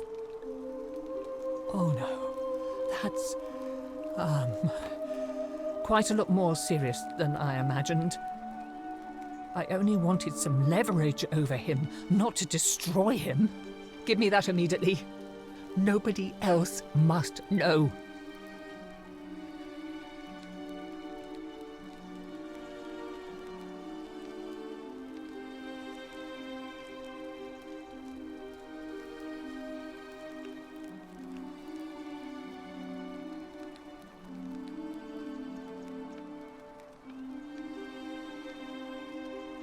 What? No. You tricked me, you mendacious little stirkers. It was a lie of a mission. You were planning this all along and you deliberately concealed it. May Jupiter cut you down. I curse you. I curse your life and mind and memory. May you be unable to walk or eat. This is outrageous.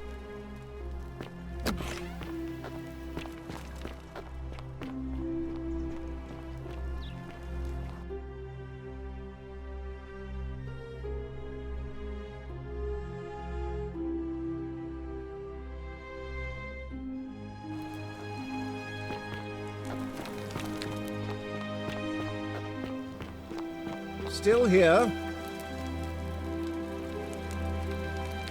You again. What is it now?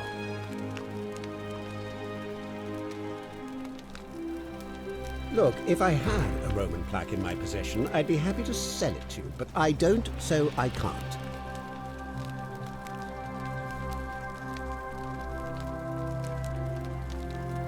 My name is... I like...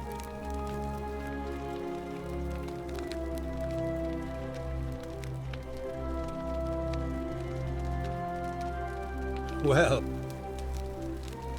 unlikely, because it simply is... Are you insane? You barge into my villa? Why would I...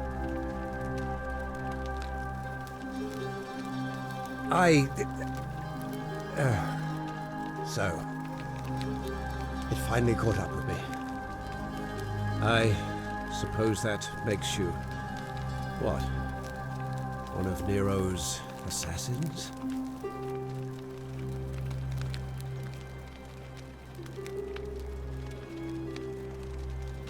Are you going to kill me?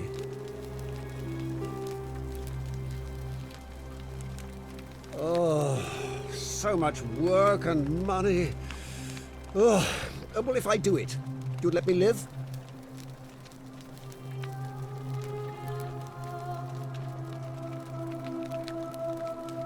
Fine.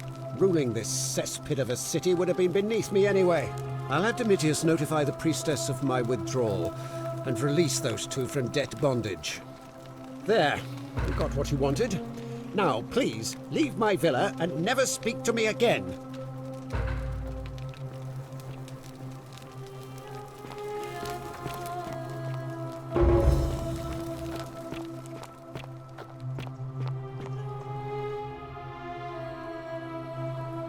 Domitius, are you listening? Yes, sir.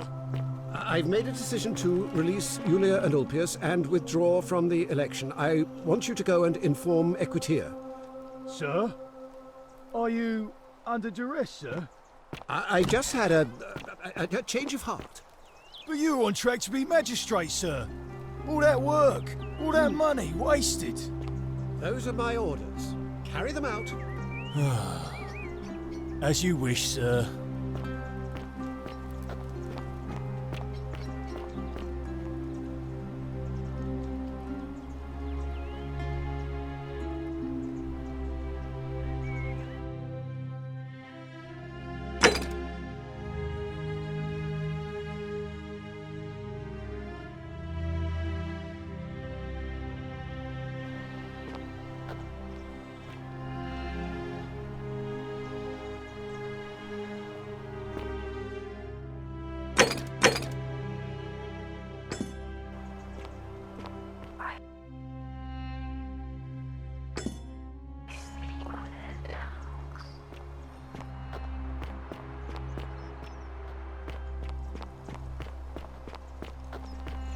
citizen.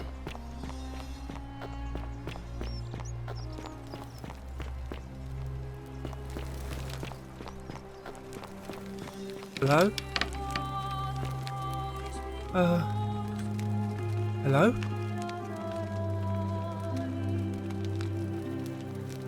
My name's Dooley. I live here now because I got in trouble and they said they had to lock me up. I don't know. I don't remember things so good. I think it's just because I was looking for treasure.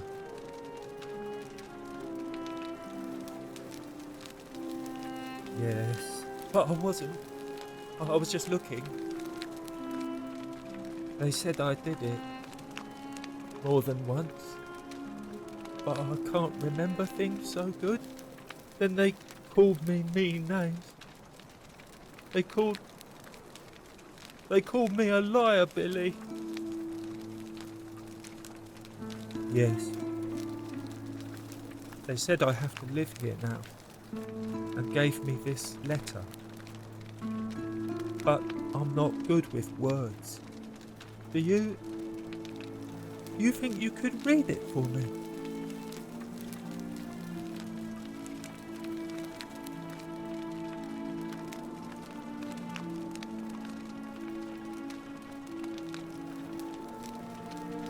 Are they?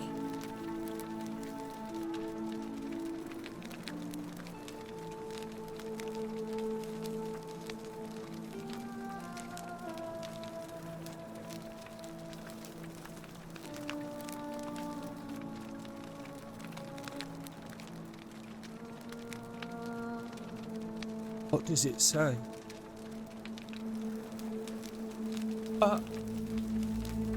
My treasure! My friend Hannibal used to look after me. He said he always would. But then, he died. It was very sad. He said if anything ever happened to him, I had to find something very precious hidden away. He gave me this key and made me promise to keep it safe until I found the treasure. But I couldn't find him. All I remember is he said something about the cisterns, but when I went up to the high one, they put me in here. Now nobody looks after me, except my friend Galerius and Ek, the priestess lady. She's a nice lady.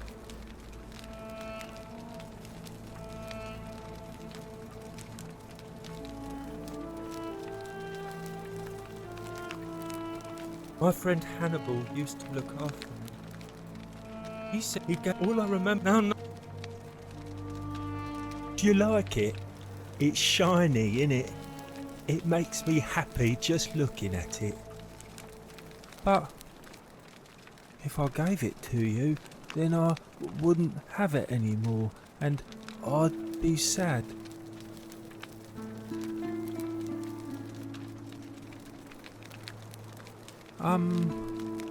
Well, if you get me out of here, then I wouldn't need it anymore because I'd already be happy. Then you could have it, and you'd be happy too. Like Galerius? He's Solomon. nice. I like Galerius. He made me a doll and everything. Yeah, Galerius will let me out.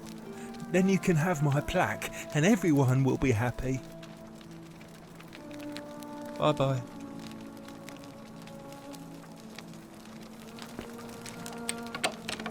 Hello. Have we met before? Do you like... But...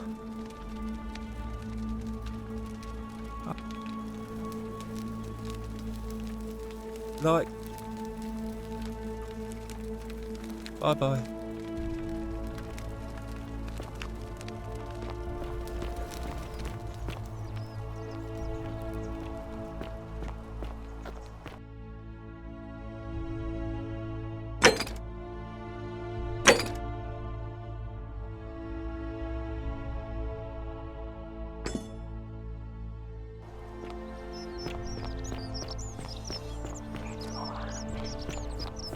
How'd you do?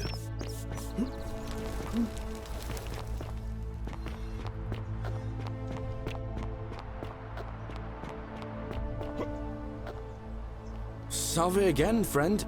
I went and did as you asked, and it worked. How is it possible that you've just arrived here and you already know everyone and exactly what's about to happen to them?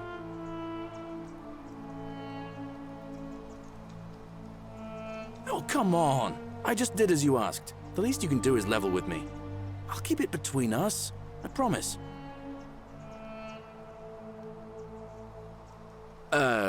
You're toying with me, right? Wait, you're not kidding, are you? That's the only way you could have known. You're a bit like...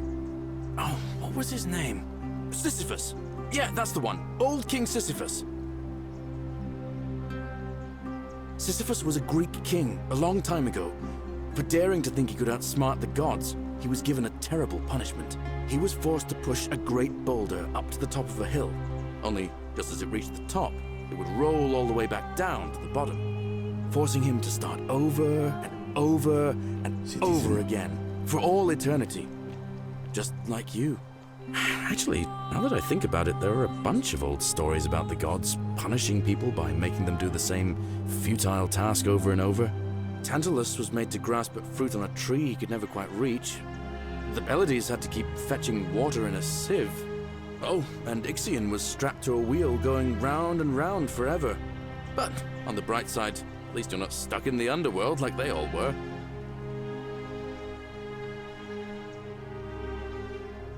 Anyway, I don't know which god you managed to upset to get yourself into this position, friend, but you seem all right to me. So, I'll tell you what. I'll keep doing whatever I can to help you. And you just focus on finding a way to break the cycle you're in. Oh, that's kind of you to say. Now, I'm going to keep your secret. Although, it's not as if I'll remember this next time we talk anyway, right? Oh, and if our conversations ever start to annoy you, just tell me you're busy. I know when I'm not wanted. May fortune smile on you, friend. I saw you slide down that rope before. Very impressive. And strange, too, since that device you used is exactly the same as one I've been working on for weeks. Oh, of course! It's because I already gave it to you in a previous time loop, isn't it? Anyway, I'm sorry to ask, but is there any chance you'd be willing to do me a favor? Well, I've been trying to get this rare flower from the rock spire in the middle of the lake. It's too steep to climb, so I hung a rope over the lake and made this pulley device, only I couldn't quite summon the nerve to use it. Do you think you could use the device again and try to get that flower for me? I don't really feel comfortable talking about it.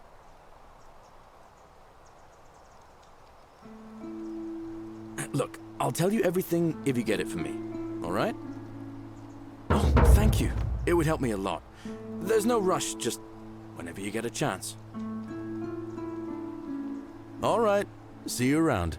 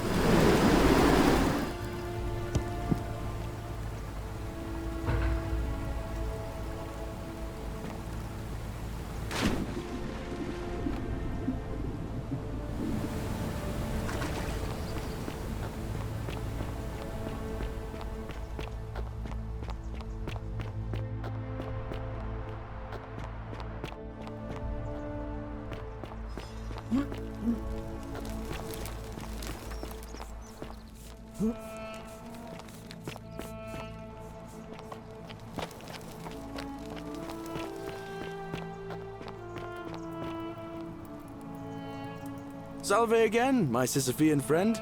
Now, what's on your mind? Brilliant! You did it! Well done! This is going to make her so happy. Equitia, I mean. Now I just have to figure out how to give it to her. What I really want to do is walk up to her, give her the flower, and confess I've been madly in love with her since the moment we met. But on the other hand, I can't shake the feeling that the consequences could be terrible. You mean, aside from her execution? You see, Equitia is a Vestal priestess, meaning she's taken a vow of chastity, the breaking of which would be an extremely serious affront to the gods and a capital offense. Even if she was just suspected of being unchaste, it could lead to her execution. Unchaste Vestals get buried alive. Oh, and I'd get flogged to death for good measure. But at the same time, she's just so kind and graceful, and I feel so much love for her that if I don't tell her, it'll burn a hole in my chest. I don't know what to do. What do you think? What would you do?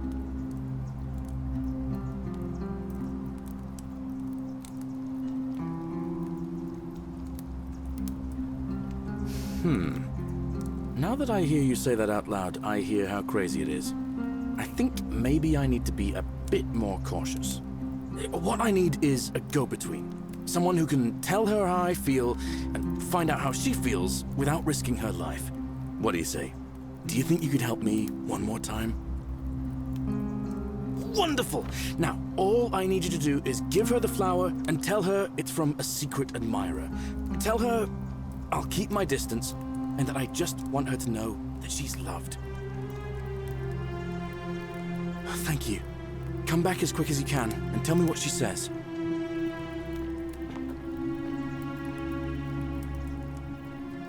Salve again, my Sisyphean friend. Now, I've bounced the idea around once or twice, mainly as a way of getting Dooley set free. God knows Sentius is never going to do it. But from what I hear, Malleolus has the election stitched up. Nobody's going to take him on and win. And maybe that's not such a bad thing. I mean, he talks a lot about freedom, so I'm hoping if he's elected, he'll release Dooley from his cell. And that's good enough for me. He did? Oh, that was unexpected. I wonder what could have possessed him to do that.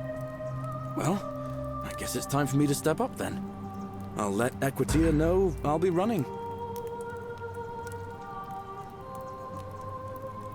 Well, it's a long one and kind of sad, but I don't mind telling it.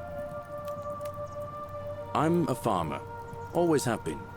I grew up in a small village in Britannia, Camulodunum, with my parents and 2 little sisters. Lovely part of the world. One day, when I was about 20, my father and I were in the top paddock, loading our cart, when some Roman legionaries came along, demanding produce for their men. My father told me to run into the house for his axe, and so I did.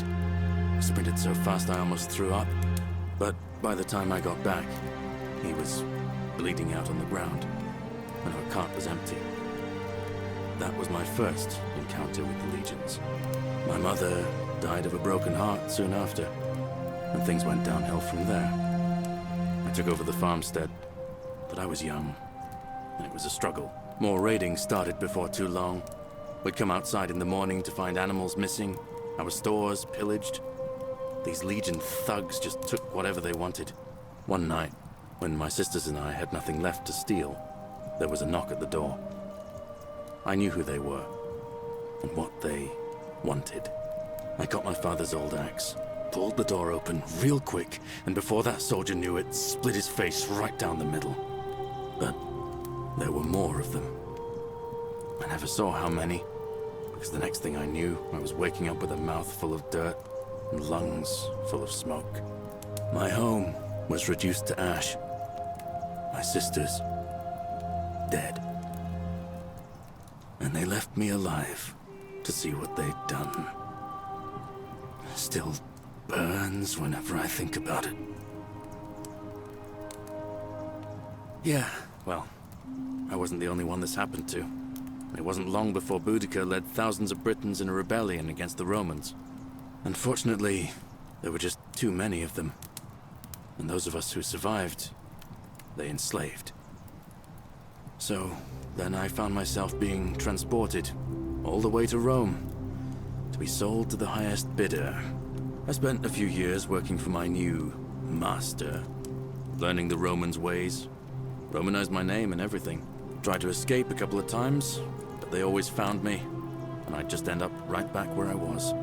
I'd probably still be there too, if it wasn't for the stampedes breaking out. You see, about 7 months ago, an enormous fire broke out in Rome. Everybody was running down toward the river, screaming and shouting.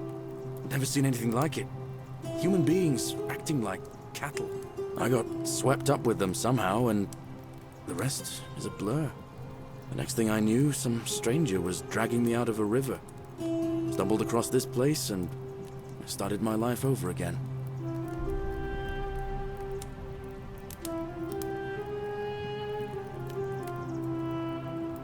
That's what I thought too, for a while.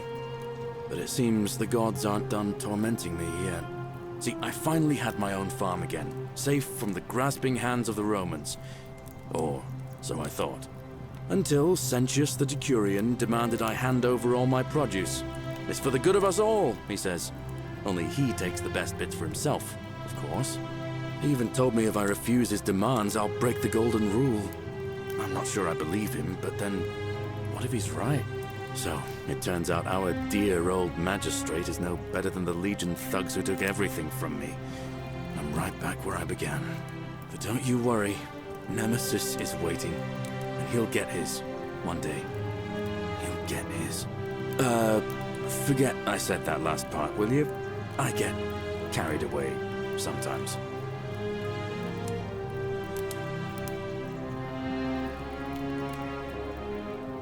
Thanks, friend. I knew I liked you. Anyway, that's enough of me rambling. Was there something else you wanted to talk about? All right, friend. Hope you find a way to break that cycle you're in.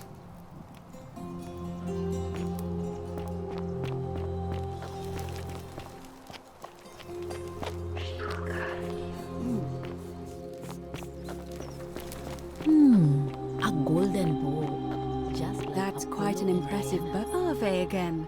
Did you find what you need?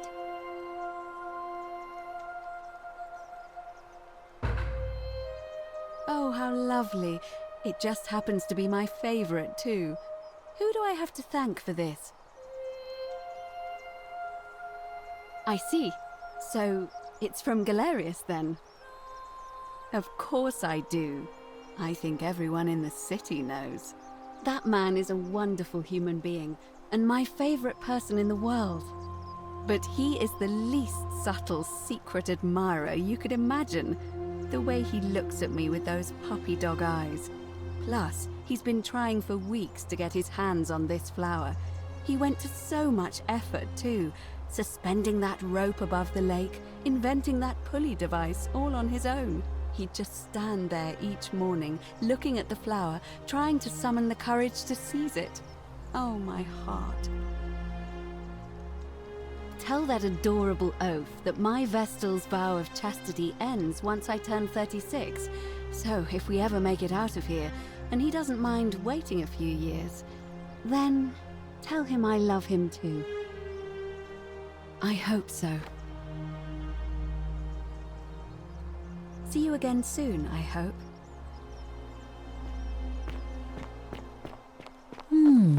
a golden bow. Just like Apollo and Diana.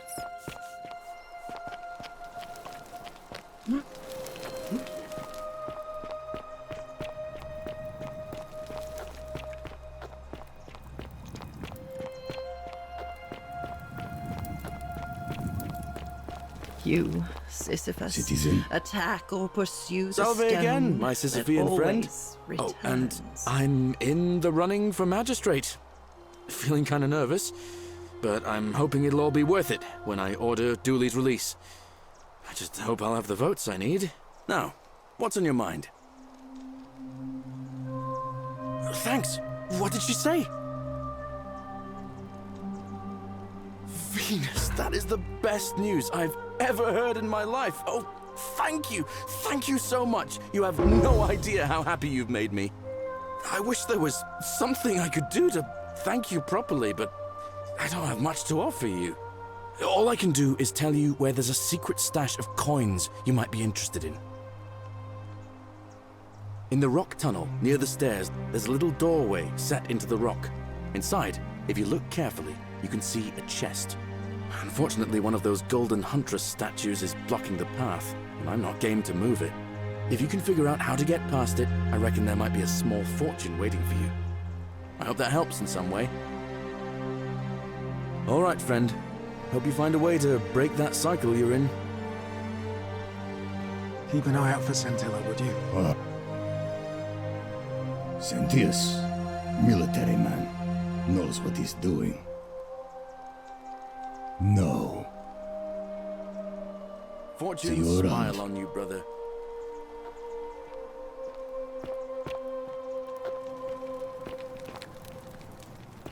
You, Tantalus, cannot catch How'd you the do? drops of water. Hello. And the tree you grasp at eludes you.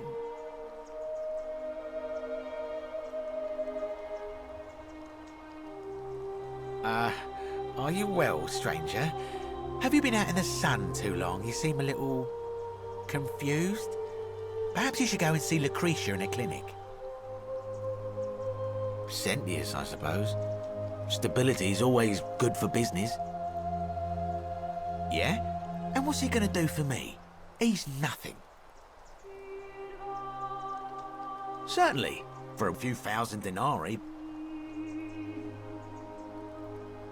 Nothing illegal about it?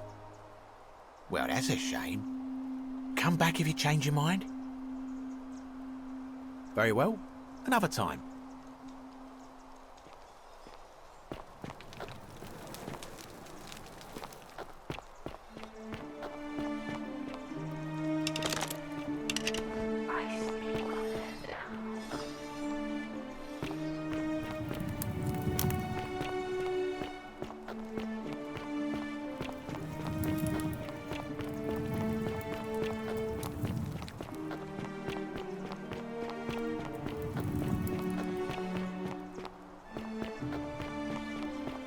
The 49 melodies fetch again with incessant labor.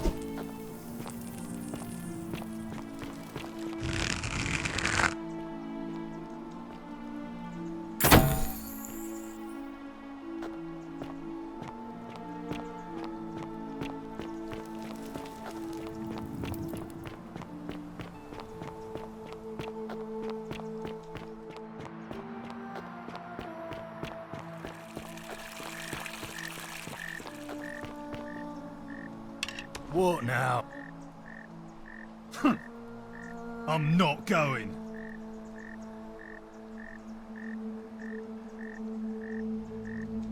She's not here. Had to carry her to Lucretia's... Whatever.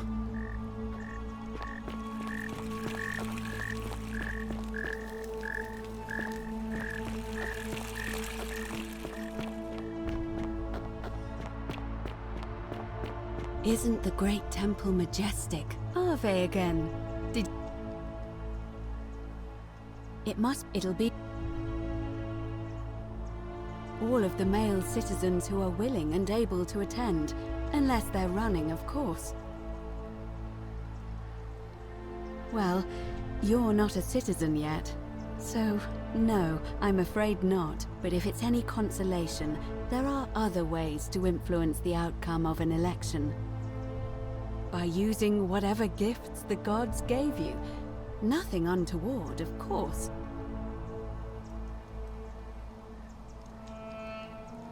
All of them... That's just the way it's always been, I'm afraid. There are some women who can vote. Vestal priestesses like myself. But in this case, given my role overseeing the election, I've decided to abstain. I can't allow the perception that I'm being... But if it's any consolation, there are other... See...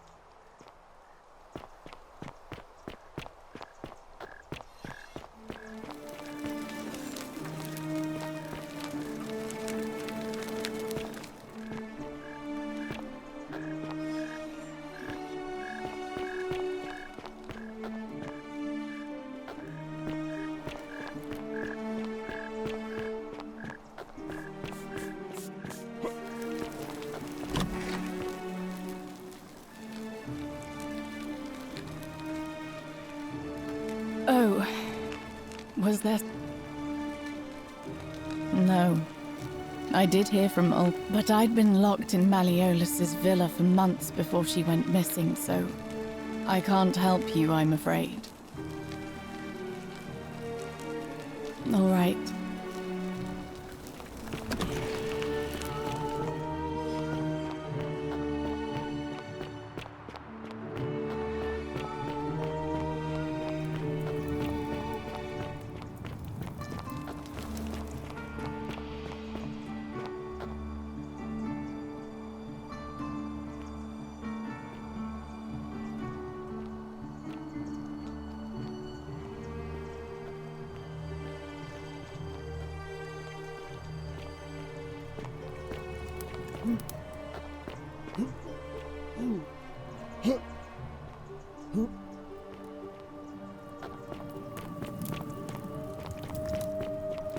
The 49 melodies fetch again with incessant labor. Isn't that an The impressive water they trinket? have lost. You stay away from my money!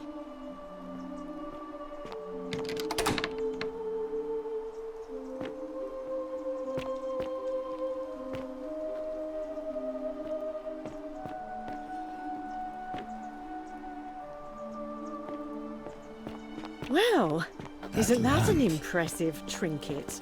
You, Sisyphus, attack or pursue the stone that always returns.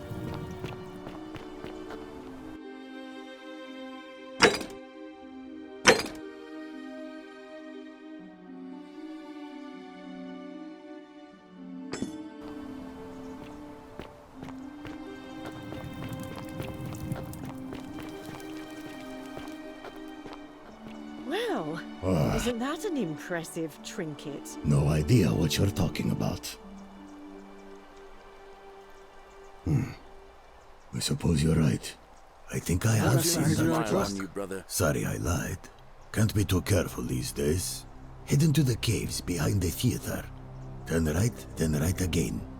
Oh, and here. You'll need this key. You didn't get that from me. See you around.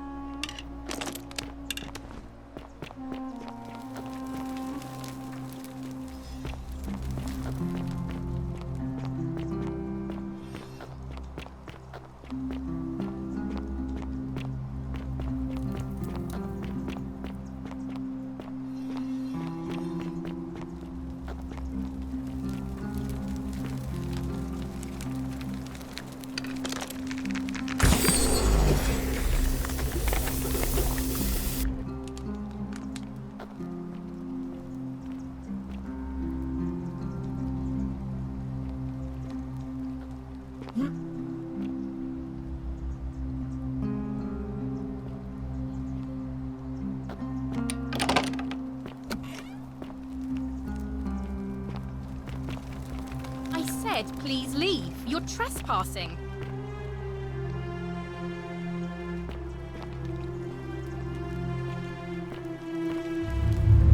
The many shall suffer for the sins of the one.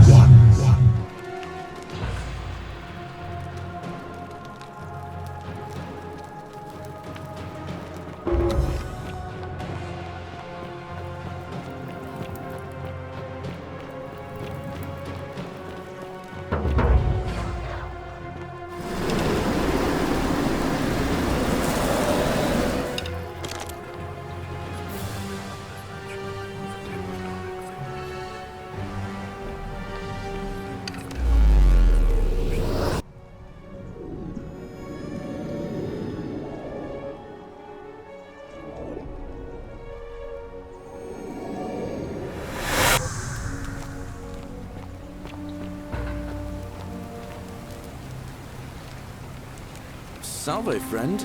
Mind telling me...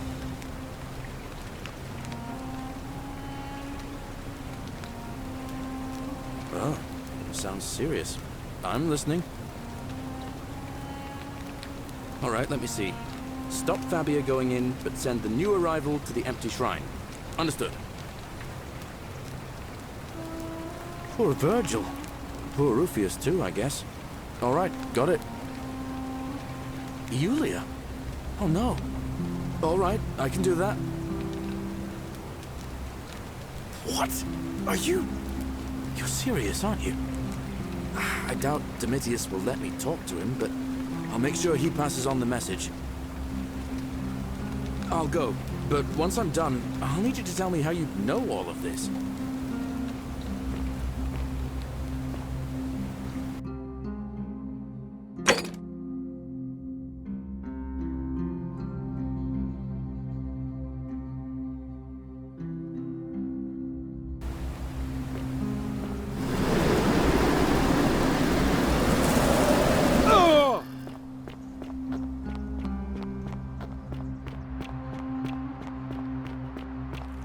That's quite an Fear impressive is thing. proof of a degenerate mind.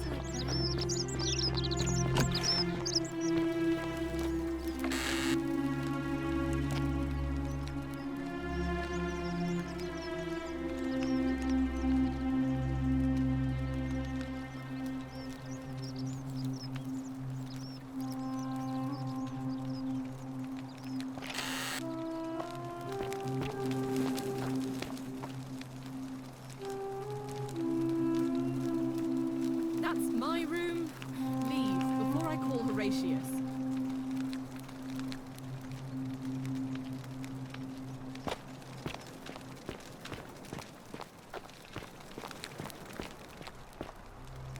Ugh, I'm sent.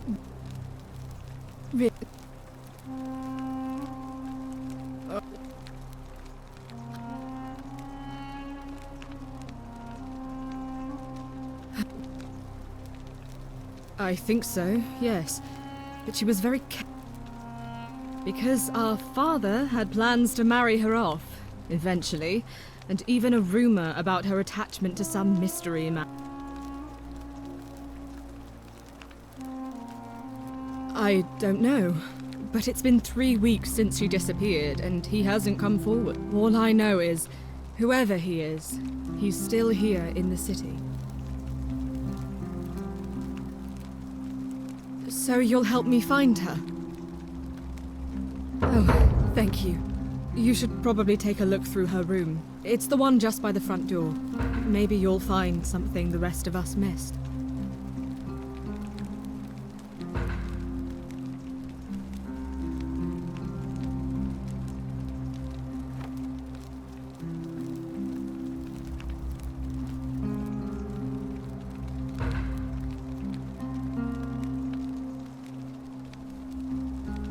What? Really?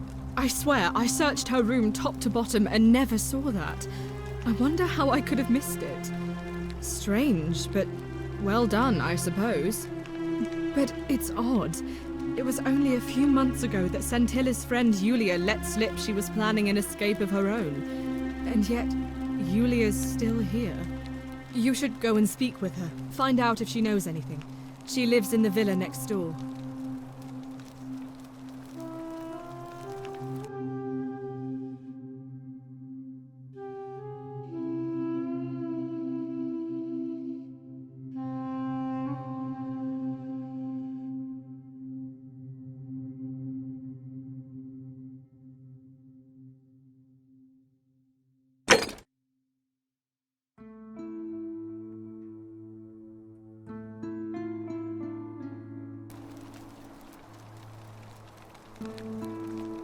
What have you discovered?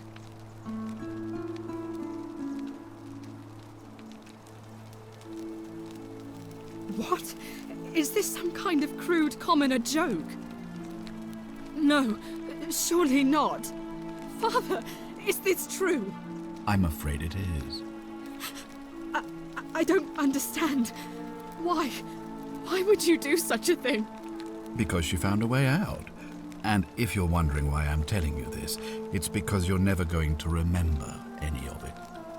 All I have to do is commit a sin, and the day will begin again.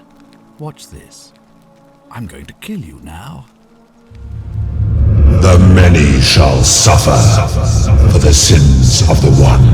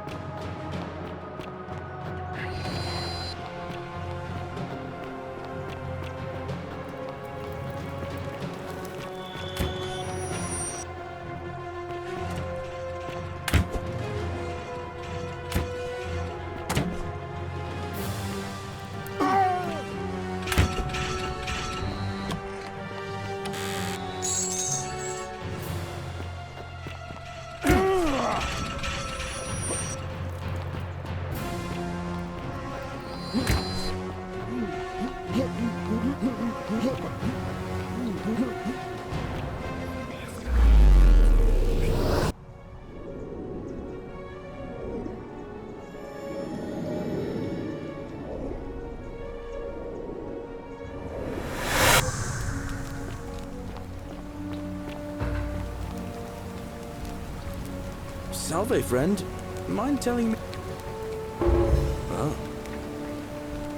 Yuli. All right. Oh.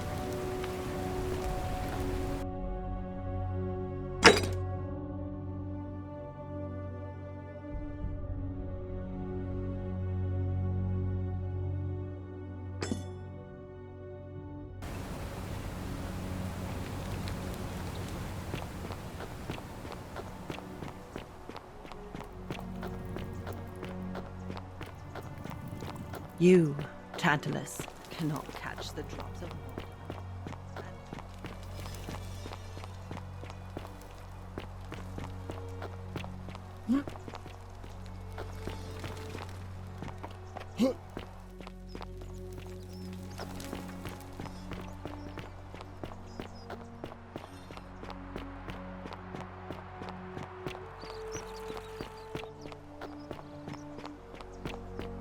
Not a good time, friend.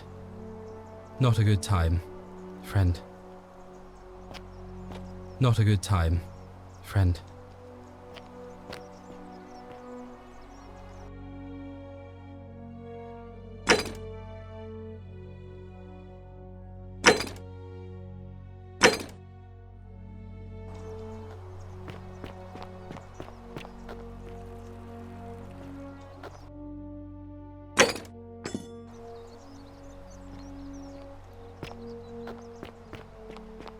Not a good time.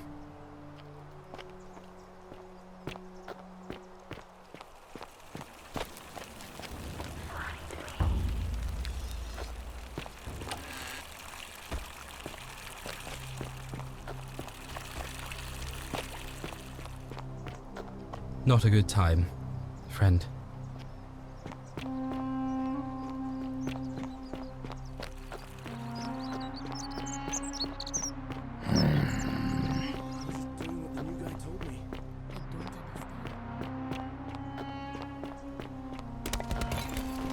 Hey! You're not thinking about going into the cistern, are you? Well, it's your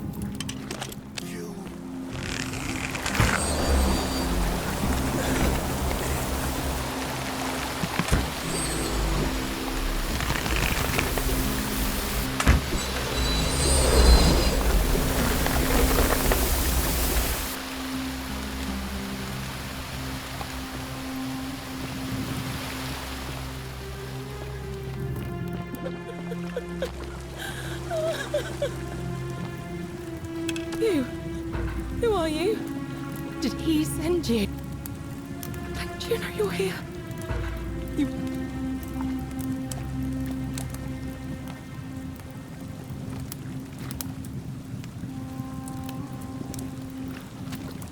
Wait, what? God, am I going out of my mind? Are you going to let me go or not? What? No!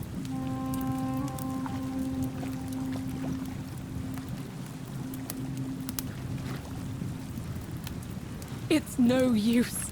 You'll never persuade him of anything.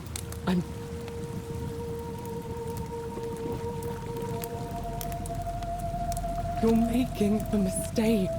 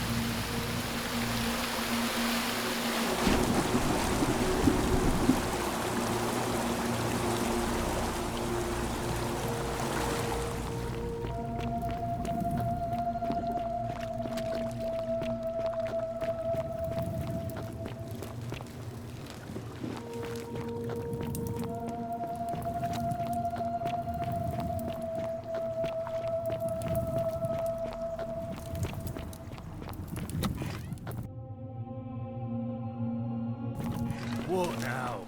I have a message from Malleolus.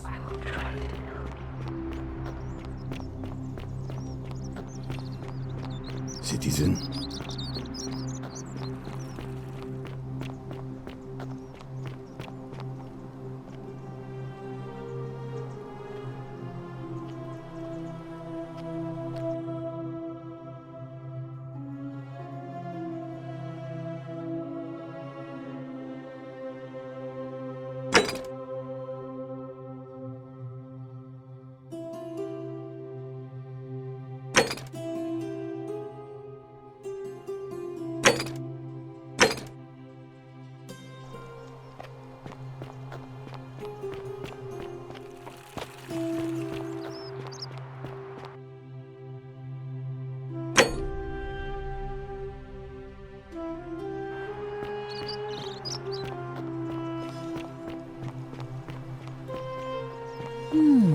A golden bow, just like Apollo and Diana's.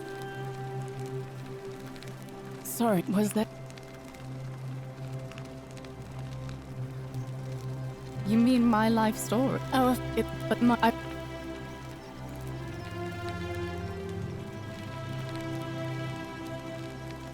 No.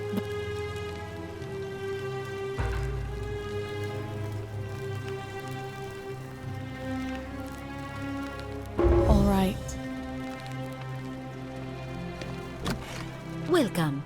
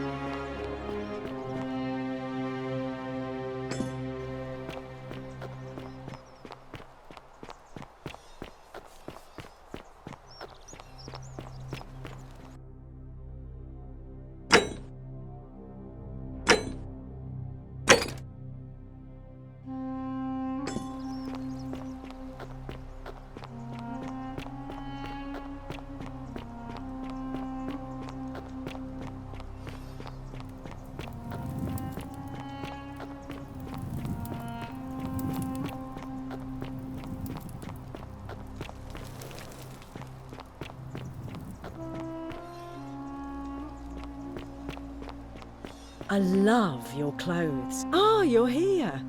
I'm so glad. And I hope I'm not being... I can tell from the... Ugh, coming on a bit strong, don't you think? I take back what I said. Suddenly, I don't find you so intriguing anymore. Let's just forget that ever happened, so we can at least do business. So, what brings you to my tavern?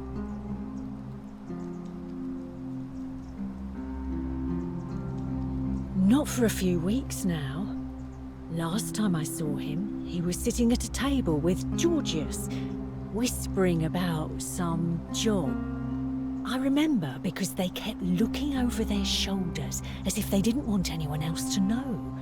So, naturally, I hovered. The one word I kept hearing was vanishing, and then, the next day, Kabash just disappeared.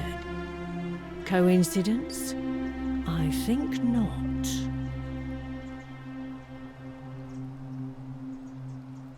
All right, see ya. Cerberus lifts his triple head and lets out his three full praying.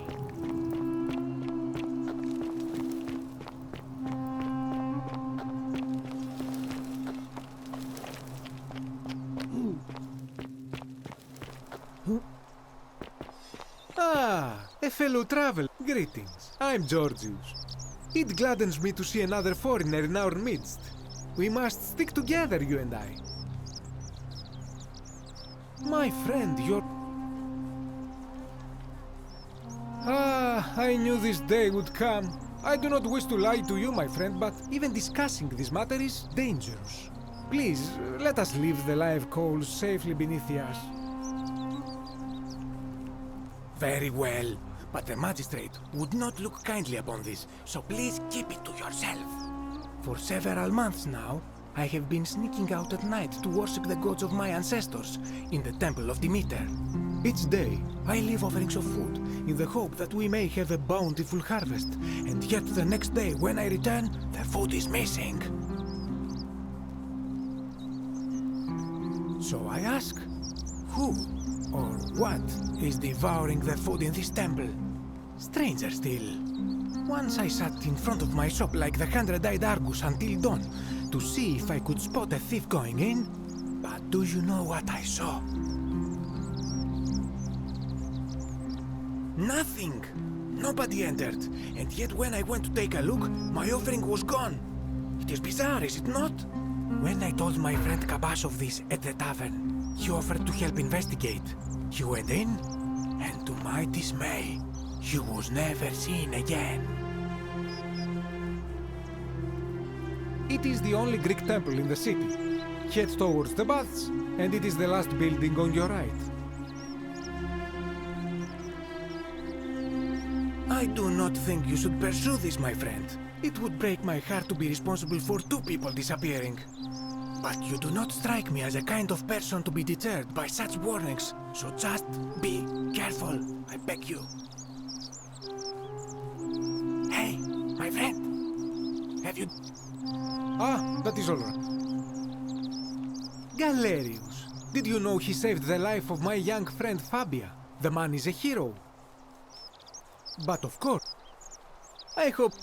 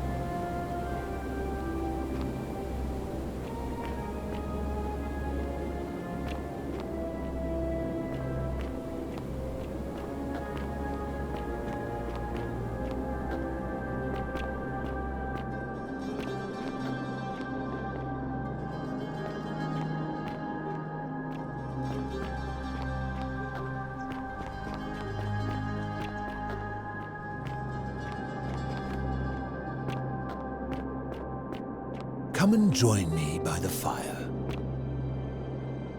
Welcome, welcome. May I ask your name? It's a sincere pleasure to meet you. Tell me, what brings you all the way down here?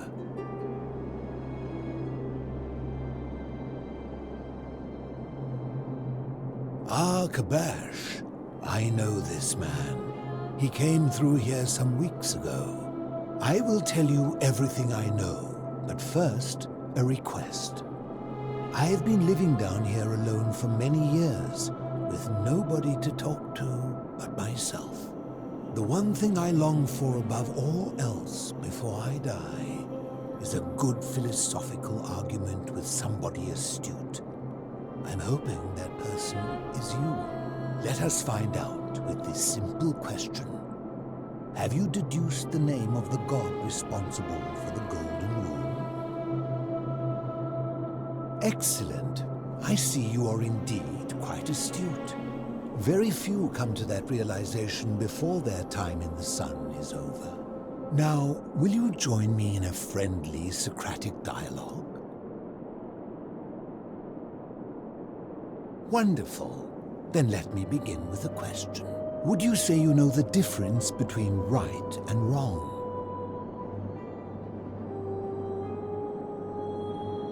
And to what extent? In every situation?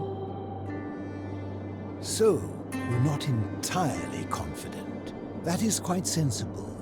Indeed, I'm reminded of something Socrates once said. To paraphrase, better to know that you know nothing than to know nothing and think that you know. It is because knowledgeable people have learned enough to know they know very little in the broader scheme of things. You see, out there in the world, being uncertain about right and wrong was acceptable because our mistakes rarely had consequences. So we would tell lies and bend rules and turn a blind eye and rationalize, and yet still find a way to think of ourselves as good people. But under the Golden Rule, morality matters. The slightest wrongdoing could result in a mass execution.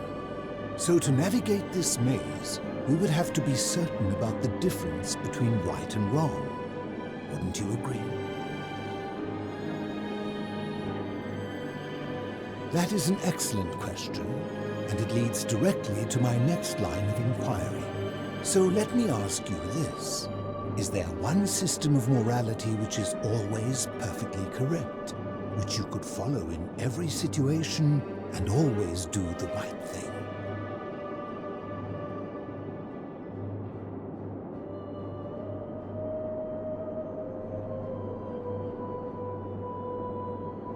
How can that be? Since they all have differences, it follows that in some cases they would offer different conclusions about what is right and wrong. If there is a correct moral code, then wouldn't it follow that only one can be the correct one?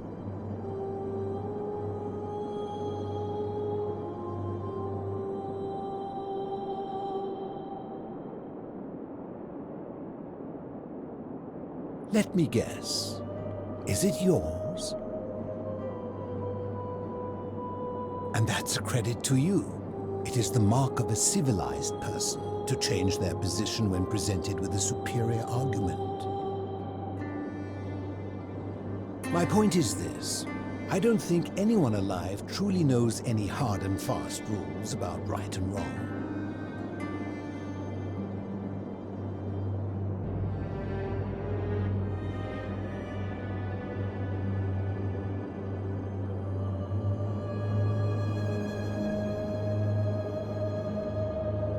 Surely you would agree there are circumstances where an exception may be made, such as where it is necessary for self-defense or to prevent a greater evil. For any rule, you can imagine there are countless situations in which that rule may be suspended, and those situations are impossible to codify. If there is one thing I have observed about rules, it is that virtuous people do not need them, and evil people will always find a way around them. And so we must accept our limitations, and the sad truth that that no human society will ever achieve the utopia for which it strives. In mathematics, we would call it an asymptote, a line that can be approached but never reached. Because the only way to create a utopia is with the ever-present threat of force, such as the Golden Rule. This and no other is the root from which a tyrant springs when he first appears as a protector. And life under tyranny is no utopia at all.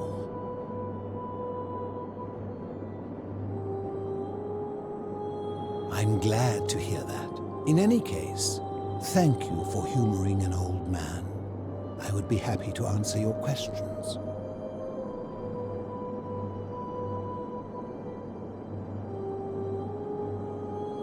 You mean, how did I end up living alone in this cave with nothing but these relics of the past for company? It's a long story. I was a quarrelsome young man. At 19, I left Corinth for Rome to study rhetoric at one of her finest academies, so I could argue more forcefully. Back then, I used to enjoy verbally sparring with everyone I could, and I was good. One night I found myself in a tavern, in an argument with a drunk mercenary. It became heated, he drew a gladius, and I won the argument, but lost my life. I woke up on the banks of the Styx at a campfire opposite Karen. Of course, I tried to persuade her to let me return, but even with all my skill, I failed. I settled in, made friends, and learned what I could, quickly realizing our little community faced certain death under the Golden Rule. So I began looking for a place to hide underground. Fortunately, I found this place waiting for me. You see, I was not the first to take refuge here. I returned to my friends above, persuaded them to join me, and 12 of us descended for the last time to live out our days hidden from Hades' tyranny. They are one and the same. The Romans call him Pluto, but long before that, my people called him Hades. My generation was wiped out, turned to gold, many years ago. My friends and I were able to avoid the same fate by hiding down here. I think it's safest to assume that if I was to return, Hades would realize that his furies hadn't finished the job, and he'd send them after me again. I fear that if you were to utter my name in the city, even by mistake, that Hades would hear you and know I am still alive. I'm afraid I am the only one left. There were 12 of us in the beginning, but one by one, my friends passed away. Some from malnutrition, others from madness and despair. It has been lonely. Before my unexpected visit from Kabash some weeks ago, I'd not seen another person in many, many years. Living in darkness is not without its challenges. The first challenge is diet. Fortunately, I found that eating fresh fish provides most of the nutrients I need. And sometimes, when there are Greek people living up above, I surface at night and salvage the offerings they've left in the temple of Demeter. The greater challenge is the isolation. So I like to imagine arguments, where I argue both sides. But, like so many things in life, arguments are better with a partner. As you wish.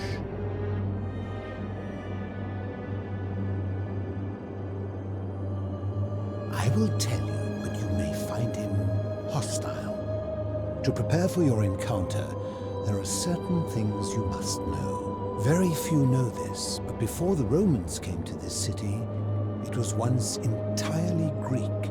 The architecture, the temples, and the people.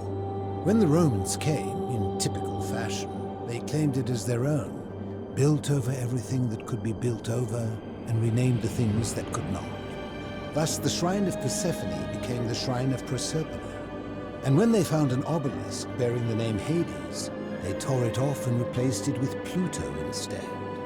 and the city's dwindling Greek residents, witnessing this compulsive Roman conquest, decided to preserve what they could of their heritage. They gathered their art and valuables, secreted them away through the Temple of Demeter, and hid them here, out of reach of the Romans.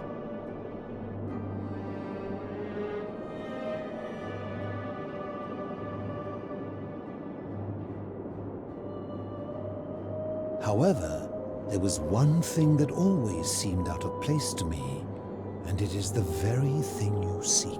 An even older plaque bearing an Egyptian inscription. We had no idea until years later, when the first of my friends began to die. As a result of their deaths, we began to dig catacombs branching off from this cavern to lay them to rest.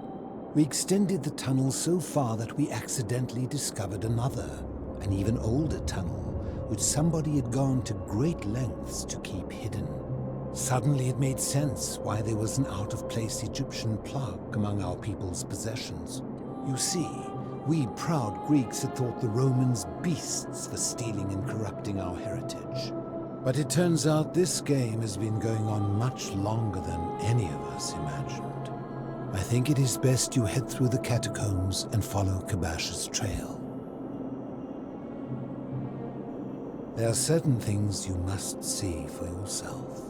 Take this key. You'll need it to open the gate.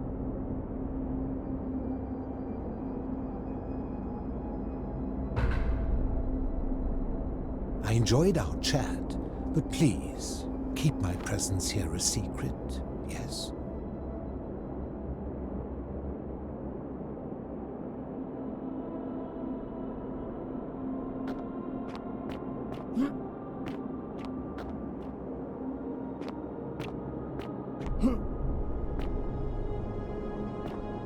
Ah, you've returned.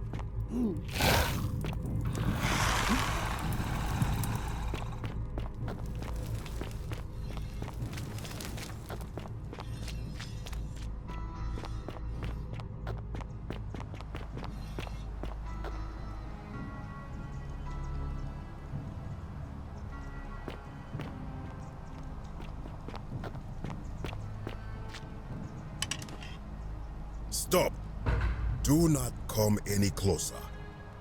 Who are you?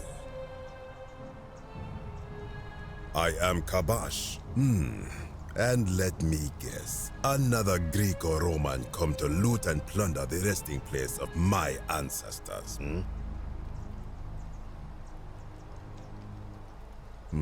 To what end? That is welcome news. You really are not Greek or Roman, are you? I was planning to return it myself, but for now, I must remain.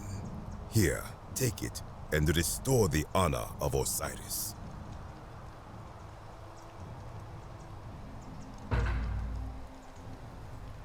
Now, as for the other plaque. Indeed, I have it right here. I stumbled across a collection of dusty curiosities while searching for a place to hide from the hungry children of Amit, and there it was. You may not. In fact, I am about to destroy it. Because it speaks a treacherous, blasphemous lie. I will tell you, but first, do you know what this place is? It has a name, and that is the Duat. See what has become of it. I have been down here for weeks, piecing together its story, and here is what I have learned. As Egypt declined and the Greeks had their turn to flourish, their souls came here in great numbers, but instead of adopting our ways, they copied and corrupted them. When they found the obelisk bearing the name Osiris, the true god of the underworld, they desecrated it, removing his name and replacing it with Hades. Even the ferryman of the dead, known to my people long before as Kerti, they renamed to Keron. As if that desecration was not enough, they built over this place, using it as the foundation for their own underworld, so that ours was forgotten. My only solace is that the Greeks then suffered the same fate when the Romans rose to power, renaming Hades to Pluto, and the cycle began anew. It is inscribed with a script I do not recognize, but it is ancient, almost as if it is older than the plaque bearing Osiris's name. But if that is so, it would imply the gods of Egypt are mere imitations too, copied and corrupted from an ancient people who prospered even before us, and that my people did to them what the Greeks and Romans did to us. But this, I cannot accept. I sense a deception. Perhaps it is the work of Set, the usurper, seeking to undermine Osiris once more. You will never know. This work of sacrilege must be destroyed, thrown into the black abyss below in Osiris's name. You are too late. It is done.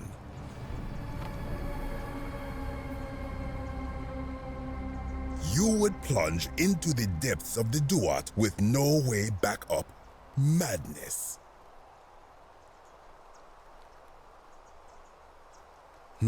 We shall see.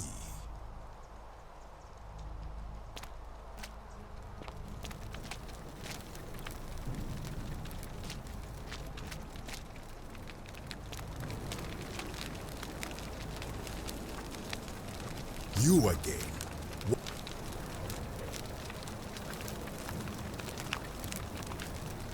Good. Wait. You are... You would plunge...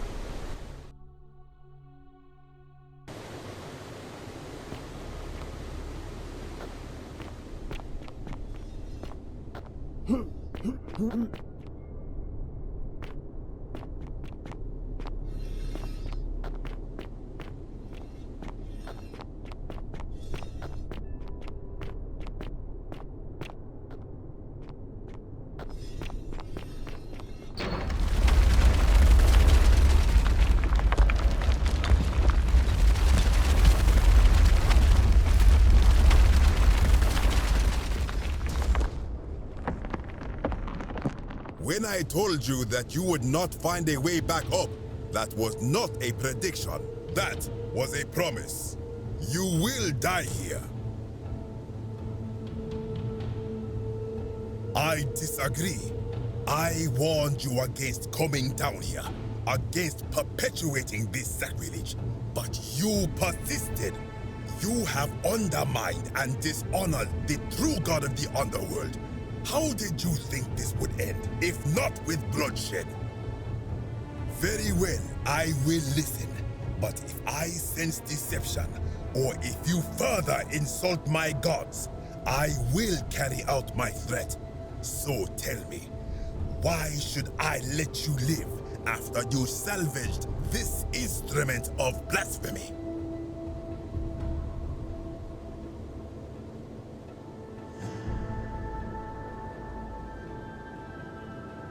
Then you admit it.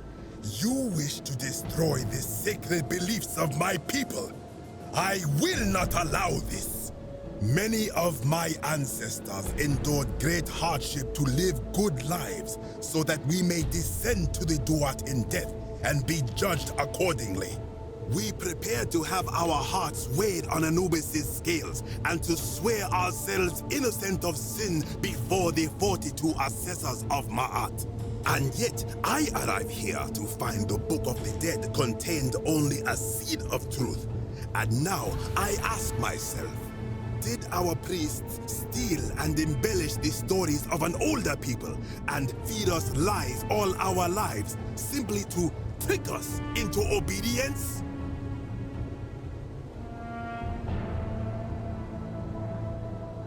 I am not sure I follow. Speak plainly.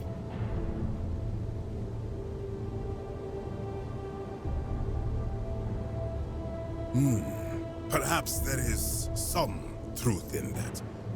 What is your point? You are persuasive. Very well.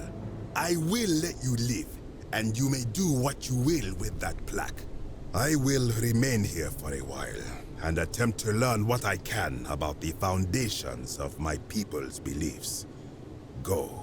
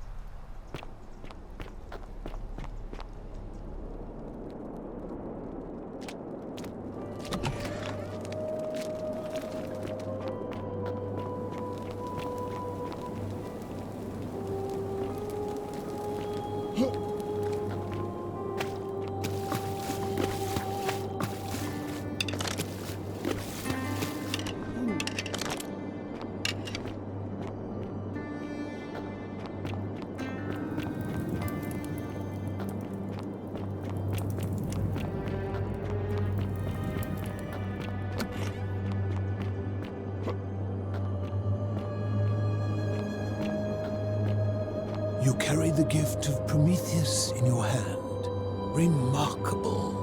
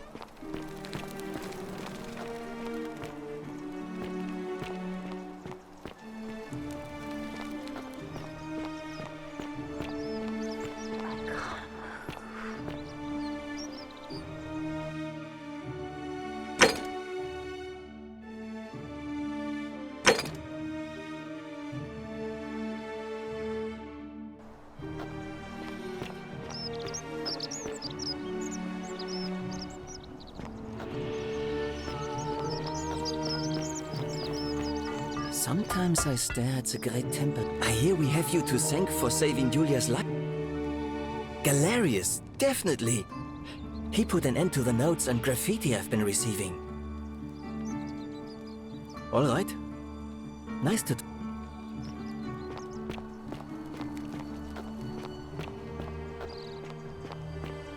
How'd you do? Hello there, friend. May I say that...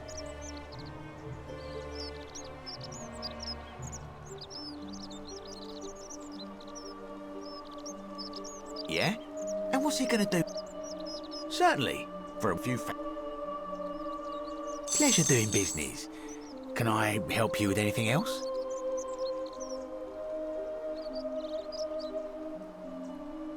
Very well. Another time.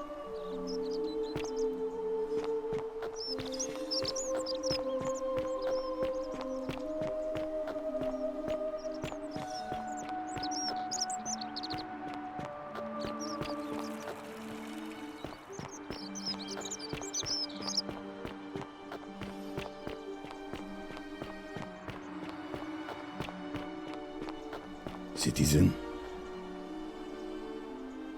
Sentius, military man, knows what he's doing. No. No, I don't. I did hear a rumor that Aurelia, the tavern keeper, has been offering to sell a way out. But I barely have two sesterci to rub together. I'll tell you this much. I hate the fact that my survival depends on the common sense of other people.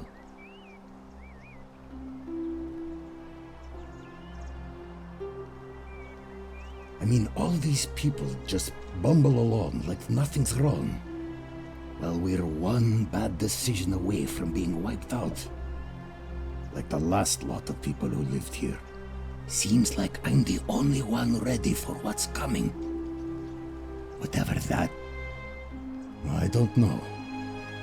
But did you ever get the feeling some of these statues are watching us when we're not looking? Like they're waiting for something. I don't like it. That doesn't help me. Sentius. No. See you around. So you survived the cistern.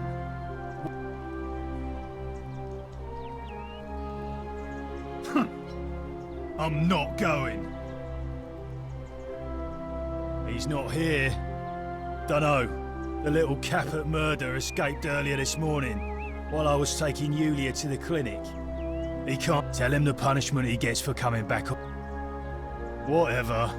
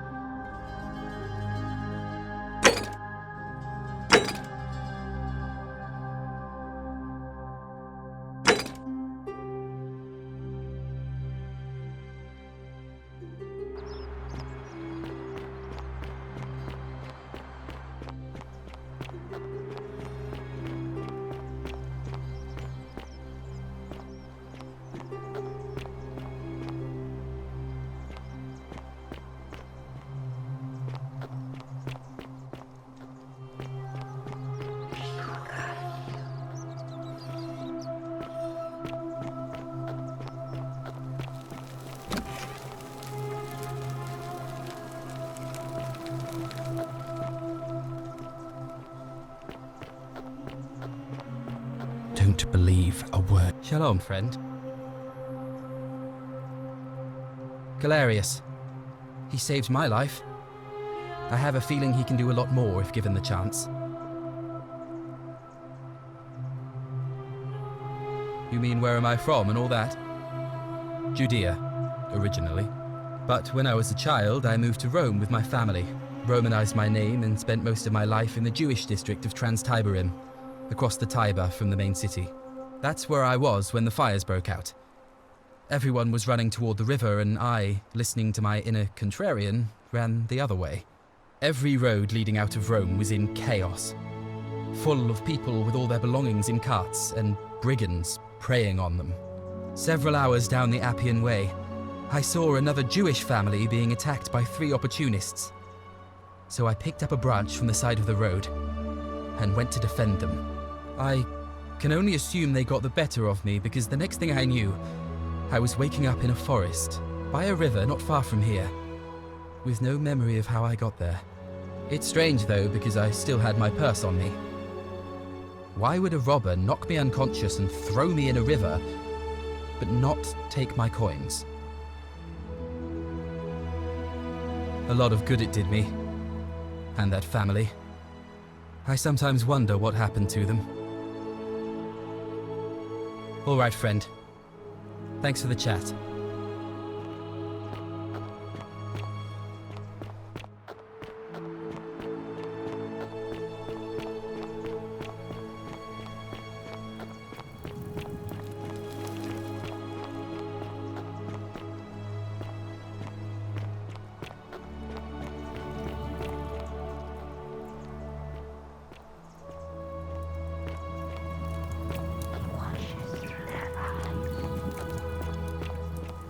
You, Tantalus, cannot catch the drops of water, just as the ocean accepts the rivers of all the world. So this place accepts all the souls, but it does not notice. The bloodless shadows wander without flesh or bone. Some crowd the Forum, some the house of the ruler of the depths. Others follow their trades, imitating their previous lives. They never do. The newly arrived are ignorant of the road before.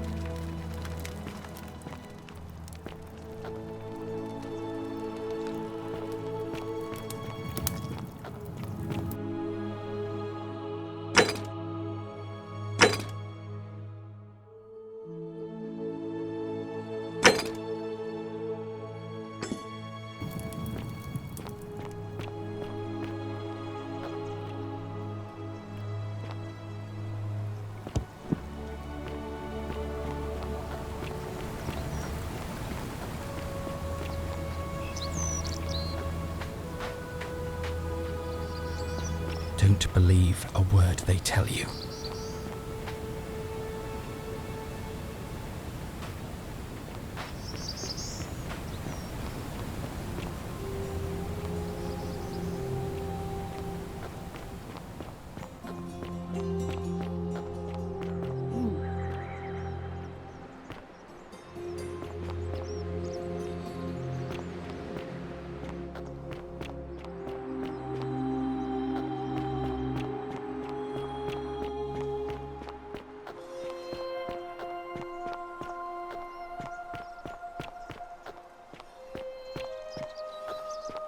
Greetings and salutations.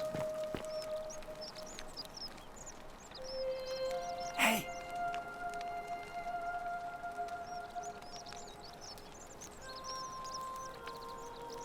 Truly, my imagination runs wild. But if what you say is true, I will have to satisfy myself with being dissatisfied. Should I stop my offerings though? Is there any danger? Very well. I will trust your judgment, my friend. Now, was there something you wanted? I hope that our paths cross again soon, my friend.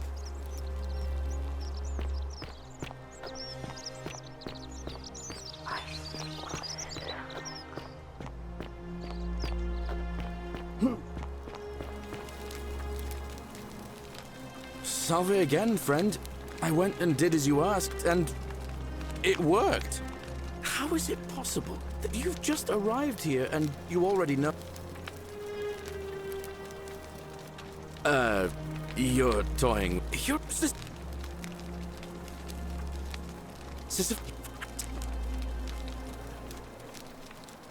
Oh.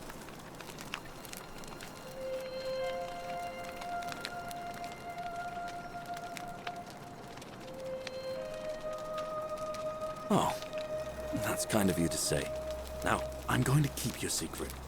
Although, it's not. Oh, and if our conversations ever start to annoy you, just tell me you're busy. I know when I'm not wanted.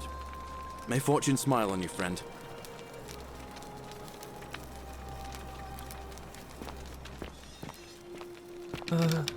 Hello? Hello? Bye-bye. Don't you just love springtime? No. All right.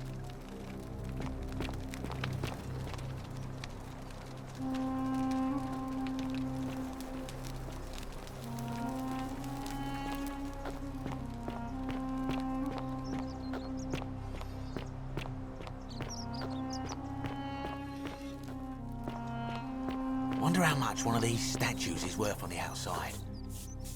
Oh, shiny.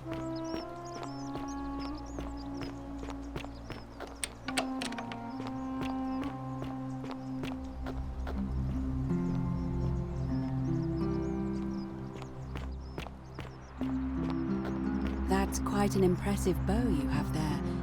Just like Diana's. And Don't believe a word they tell you. oh, let's see. Her, sit, and finally, so the problem is,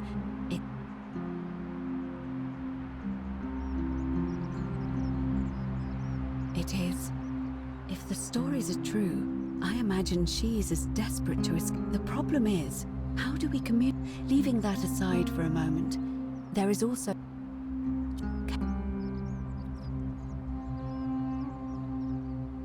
Truly? Then why are you still here? Ah, I see. Then it seems you have made a great sacrifice for all of us, friend. I admire your compassion, truly. Thank you. But unfortunately, I'm afraid your only other option will be to confront you-know-who. May Fortuna guide you, although you may not need her with Proserpina on your side.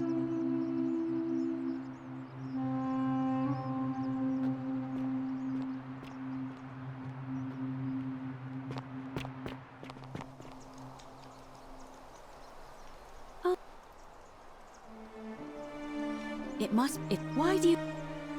As I said, I'm planning to hold it before dusk.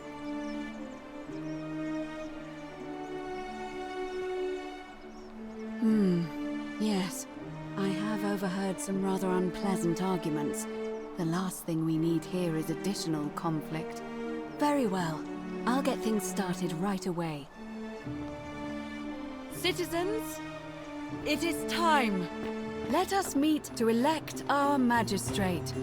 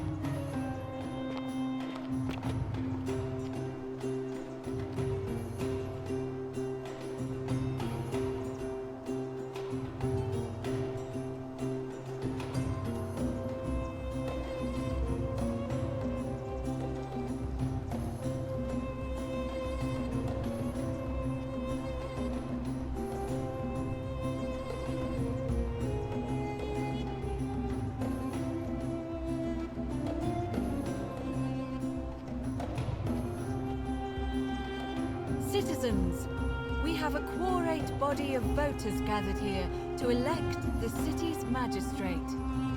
The candidates are Sextus Sentius Imperiosus and late nominee Gallus Galerius Helver. Marcus Malleolus Gurges withdrew his candidacy earlier today. As agreed, we shall dispense with ballots and candidates will abstain from voting. Let's make this quick. As I say your name, call your vote. I'll start with you, Horatius. Sentius, of course.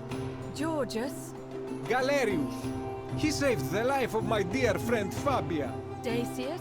Galerius. Virgil. The man who put a stop to the threats I've been receiving. Galerius. Ulpius. Galerius, the man who saved my life. Rufius. The man who treated my rheumatism. Galerius. Citizens, you have made your decision. Your new magistrate is Gallus Galerius Helver. What? It has been decided. Magistrate Galerius, would you like to make a brief address? I just want to say, this isn't something I ever wanted. Now that you put your trust in me, I'm going to do everything I can not to let you down. I'll need some time to put together a list of the changes I want to make around here. But I promise you, there will be changes. My first order is that Dooley is to be freed. Horatius, release him from his cell immediately. Please. Wait, do I need to say please? I suppose not. That's it. You can all get on with your day. Nothing else to see here. Move along.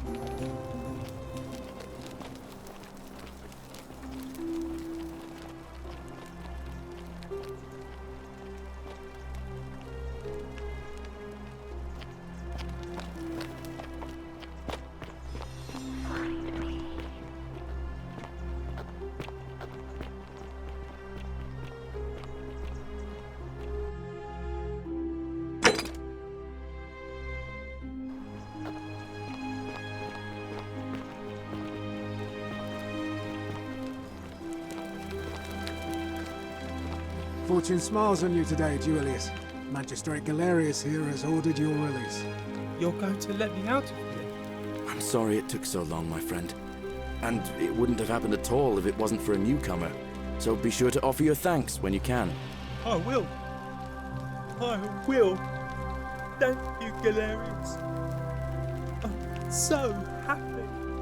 I'd love to stay and chat, but I've got a lot of work ahead of me. Why don't you go to the baths? Then tell Georgius I said you could have some new clothes. Then I want you to go home and rest. I'll speak with you soon, Dooley.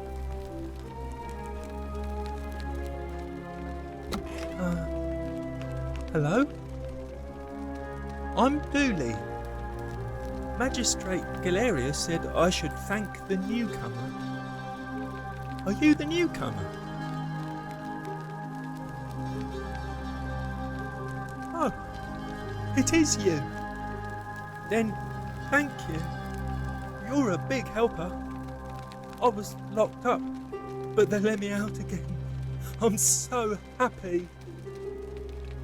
You can have my shiny plaque if you want, and maybe you can help me find my treasure. My friend Hannibal used to look after me, and he said, but before that, he gave me a key to the cisterns. Please help me. Oh, thank you.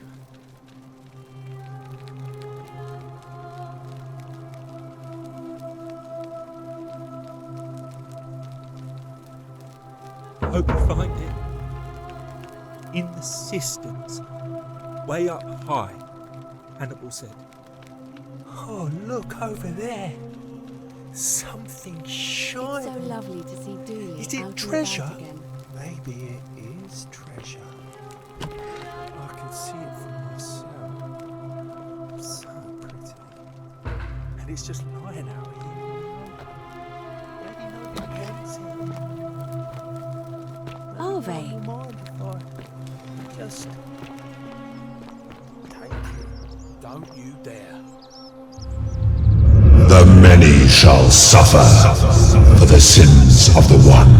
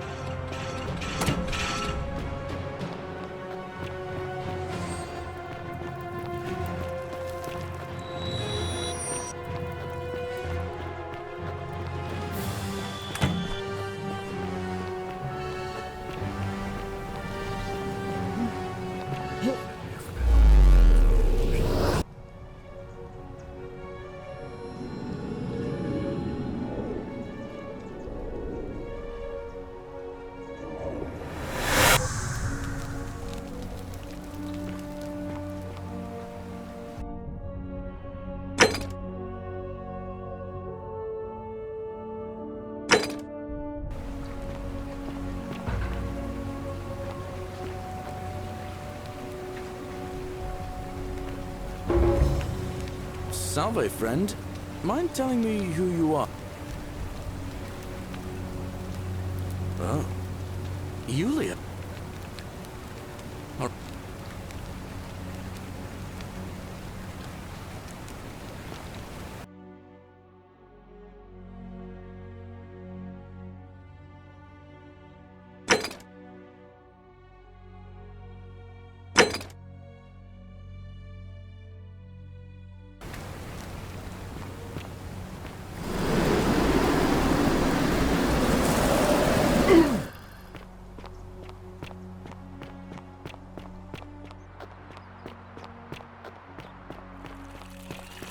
All weapons are to be tossed into the chasm. How come you're allowed a weapon and I'm not? Hey, you're not thinking about going into the cistern, are you? Whoa.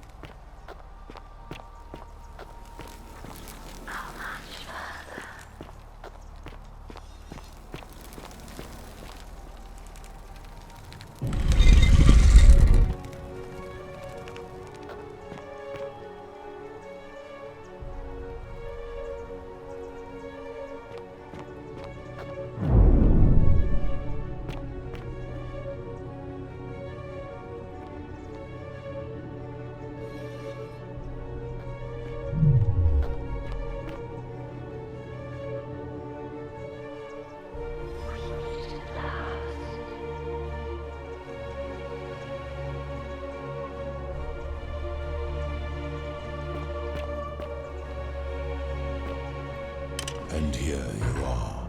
Allow me to introduce myself. As you have already gathered, I've been known by many names. Nergal to the Sumerians, Osiris to the Egyptians, Hades to the Greeks, and Pluto to the Romans. But the one constant through it all has been my title, God of the Underworld.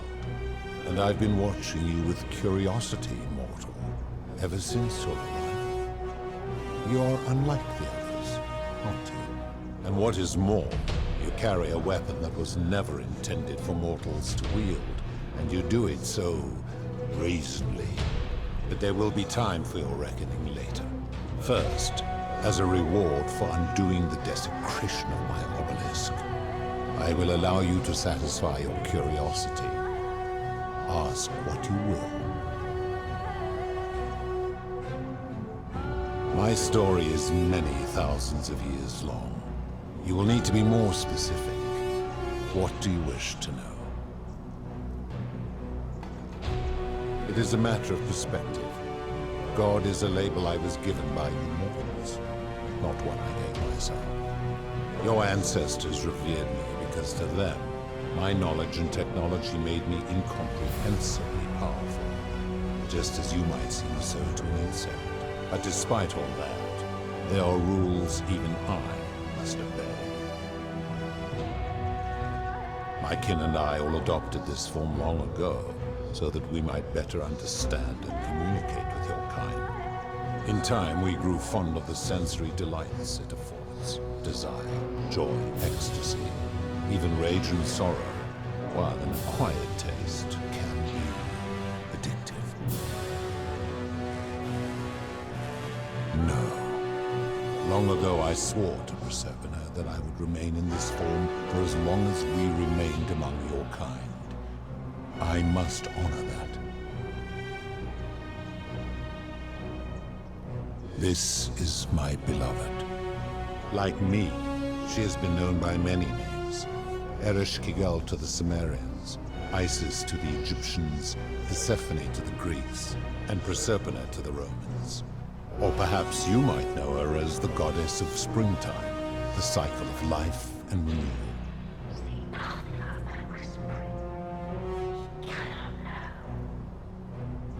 Your gaze lingers too long. That is my servant. You would have met by the river, though she wears many faces and goes by many names. Kumutubal to the Sumerians, Kirti to the Egyptians, Charon to the Greeks, and Charon to the Romans. Her role is to ferry souls between the mortal world and this one, and to make their transition as seamless as possible. For that, she earned herself the infamous, if erroneous, moniker, the Ferryman. You will talk more later. For now, ask your questions. As you wish.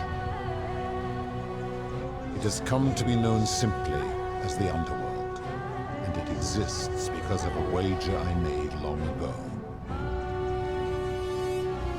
That is a long story. One that began over 3,000 years ago and continues to this day. You see, long ago my kin and I set out from our home on Elysium to search for other forms of life among the stars.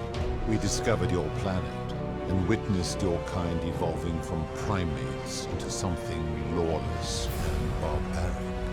You all but destroyed yourselves. Your 2 short lives being extinguished by violence and ignorance and disease. Yet Proserpina saw raw potential in you, and persuaded the rest of us it would be squandered without our intervention and stewardship. So we revealed ourselves to your people in a place called Sumer. We offered guidance in agriculture, toolcraft, and law, and you called us gods. For a time you flourished, but soon you were too many for us to oversee. And as you spread from that cradle of civilization, we saw something disturbing. We had sown the seeds of dependency and confusion, and soon you returned to your old ways of violence and ignorance, this time in our name. My kin had seen enough, and gave up on your kind, condemning you as barbaric and chaotic, scarcely more than animals. We began preparations to return to Elysium, our home world, a utopia unspoilt by conflict and unimaginable in its beauty.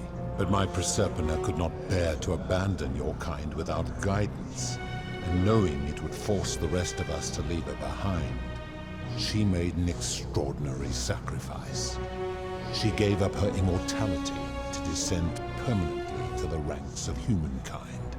And so she began her inescapable trajectory toward death. Horrified, I acted swiftly. I placed her in suspended animation in a deep frozen sleep to prevent age and sickness from claiming her. And then I pleaded with Proserpina's father, who the Romans called Jupiter, to bring her with us to Elysium. It was and is my hope that once there, we might one day learn to undo what she has done to herself. But he refused. I did everything I could to persuade him, but he would not relent. He would rigidly uphold his final pronouncement. Humans were unworthy of ascension to Elysium, and no exceptions would be made. But seeing that I was aggrieved, he proposed a wager, the terms of which were as follows. If even one human city could prove itself capable of living without sin for a single year, then Proserpina and all of humanity would be permitted to join us in Elysium. My part would be to remain behind, the last of my kind, to watch over you, without interfering, and to sit in silent judgment. And so my reward has been to languish here, enduring a 3,000-year winter, waiting for the day your kind proves itself worthy of her faith in you, so that I might take her with me to Elysium and unthaw my goddess of springtime. And here I am, after all this time, still waiting. There were also gods who, like me, have been known by many names, but perhaps you knew them by their Roman names. Our leader, Jupiter, as well as Neptune, Saturn, Juno, Minerva, Mars, Venus, Apollo, Diana, Vulcan, Vesta, Ceres, and of course, my beloved Proserpina. As the first wave of your kind arrived from Sumer, I had them build a city in their own fashion, so that they might be comfortable and recreate their lives here. I had them build the entrance as a vertical shaft leading to baths to cleanse them of the sins of their former lives and to prevent escape. I watched wave after wave of Sumerians arrive, and as their civilization declined over the centuries, they were replaced by Egyptians. Of course, believing themselves to be the superior civilization, the Egyptians promptly built over what had been built before, and made all the same mistakes. After another 1,000 years, the Greeks began to arrive, and then the Romans, and they all did the same thing. They built upon the underworlds of their predecessors, renamed their gods, and ensured their foundations were forgotten. To ensure the wager was fair, it was important that my subjects were chosen at random. To this end, I had my servant distribute 1,000 tokens fashioned from the silver, a rare element at the time, across all of Sumer. Whoever died while in possession of one of them would be located by my servant and ferried to this place, with no memory of how they arrived. As the tokens were discovered, they were traded, smelted, and fashioned into trinkets, and eventually coins, spreading to Egypt like seeds on the wind. Later, when they spread to Greece, they would come to be known as Charon's obol, or as coins for the ferrymen. Some placed coins in the mouths of their dead, hoping they would awaken here, though they had no way of knowing which coins were fashioned from the original tokens. In fact, almost all of the tokens are accounted for, only 2 remain.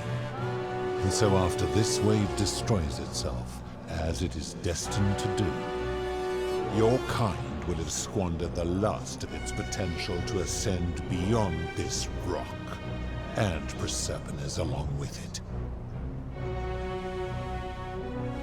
It is a regrettable story.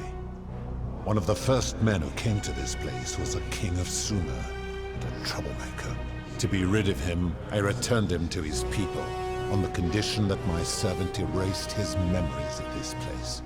But the erasure did not take completely, and he told stories of this place as if describing memories of a dream. His tales were committed to writing, which came to be known as the Epic of Gilgamesh, and his words were twisted and distorted over generations. Later, the Egyptians would adapt Sumer's stories of the underworld, making them wildly intricate and labyrinthine. Their Book of the Dead and Book of Gates bore less and less resemblance to this place in their priests' pursuit of profit. Then, when the Greeks began to arrive, they proved far more cunning, and in a series of incidents that will not be repeated, 5 of them escaped. A warrior named Heracles, 2 kings named Sisyphus and Theseus, a poet named Orpheus, and a Trojan named Aeneas. They each told embellished tales of this place, how to get here, and how to escape. And so from Sumer to Egypt, Greece to Rome, your kind has always told each other stories about this place, though each story contained only a seed of truth. Of course. That is merely the name your people have given to it, but yes, it is my doom. That is a story dating back to the very first wave. After the Sumerians finished building their city, the self-declared ruler threw a banquet to celebrate. Now this man was unmarried, and many women were vying to become his wife. Prestigious position, power, and influence in a new world. Of all the women, 2 were particularly ambitious. Both were beautiful, and both arrived at the banquet wearing eye-catching dresses and painted faces, their hair woven in elaborate fashion. The first woman, recognizing that she would require an advantage to win the ruler's affection, draped herself in jewelry, ornate necklaces, bracelets, and rings fashioned from gold. Seeing this ostentatious display, the second woman grew envious, for she had no such jewelry at her disposal. She prayed aloud to any gods that would listen to cover her in gold, and when her prayer went unanswered, she took matters into her own hands. While the others indulged at the banquet, the second woman summoned the first for a discussion in a quiet place. She checked that nobody was watching, and pushed her rival from the top of the ziggurat, where she broke her neck on the rocks below. But I was watching, and I decided to answer her prayer. I took the golden bow left behind by Diana, and I shot that woman in the heart, covering her from head to toe in a layer of molten gold. And I left her to stand there, that she might serve as a grim reminder of what befalls those who sin in my domain. But that was not enough, for the entire city was tainted by her sin, and the wager could no longer be won. So I had no choice but to wipe the slate clean. I gilded them all, to make way for a new wave, and began the wager again.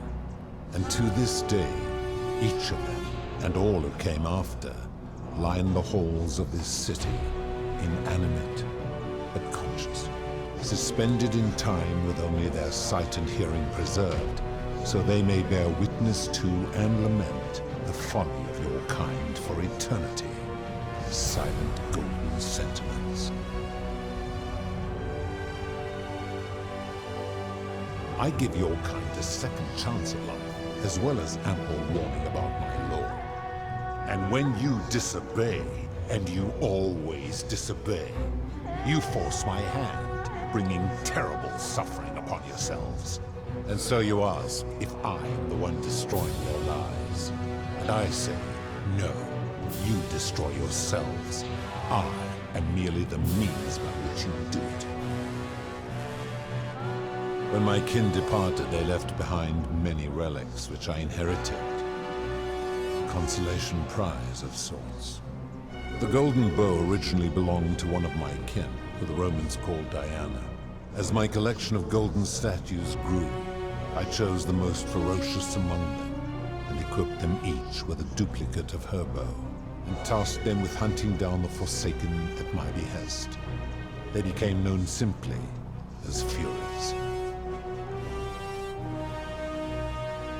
I've always considered that the cornerstone of morality is the ability to determine right from wrong on one's own. No attempt to lay out rules like your Code of Hammurabi or your 12 Tables of the Roman Republic can ever cover all possible scenarios. This should come as no surprise to you, since the core principle has been expressed in many forms by many of your civilizations. The Egyptians made a rudimentary attempt with do to the doer to make him do. The Greeks refined it with avoid doing what you would blame others for doing. The Roman Stoics added, treat your inferior as you would wish your superior to treat you.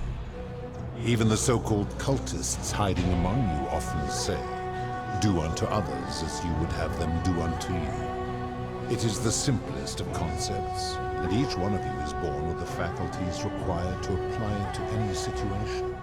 Yet none of the peoples who expressed this rule were able to uphold it. Curious, is it not?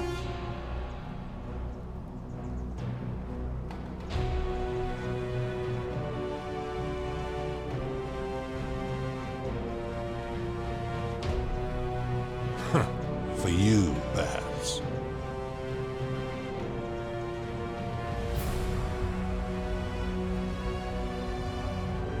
I'm able to commune with all of the statues in the city. Their ears are my ears, and their eyes are my eyes. If she was still conscious, I suppose she could, but she's not. Why do you ask?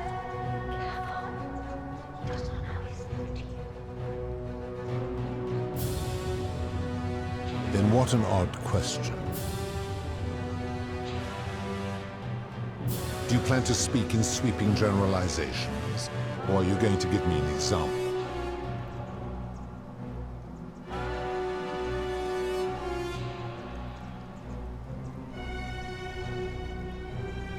The merchant. How is that inconsistent with the rule I've outlined? I disagree.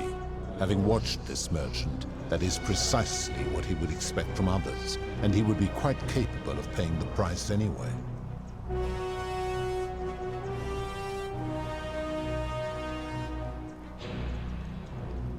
Applying this rule always requires speculation to some degree. It requires us to ask what another person would want if they found themselves in another situation. Not if we're wise enough to know the mind of man.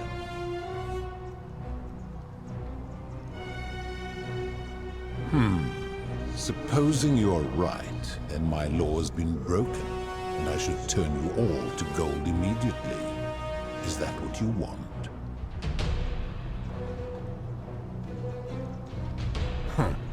Now tell me, what other sins do you believe I've overlooked?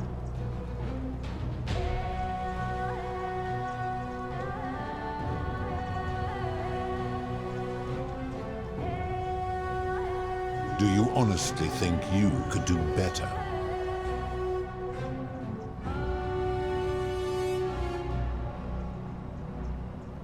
I should strike you down for that.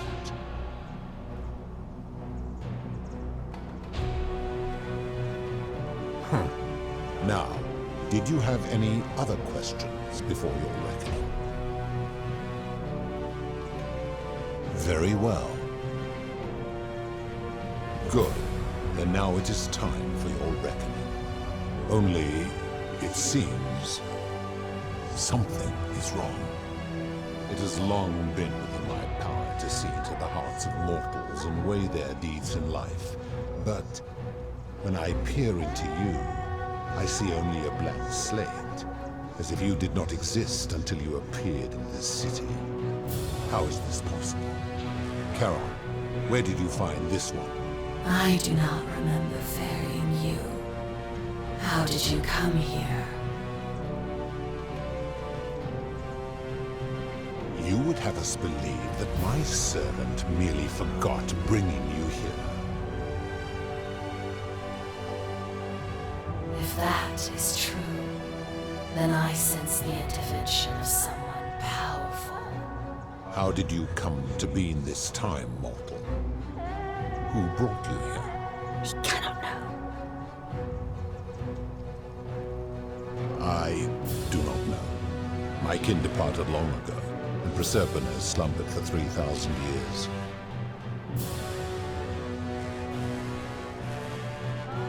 Tread lightly, mortal.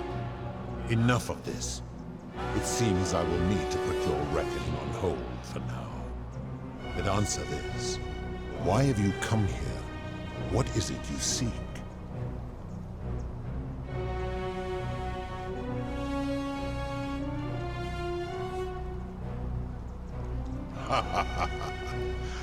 Your hubris is amusing, so I will allow you to make your case. But I warn you, if you anger me or waste my time with lies or wrong-headed arguments, you face death here. So, tell me, why should I put an end to the so-called Golden Rule?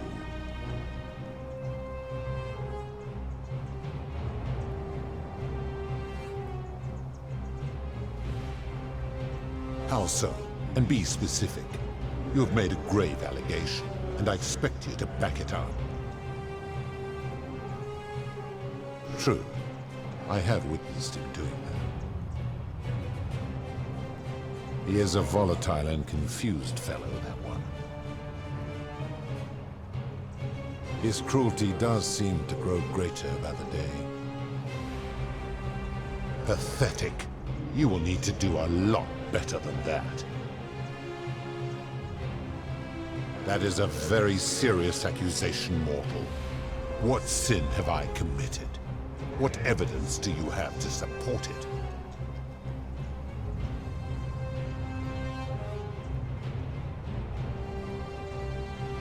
Every one of those people was guilty of failing to ensure their peers lived virtuously.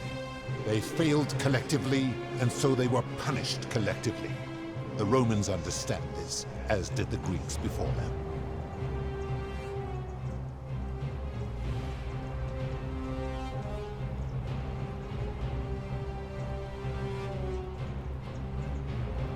Ah, but I am a god, and you are a mortal. Why would you expect me to treat you as I treat my own kind? You are not a peer. You are not a respected equal. Let me ask you this. Do you treat insects as you wish to be treated? Do you care for their well-being as you would your fellow man? Do you ensure they have food and shelter and protection from predators? Do you give them rights? Of course not, because that would be absurd, just as it would be absurd for me to treat your kind as equals.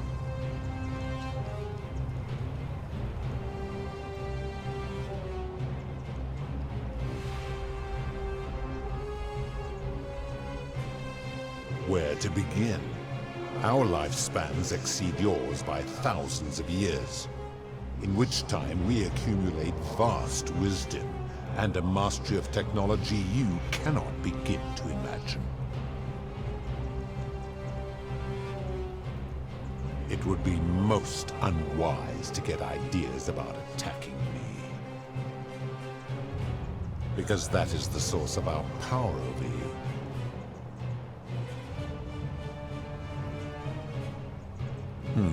You could say that. My kin have no superiors.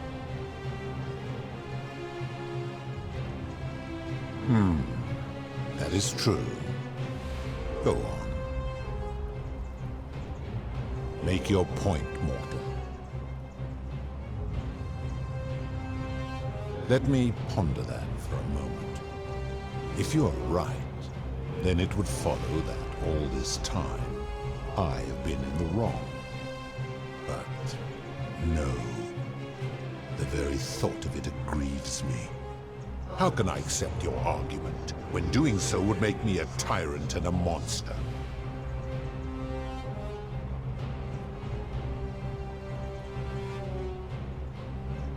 Wait, what? What are you saying?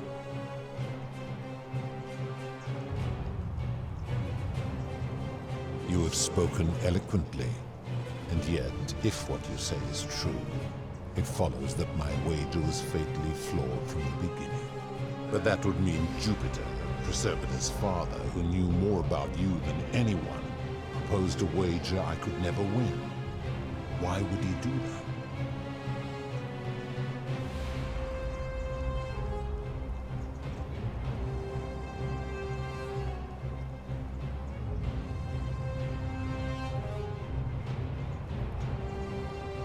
A mistake? But he is the best and greatest of us.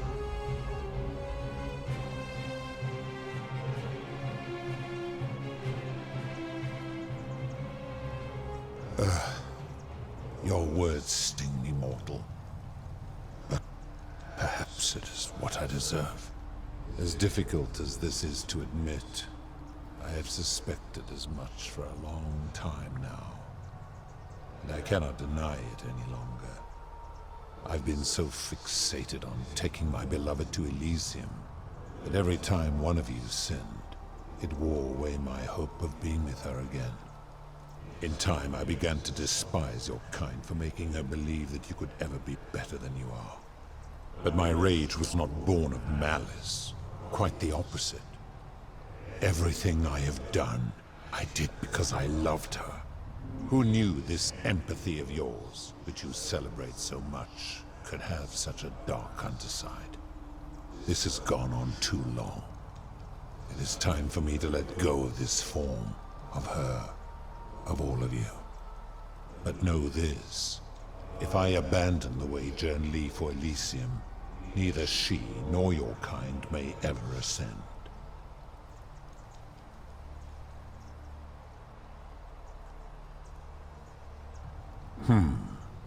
Very well. I will have Charon make arrangements to ferry the others. But as for you, be aware you will be separated from the rest. Once this exodus begins, the events that brought you to this moment will never have taken place, and you will have created a paradox. What will become of you is difficult to predict, but that is the risk you have taken by interfering in the natural flow of time. Now, are you ready? Farewell, mortal.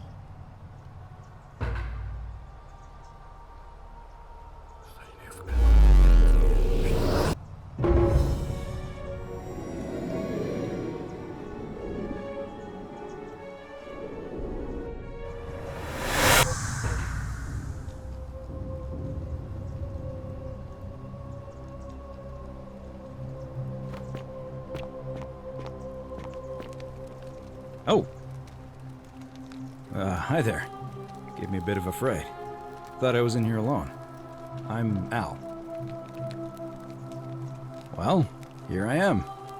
I'm sorry, I didn't catch your name.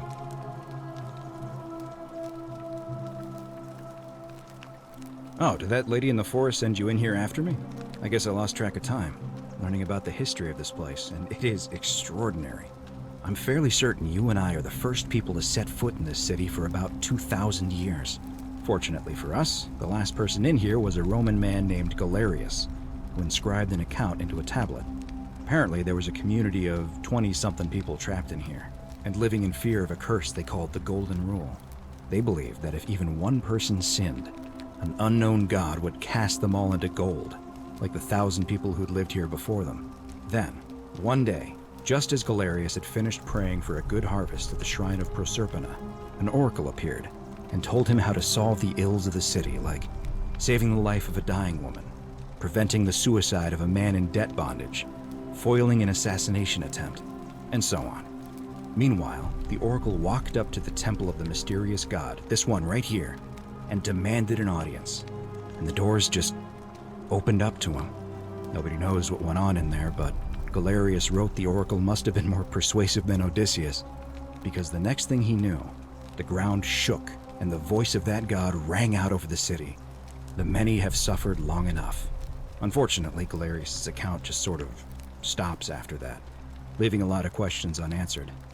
What became of him, and the other people who lived here? What happened to all the golden statues? And did this mysterious oracle single-handedly undo the curse that had terrorized people for hundreds of years?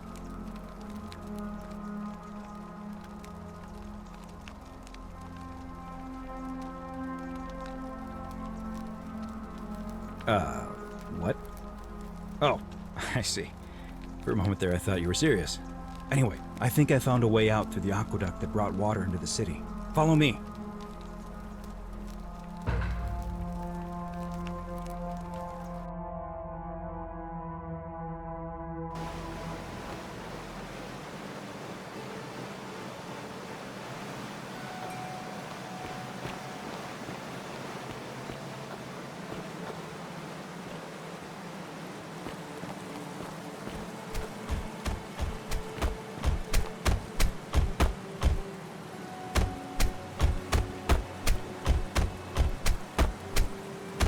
I'm gonna pause here for a moment and make sure nobody else has ever lured into this temple. You go on ahead. I'll be there soon.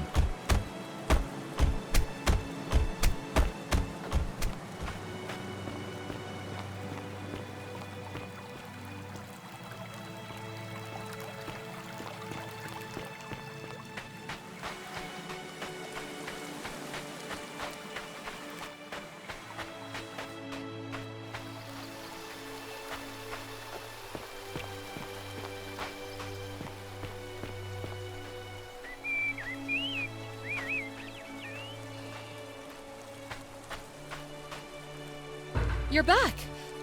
But you're alone. Does that mean you didn't find Al? Ah, what a relief. Thank you so much. I was beginning to think you'd both become trapped in there. Why don't you tell me what you discovered while we wait?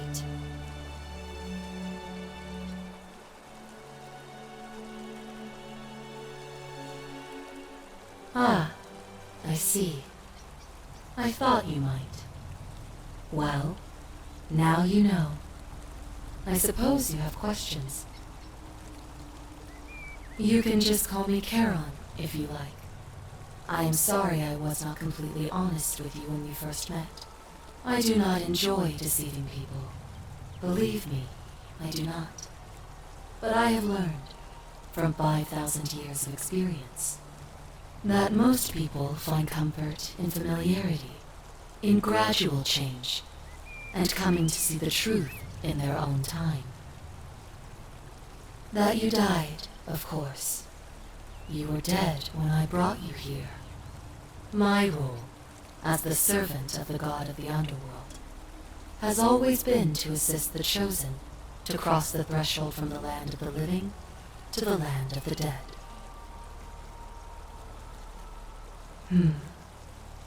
Usually, when people do not remember how they died, it is because they suffered a terrible trauma. Most souls would rather not remember. Ask yourself honestly, do you really want to know?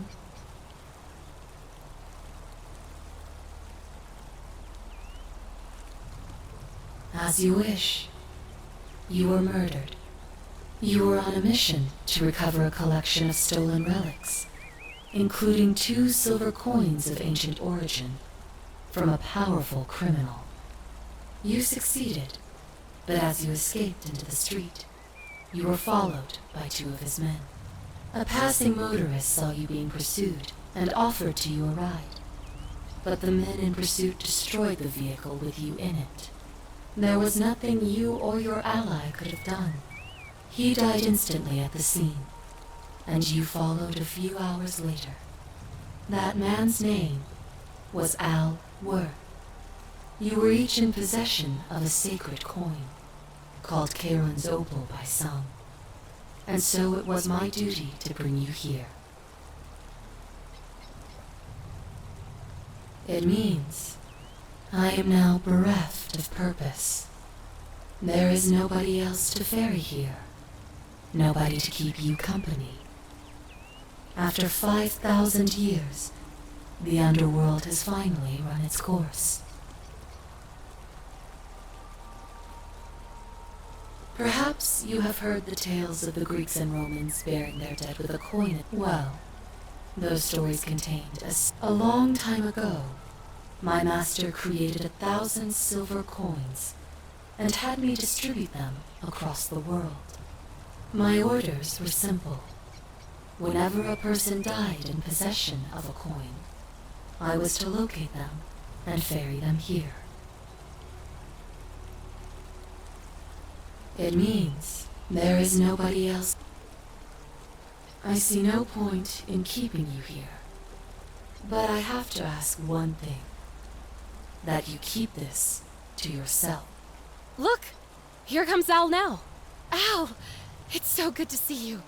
You were gone so long I thought I'd never see you again. Kinda lost track of time in there. You wouldn't believe what we found. The ruins of a long-forgotten city. And there was a tablet describing an oracle who confronted a god and undid an ancient curse. Sounds like quite a story. And I look forward to hearing all about it. But you two look exhausted. Why don't you hop in my boat and rest while I ferry you back to civilization? Sounds good to me. And you? Are you ready to go home?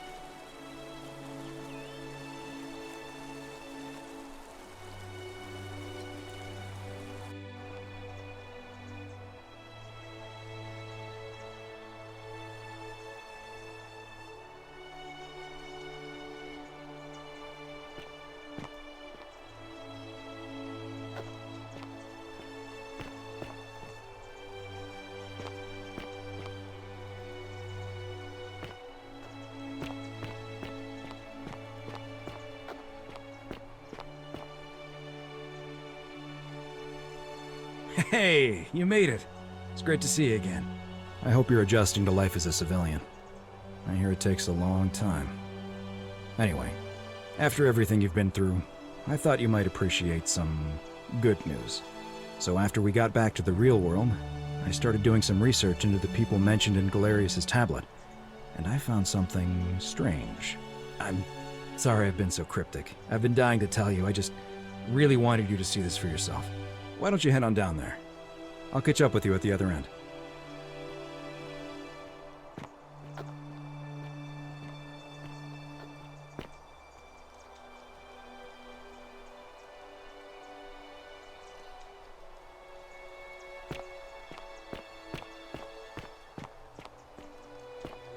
Oh, there he is.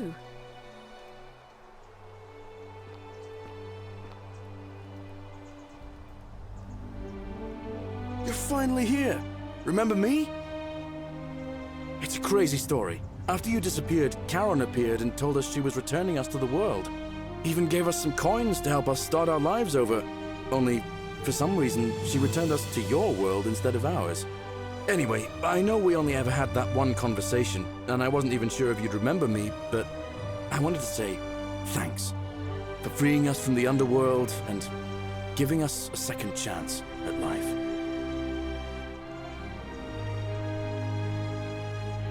Oh, I used Charon's gift to buy a farm in Umbria.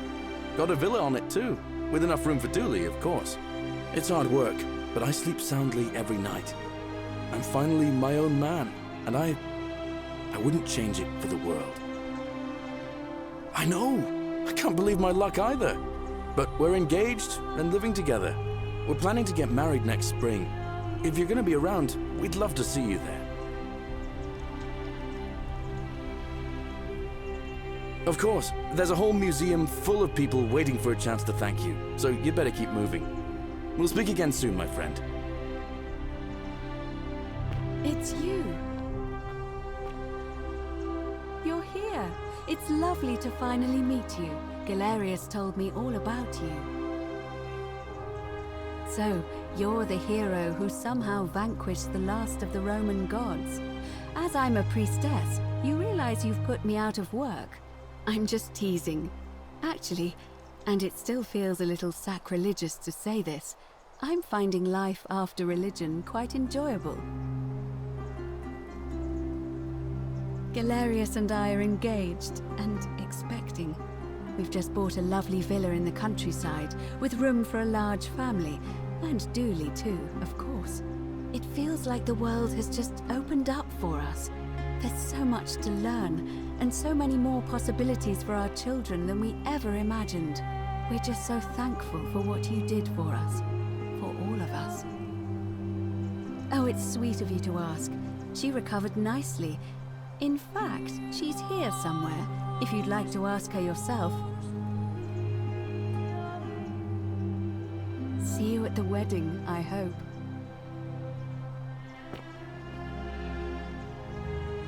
Hello, I'm Dooley. Galerius said you're very nice and a big helper. Thank you for getting us out of the bad place. I didn't like it. I live at Galerius and Equitia's house. They look after me now and help me remember when I forget things, like brushing my teeth. Treasure? Oh, I forgot about that.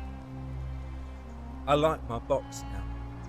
Galerius got me a box that tells stories. It's my favourite thing.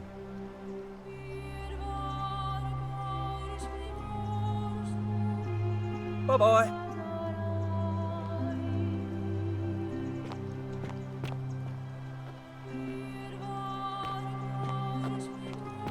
Hey.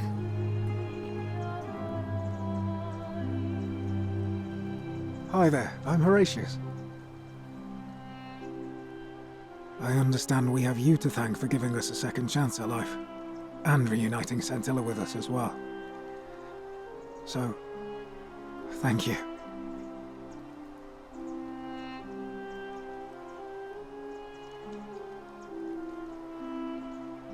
I'm living up north and studying in the military academy in Modena. I'm going to be an officer one day. The world's changed a lot, but some things stay the same. Would you believe we're still studying military tactics from my time?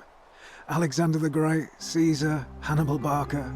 Still, I have to keep challenging myself to let go of old ways of thinking and embrace the new.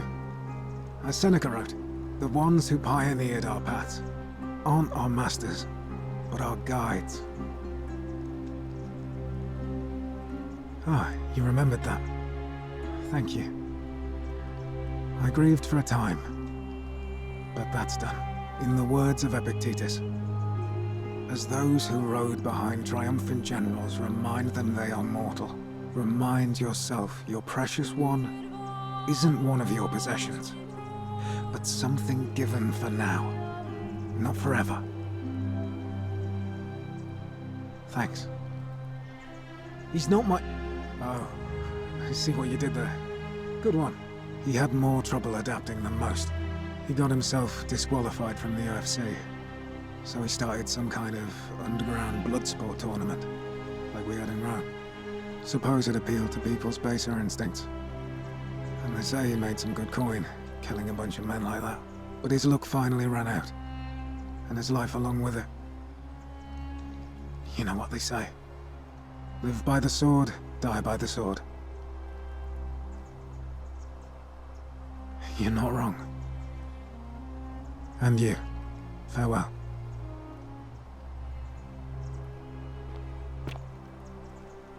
I take it you're the Oracle. Thanks for coming. Actually, I changed my name to Cynthia.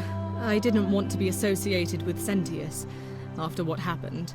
I'm not sure if you heard, but after you drove Pluto off, Proserpina emerged from the Great Temple.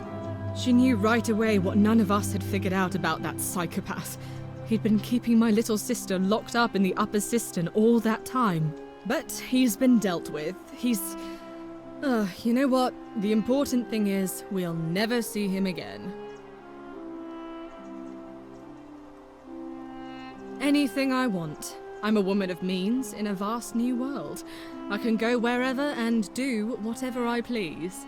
Of course, I mostly just stay in my villa and have my servant Alexa summon things for me, because it's just awful out there. Barbarians everywhere. He's still there, all alone. The last golden statue in the underworld. Trapped in a metal shell, slowly losing his mind until the end of time. Eternal torment. Just what he deserves, if you ask me.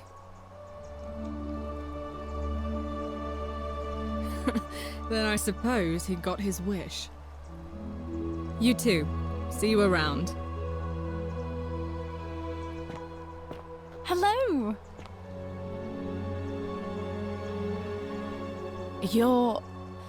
You're the Oracle, right? Oh, of course, sorry. And I never got a chance to thank you for telling Galerius how to save my life. And of course, getting me and all of us out of a terrible situation. Oh, I barely recognize myself. I'm living in a house share in London with my wonderful girlfriend. And I'm studying English at university. Eventually, I want to travel the world and write about it. Turns out, it's about 30 times bigger than the Roman Empire ever was. Did you know there are entire continents Rome never knew existed? And you can travel almost anywhere in an aircraft, which is rather like flying on a Pegasus, but much more comfortable. Oh, sorry, you already know all that, of course. I'm just so excited. There's so much to see and learn and write about. I have noticed people from your time have no idea how fortunate they are. I hope to change that. One day. Last I heard, Malleolus kept insisting he was the last rightful ruler of the Roman Empire, and wound up being committed to a psychiatric hospital. As for Claudia, she was always so viciously unhappy. Someone said she'd blown all her money on wine, trying to drink herself back to the underworld. After the horrific way they treated Ulpius and me, I can't help feeling a sense of... what's that German word? Schadenfreude? Thank you. You're very kind. Ugh. Someone told me she was boasting about getting her claws into some rich prince, and how she was going to be living the high life from now on. Even in your time, life still isn't fair. Apparently, he'd proposed before they'd even met. And last I heard, she'd bought herself a first-class one-way ticket to join him in some exotic place called... what was it? Nigeria? Some people have all the luck. Really? Huh. I feel better already. Thank you. You too! If you're ever in London, let me know. We can go to bars and drink wine and listen to the stories of the 9 million people who live there. I hope so.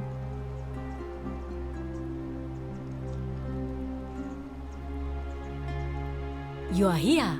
It's nice to finally meet you. Lucy is fine. I'm making an effort to blend in, as you can see. We are all trying to keep a low profile.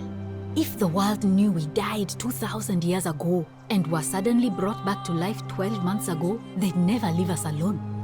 Speaking of which, I wanted to say thank you in person. I'd say the gods smile on you, but I hear you drove the last of them off.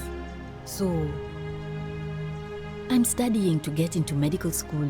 As much as I resented the responsibility of keeping everyone in the city alive, when it ended, I realized I missed it.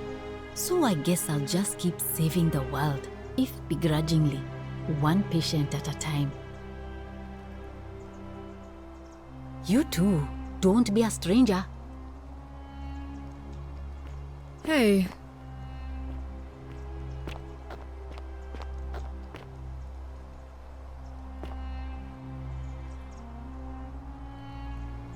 I take it you're the Oracle everybody's talking about.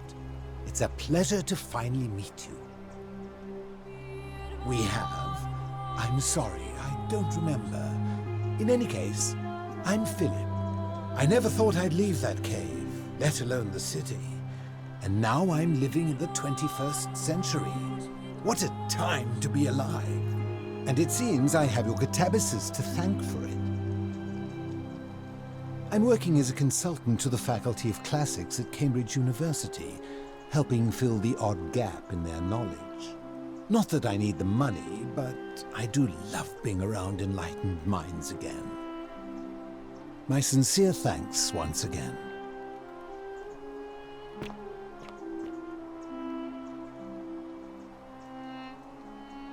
Greetings. You must be the legendary Oracle. It is a sincere privilege to finally make your acquaintance. I am Georgius. I am told we have you to thank for freeing us from Hades, and for that, I am most grateful. I am reacquainting myself with Greece. It has changed so much over the last 2,000 years, I barely recognize it. This is at once heartbreaking and thrilling. Perhaps one day, once I have seen all of this new Greece and sampled her delights, I will settle down in Santorini in a villa overlooking the Azure Aegean Sea. I hope you will join me there and regale me with the story of how you faced off against the fearsome god of the underworld and won. You too, my friend.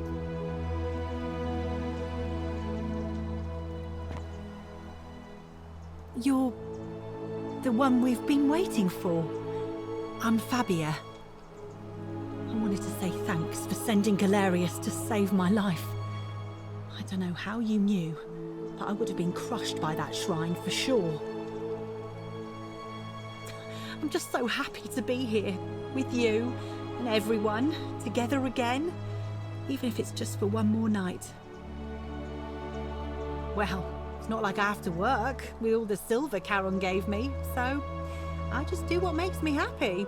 Mostly that means baking for my friends and looking at memes while binging TV shows in yoga pants. What a time to be alive. Thank you. I really am. You too.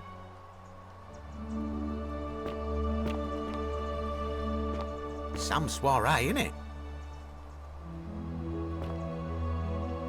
Ah, hello at last. You must be the Oracle I've heard so much about. I'm Dacius.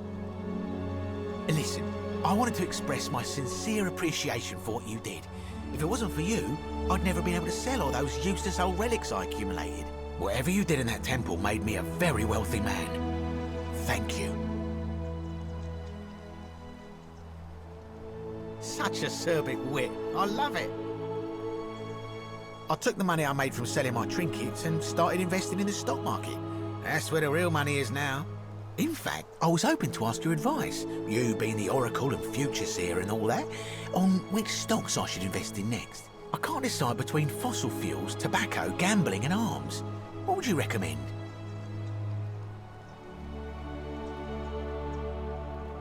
Oh, don't be like that. You can tell your old pal Dacius. I won't take no for an answer.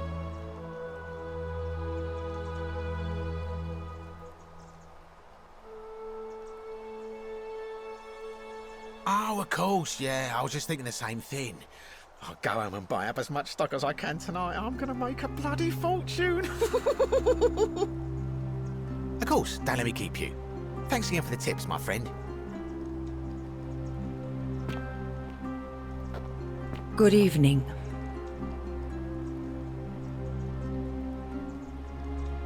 Oh, hello. It's lovely to meet you. I've heard so much about you. I'm thankful that you're here. I was sure the person who drove off the last pagan god would have more important things to do than visit the likes of us. But thank you for coming and for saving our lives. What you did was extraordinary, and I'll never forget it. I'm living in Rome again, in a charming little flat by the Tiber. Not far from my old place. Oh, and I'm training to be a crisis counselor. After you sent Galerius to persuade Ulpius not to take his own life, I was inspired. I just want to spend the rest of my life helping people, like you helped him. Thank you. That means a lot. And you. Oh, and I hope this isn't too forward, but some of us are going out for a drink after this, if you'd like to join us. Wonderful. I'll see you soon. Greetings. Thank you for your kind words and for liberating us all. In all the time I was in the underworld, I never once imagined that I might end up in a place so much like Elysium. I'm recovering. Octavia was kind enough to let me stay with her for a while. At least until I'm well enough to be independent again. Ah, you remember that. I'm a little tired of Ovid, but that's all right. I have 2,000 years worth of poetry to catch up on now. I'm already up to the 19th century, and am quite enjoying the work of a fellow named Poe. I think I may have found a kindred spirit. Men have called me mad, but the question is not yet settled whether madness is or is not the loftiest intelligence.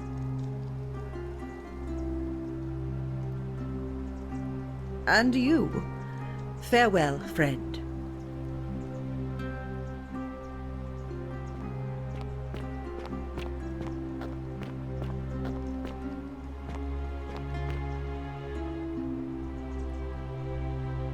It is an honor to finally meet you, Oracle.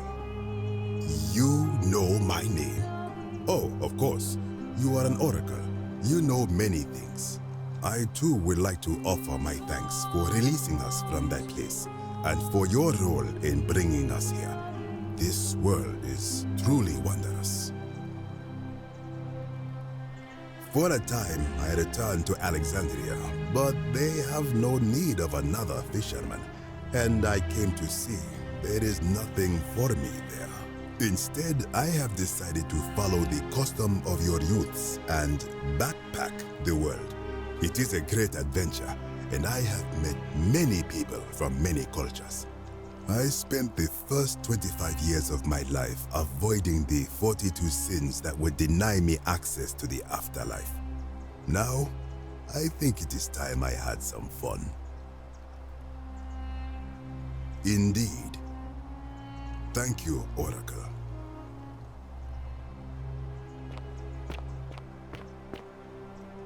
Hello there.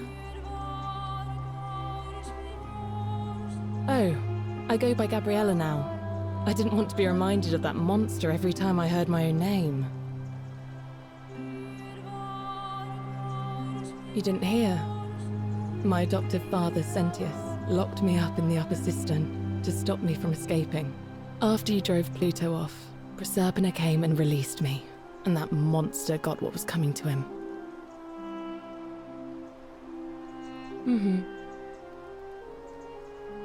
I'm living with Ulpius on a little vineyard in Umbria. It's even more wonderful than I dreamed it would be. I'm so grateful to you for making sure he's still with us. If you're ever passing through the region, I hope you'll come and visit us. You can try some of our very own wine. Thanks. You too. It's nice to finally put a face to the name. I'm Ulpius. I understand I have you to thank for sending Galerius to save my life. The way you just showed up out of the blue and stopped me from making a terrible mistake, I'll be forever in your debt. I'm living with Gabriella in Umbria. We finally bought the little vineyard we always dreamed of. It'll be a little while before we know what we're doing, but every day I look at her and this extraordinary new world with all its beauty, and I think, what if I'd given up hope? And missed out on all of this. So we're living each day to the fullest.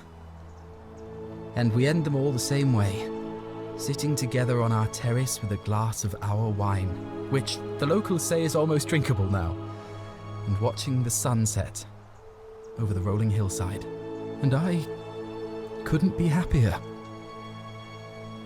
Thank you. I wouldn't be here without you. You too.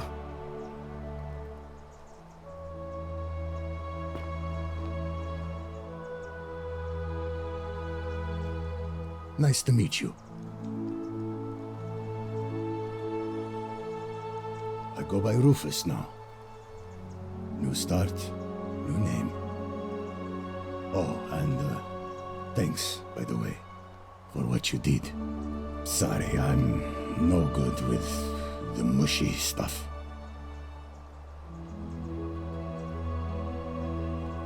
Huh. Good to know. Anyway, it was good practice for the new world. Security cameras and smartphones everywhere. Got to stay vigilant.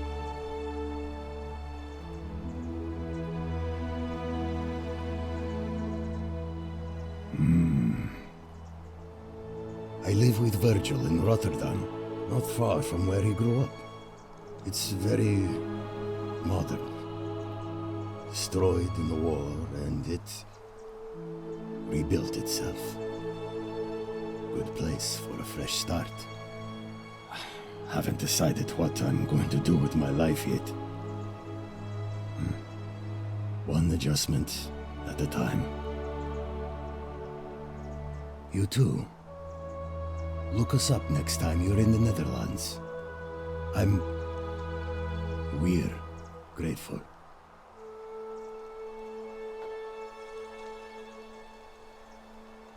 It's so nice to finally meet you. I've heard so much about you. I wanted to thank you personally for getting us out of there. And for helping Rufus come to terms with himself. He may come off a little gruff, but once you get past that, he's a lovely fellow.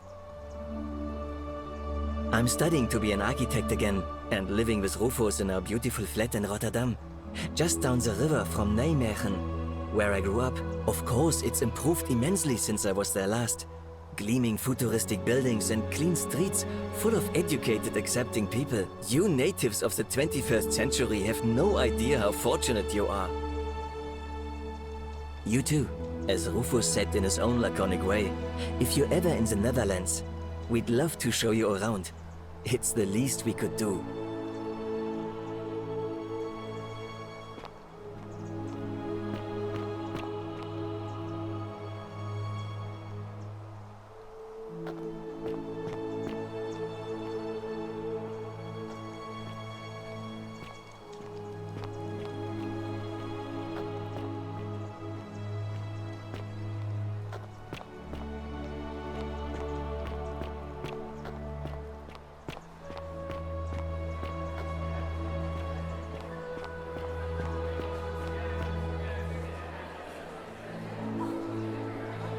There you are.